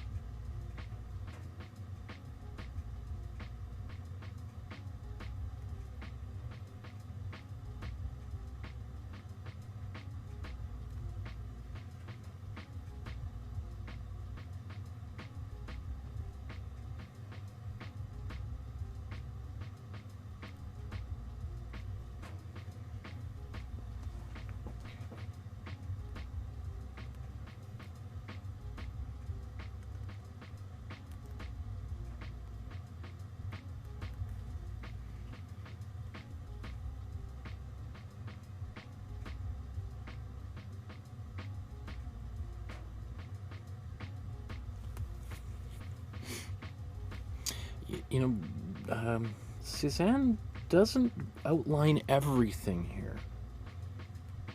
He doesn't go all the way around all the figures, the whole thing. There's places here where he kind of leaves it a bit ambiguous, or just which I think is nice. Otherwise, it becomes very cartoony, right? You have to show a little bit of restraint, because ideally your colors are doing some of the heavy lifting, keeping, defining some forms.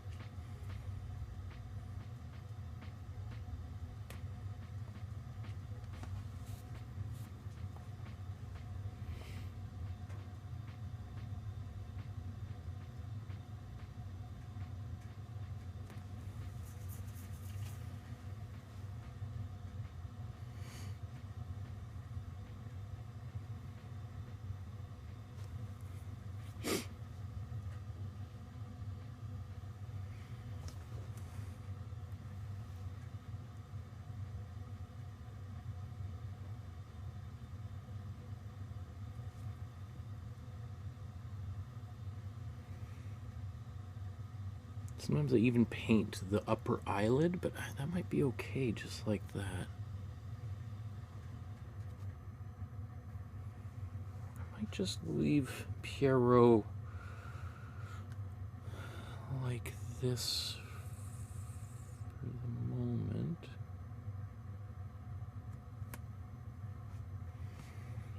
I'll work on Harlequin here.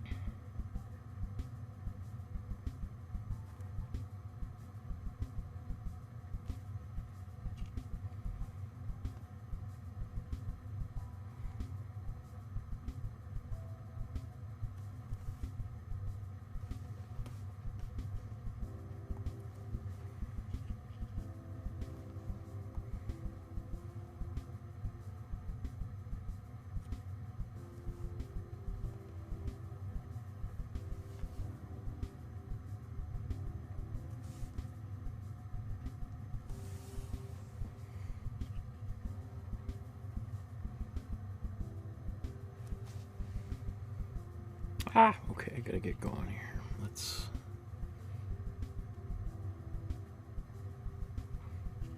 So I was hoping to do a little bit more detailing in the curtains.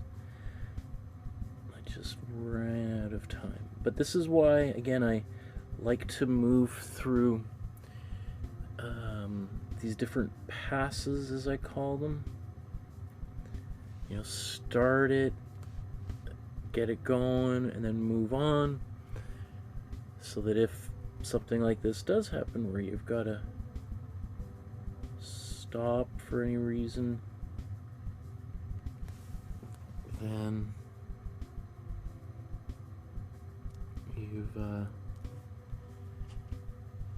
you can walk away feeling like, good enough. I mean, obviously I could continue working on this another time, but with all of these episodes, my goal is to try to do them all in one sitting, so...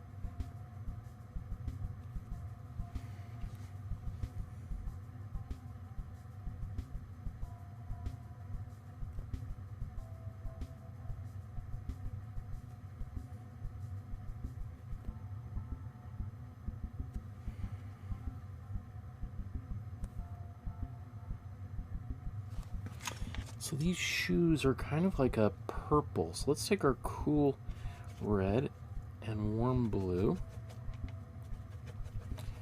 Mix these together. Get a fairly saturated purple.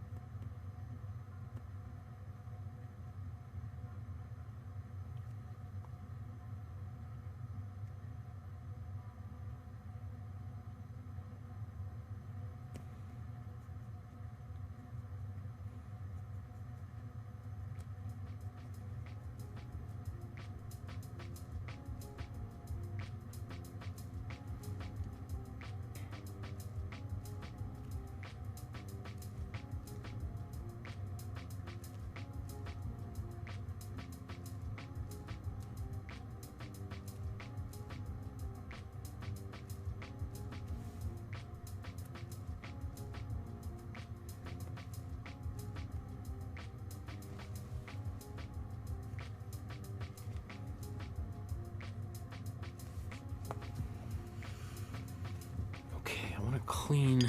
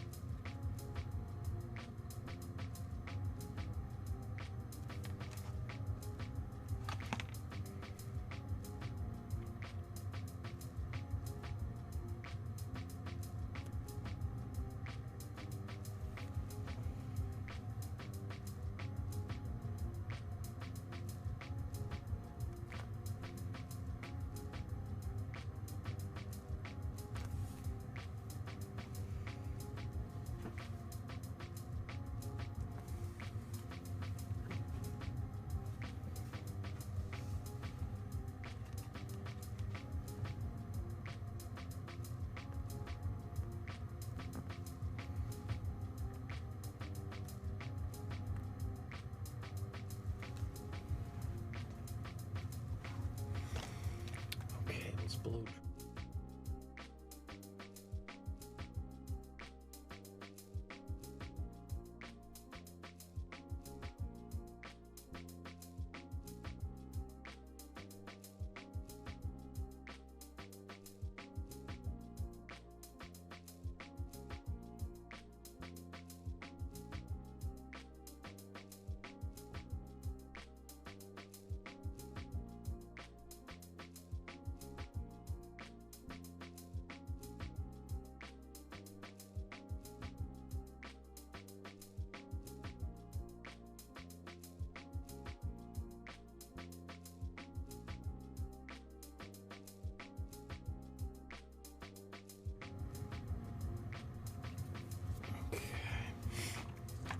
So I want to get a little bit of cool blue, a bit of white, maybe a bit of purple.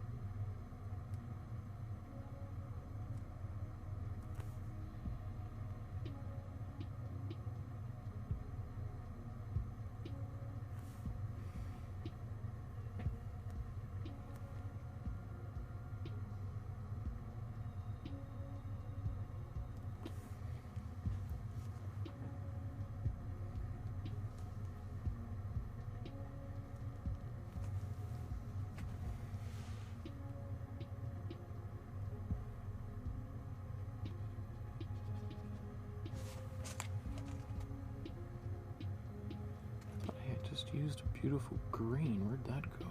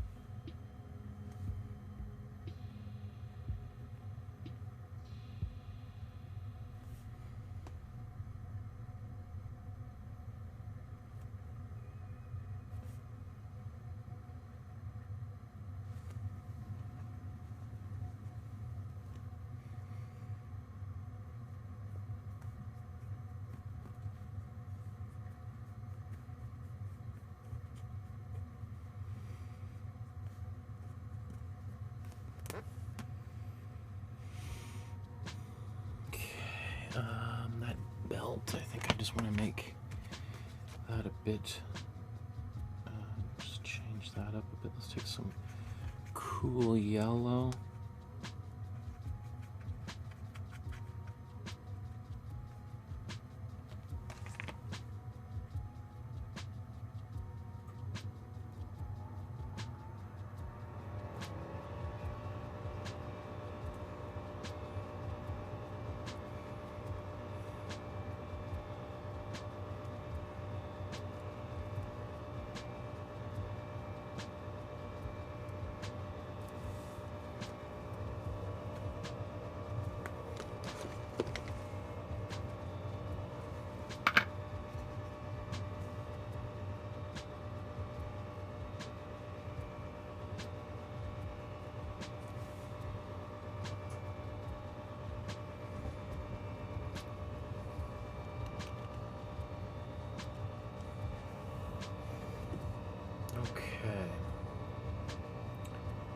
might have to call this a day.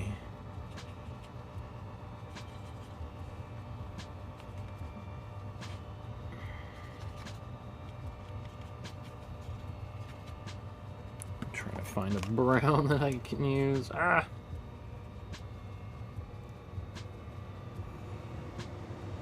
You know what? Maybe it's I'm gonna blow dry that real quick.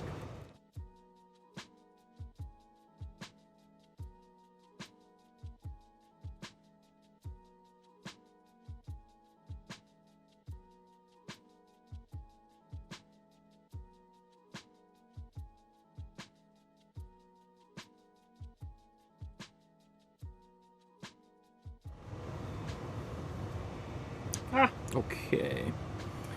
What was I gonna do? It's glaze.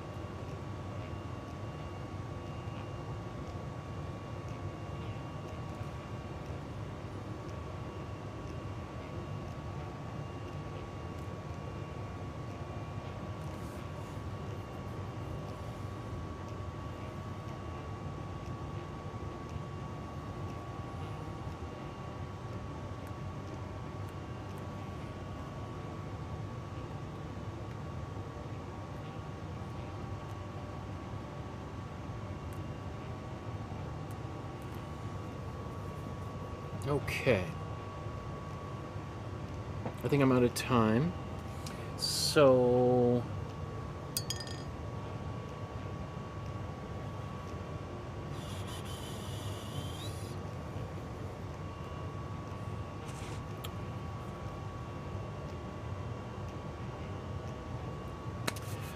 okay. I could still paint for another couple of hours, but I think this is okay. I feel like I can leave now and feel happy with the way things turned out. This was a challenging painting, but also not one of the most difficult, just time-consuming. It's also, I think it was kind of a lot of fun, because the way Cézanne paints is not super precise, so that gives a lot of leeway to a beginner painter.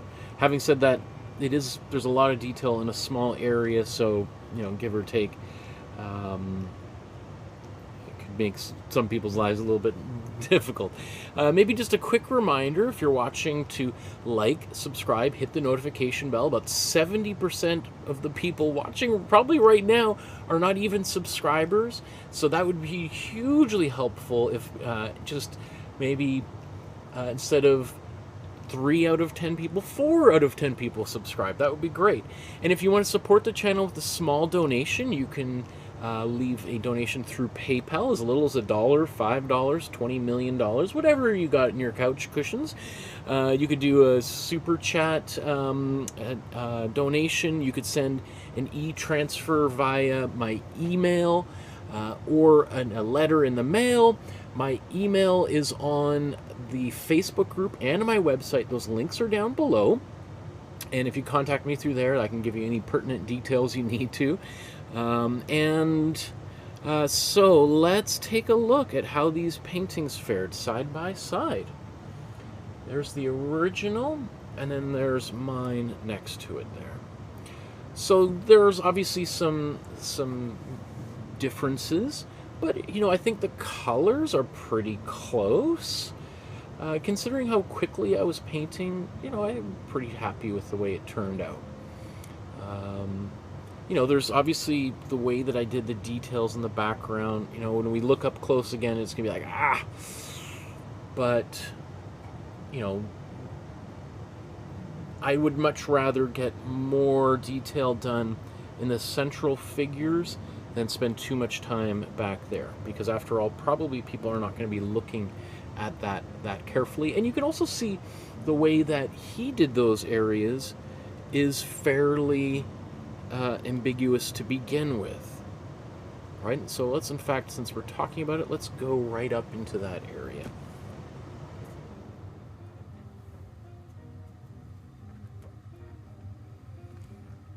You know, again, I've got a little bit of extra room up here. You know, so I could have painted a few more things here. In fact, maybe I'll just take a tiny bit of warm red.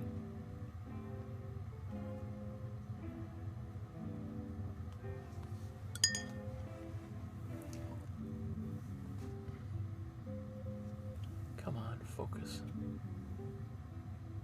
There we go. Okay. So the colors are similar. Yeah, I mean, I don't mind that area at all, really. Let's look at the other curtain.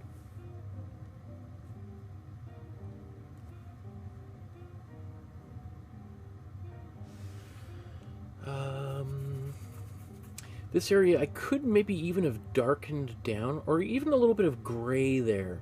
He obviously kind of looked like he ran into a situation where this area was kind of getting in the way of the face, and also that dark hat, so it looks like he might have lightened it up, or maybe even just scraped paint away. So I tried to keep that relatively light throughout the painting process, and I think it's okay. Yeah, I mean, when I look at it, I'm like, oh man, look at all the details I'm missing, but I don't think it's really important that I be able to get this area to look exactly like that. I don't, because he's, you know, getting rid of a lot of those details and making some very creative decisions. Let's look at the bottom left here.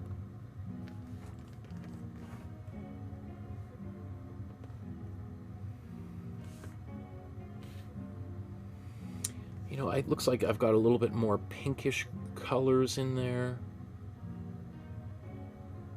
but it's okay. Looks like the ground sweeps up in under his leg there a little bit. That's weird, but that's okay. His is got a little bit more of a patchy quality down there.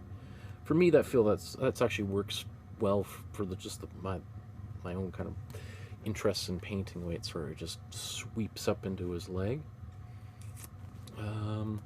like perhaps there could be a little bit more cool blue and white in there, and even a little bit of that minty color could come into the clothes. Like, it's so weird. Like, I didn't, throughout this entire painting, I didn't see it that way, and then now when I'm looking at the end, I'm like, oh, that needs a little bit more green, minty green, and cool blue and white.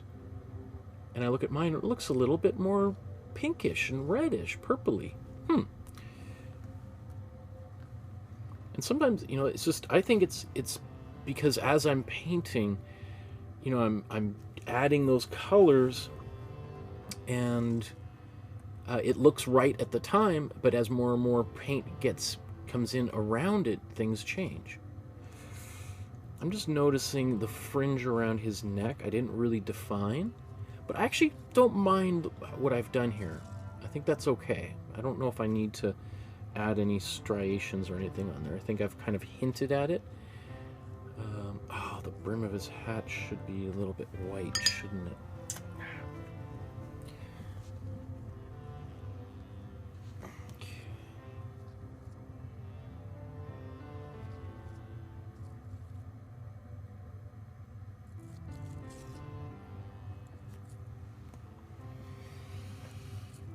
Okay, I guess I will do a quick little.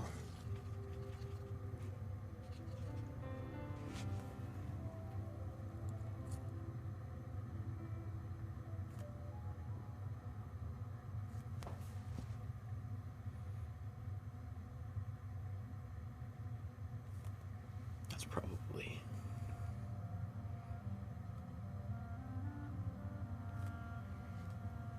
good enough. I could do more, but I think that's probably all I should do.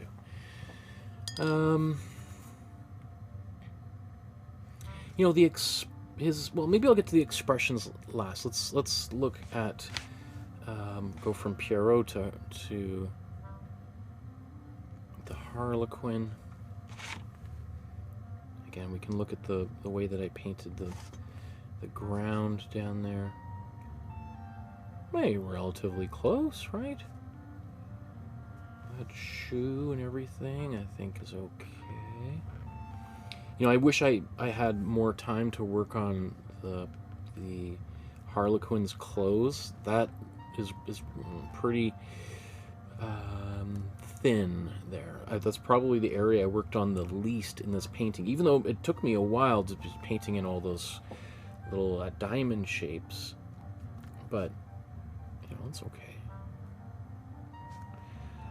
Right towards the end of the painting, I made an executive decision to use a cool red to paint the end of this stick there, the staff, as opposed to the warm red, just to make it a little more visible. Obviously, red on red is harder to see.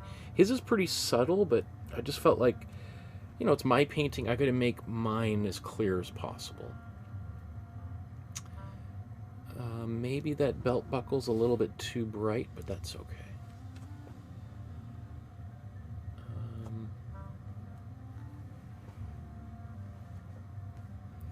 And then so maybe we'll end by just taking a look at these two faces side by side.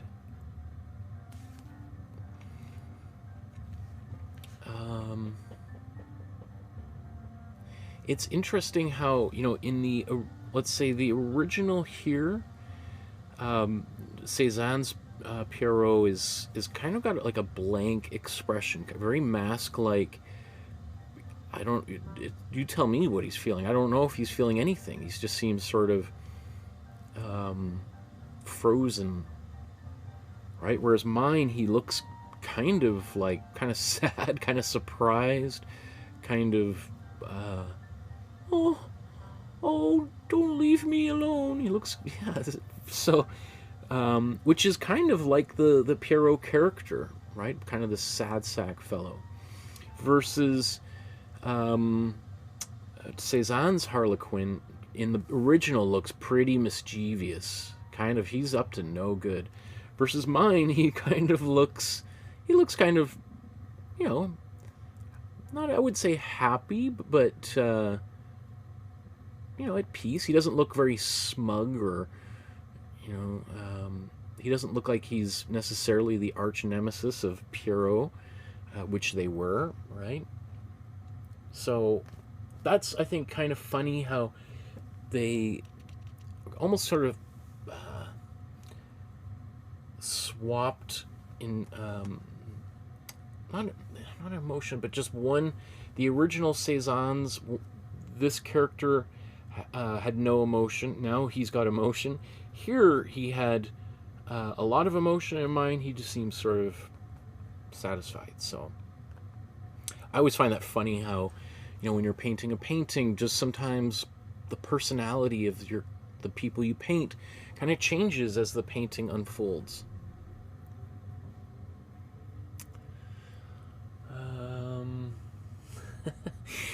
Wow, look at all the comments. Oh, there's Lolly in there. Hi, Lolly.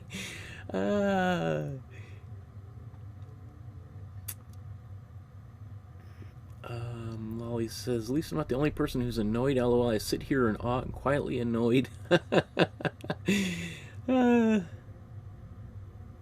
says, Michael, love your interpretations. You're the best. Thank you so much. Michaela says, the original had a flashback, an awful one. You just, like the Pierrot in the clown in the white.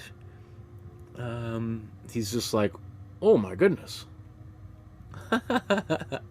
Oh, you guys are the best. Thank you so much for painting along with me, everyone. I hope you have a wonderful evening or morning, wherever you happen to be on our beautiful planet. Thank you so much for joining me. I can't wait to see what you created today. Remember, anything you do that's creative is bringing light into the world, helping to create a more peaceful, beautiful community for you and your family and your friends. And I think if everyone was making art, we would live in a much more beautiful, peaceful place. So you are doing the world a favor through your actions, by adding more creativity into the world and inspiring the people around you. So have a wonderful evening. We'll see you guys on, I think, Monday. Are we doing I think there's a painting on Monday. Maybe Louis Riel for Louis Riel Day.